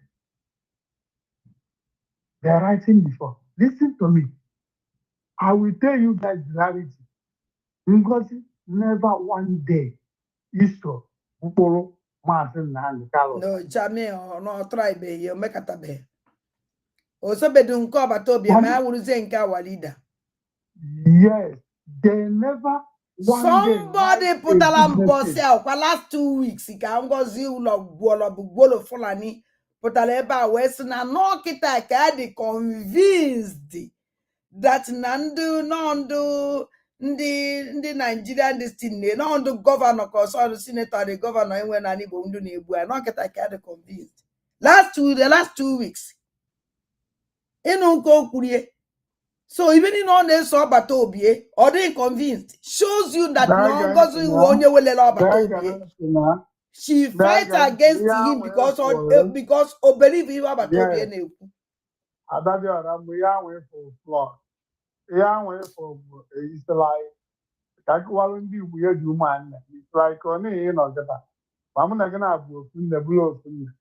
I got property buying. Then I just hear for that. You just hear for that. I'm not going to money if I don't money. Then when the money now say something. My brains with a money. You just hear for that. I send them money more now. Can chop it. Mom, the money over die the year HTMO. Yen Aguamu. When hate my brother. Then one who you're not the father. I'm coming in my father. Come on, for why. Due to match or due to I go for the conquer with that. Not quite one. Go on when I forget. But then you will put it in due to my other money is never no too much. As long as your money. So you just have to put that to one. Pressure upon a table. When we can walk up with him about. So you can go to now. Because I am saying, but you marry. I can go and we come back. All of my security go police. So someone take off police one. And they say, why am I? Because more condition. More you have mother act here. When I saw you with that person now. And don't buy a bolo as a Zanya. Apparent way to Munya. And I wear this about here with for you I can manage. Oh, buy a bolo, a take off police, a take off police, and war. And the chopper, the baranya bara. And yeah, you really do more agile. If you often open, if you needs to be oh, and where I will take off on this anymore. And the baranya bara, I don't know, so big I know because I'm a general muddy baby. Actually, I'm muddy with that. I just even the outcomes of I am up and down there, Joro, what I hear now. For men, I need what you go. Actually, the money behind the far ones who are dying now while in Congo. I mean, money behind you. I will not win your money behind you. And when I say more that and you come with your Muslim can you. Leave these people. Let them do their own thing. Do your own thing. Every general money baby. I need one. Ọ na-eme nke efu abụọ ọ na-azatara ndị ụmụnne ndị Fulani a n'Igbo. Ihe ọ bụla ị chọrọ ibe na-aga. Sepụ anya ebe mmadụ ibe gị nọ. Mana ya na-abịa ji emewe ya ebe ahụ. Ọ na n'Igbo. Go to your house. Ya na-akwụ ndị Fulani dibere ji emewe with them. Because ngozi echi echiche na gị na-ekwu m akaụntụ ị na-eweta aka ndị Fulani. Ala ekwu bụ eme na ndị anyị arrest. Ndị tinyere ego na data ụlọ akụ ahụ. Tere chọrọ ịnụ. Ị na-eme ị na-awa ezi, ị na-awa mmiri, ị ga-abụ ezi. Ị ga-abụ ezi, ị ga-abụ Naija. Naija wara ezi, ị ga-awa ezi. Ị ga-awawu mbuze. A na-ayọkwa ezi ka ị chọrọ ịnụ. Oge nakwa elu. Sọsọ ọjị na mmanya. Na ose nwikiri ka ọ ga-eri. Anaghị akụwalụ gị akwa ekwuchi okwu n'isi gị ọ dị onye ahụ then ị ga-anụ the Ngozi show us your children want to see one of them na finalize ahụ hapụ ndị ochu onwekwu ya ọzọ na gosi ọzọ m na-ebudo maka ozi na okosi ede m ọdụ m uche kwuo n'ọnụ chekwa Ngozi ọha bụ eze na anyị chọrọ nwa ya show us your kids one person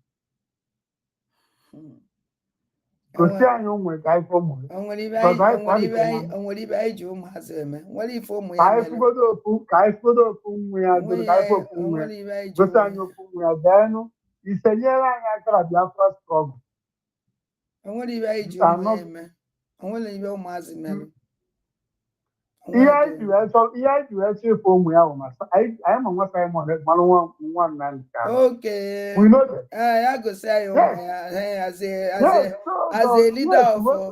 a leader of Biafra ya bịa gosi anyị ụmụ ya ha nọgodu n'ụlọ gịwa na onwe ọkwa nwa gị na-abịa afọ nwa gị ya gosi anyị yes na o nwere nwa ọ chọrọ igosi anyị nwa dịka onye ahụ pere ọhịa ọ na-amụ a single mother want to lead the nation, God will punish you. Madu want to lead them. You want to know why you say you are a very good woman with a good heart. Because in Azania, this woman has been one day. Also, something then I call her Diego, then I call it a war witch. Arranging the pastor. Call him and he said, check it out. Oh, yes, everybody. Oh, man, because don't be separate. This is struggle. I will come to you.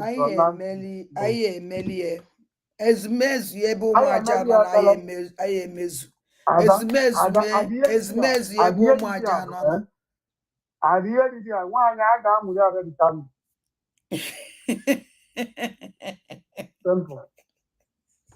simple ọ naghị nchukwu ekịta ka o tiri edi o a ga-amụrụ ya nwaanyị a ga-amụrụ ya reditami ahụ na ije bụ ọla ledikandụl ọya ụdatụrụ ọkara o siri ike onye elu oge mụrụ ledikandụl opeka.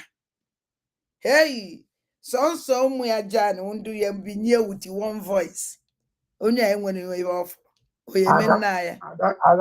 Onye adị too small ije go candle. Waste ego for who? Yes, adaniya man. I just waste that money. Nwanyị a na-agwọ ọgwụ. Ọgwụ ọ na-agwọ. Ọ na-agwọ ọgwụ iji wee jide our nation. Onwe nation anyị ọ na-ejide nna be anyị nwe ọgwụ ya nwee ebe ọ na-eje ọgwụ ya na-atụkwa ndị ọdụkọ ndị ọgwụ ya na-atụ ndị ọdụkọ ọdụ ya ka ọgwụ ya na-atụ onye ọnwụ na ọgwụ dịsi ụmụanụ tụrụ ịma na aka onye a dị ọcha onye a dị oliti na anyị eji meri onye ahụ one voice bịa tugeda nọrọ ka otu ukwu azịza onye endigo even ike agwụgwọ ya ibe na-eso kịta onye awụ ndị Fulani na-eso ya ịfụ ha na ndị na-eso onye a mba ịbụ ndị midia ya jegodu na soshal midia ka ịbụ ndị midia ya ma aka na-eme na abasi emebu bifo ọkwa ike agwụna ha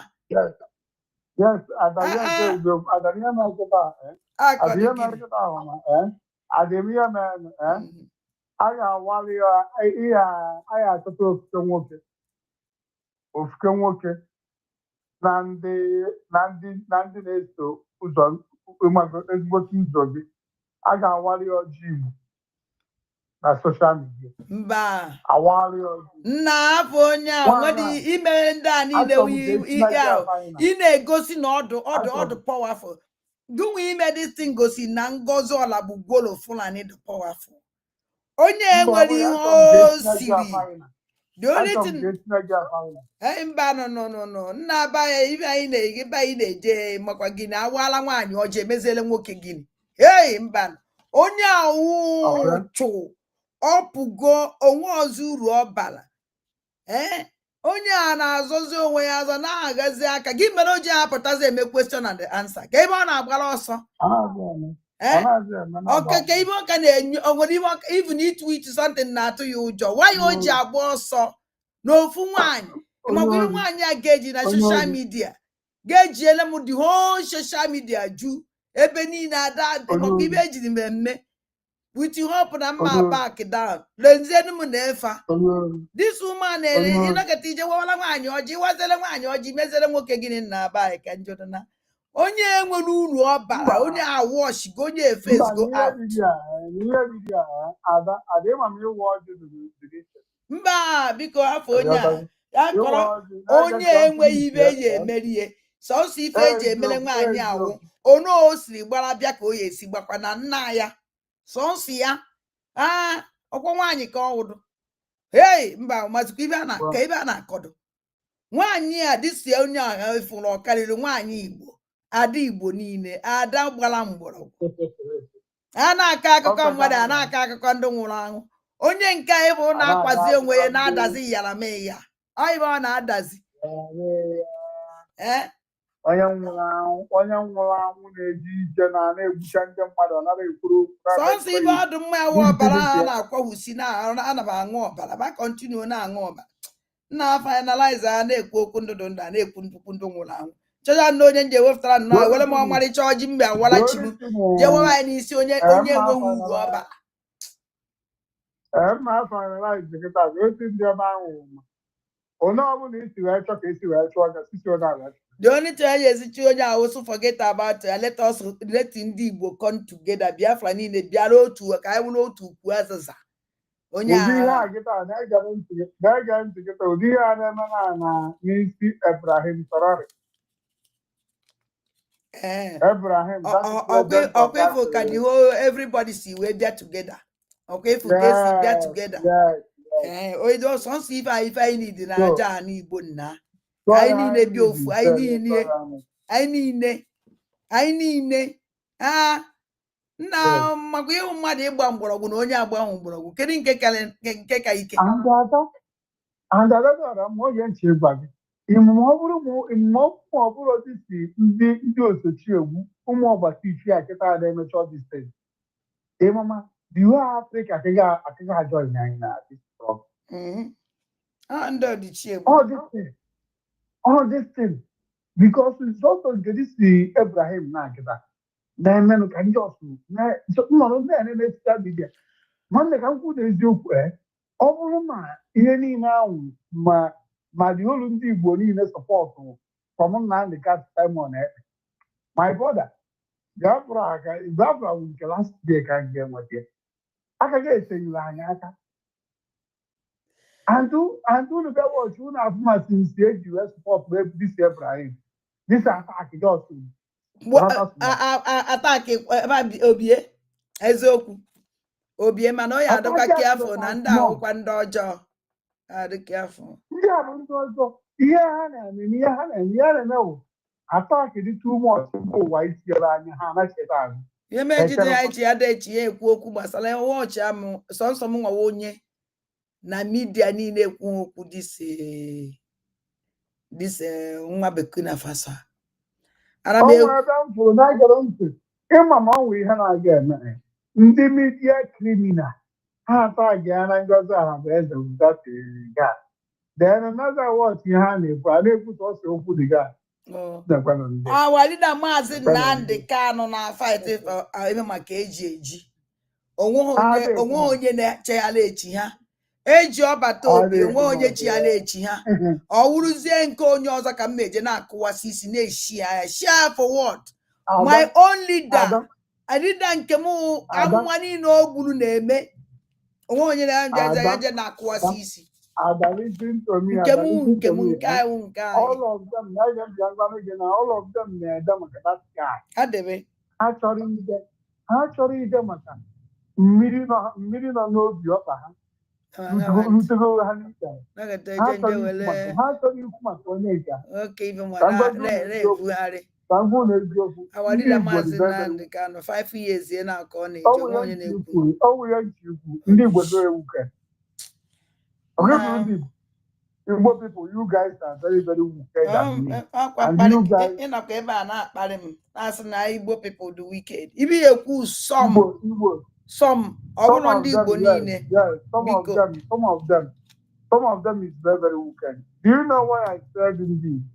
Ebe na ndị wee kwuo onye abụọ n'ala onye owu iwe ana m ekwu maka gwa nwe onye nụrụ ihe nkwu owu onye iwe ya na nke dị mma oh yeah, ogbu nwanne ya bụrụ odogwu and ihe ihe eji wee ma ya identity bụ asụsụ ya ndị ya culture exactly ichi ime onye ibu azụga ndị ya culture and obodo ọbụla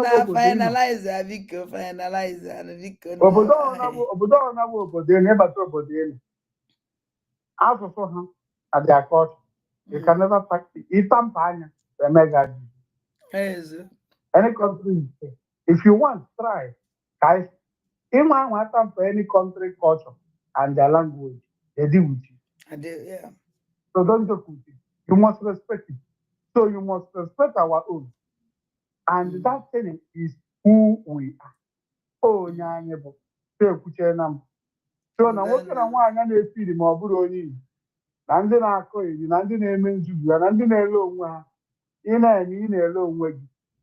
Because ị nwere ike ịpụta n'obodo onye ọzọ tụọ asụsụ gị mee ka anụ gbata bịa edwin kpọọ na fon a na-akpụdo akpọ na fon achọ nke kpọọ na fon ka ọ dịnụ ka ọ dị ka m wekwa ndị onwe ndị ka ya akpọ na fon na-ekwa na ekwu ya onwe ndị na-ede meseji na na-eme okwu ya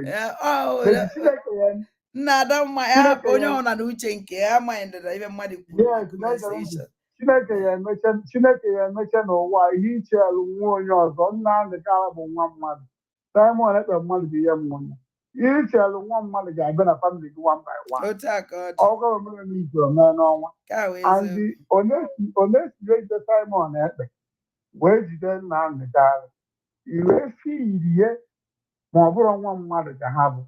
Ana m agwa unu onye ọbụla bụ onye fiiri a na-ekwu ajọ okwu gbasara ndị anụnwa, onye ọbụla bụ ndị achọ ka ndị apụta, a ga-ejide ụmụ unu niile n'ofu n'ofu diọkpara ite adịghị nwaanyị to nwa niile ọgụgọdụ ma ejide efe ha ya ewe egbe gbagbuo mmadụ ya tụọ ha nga.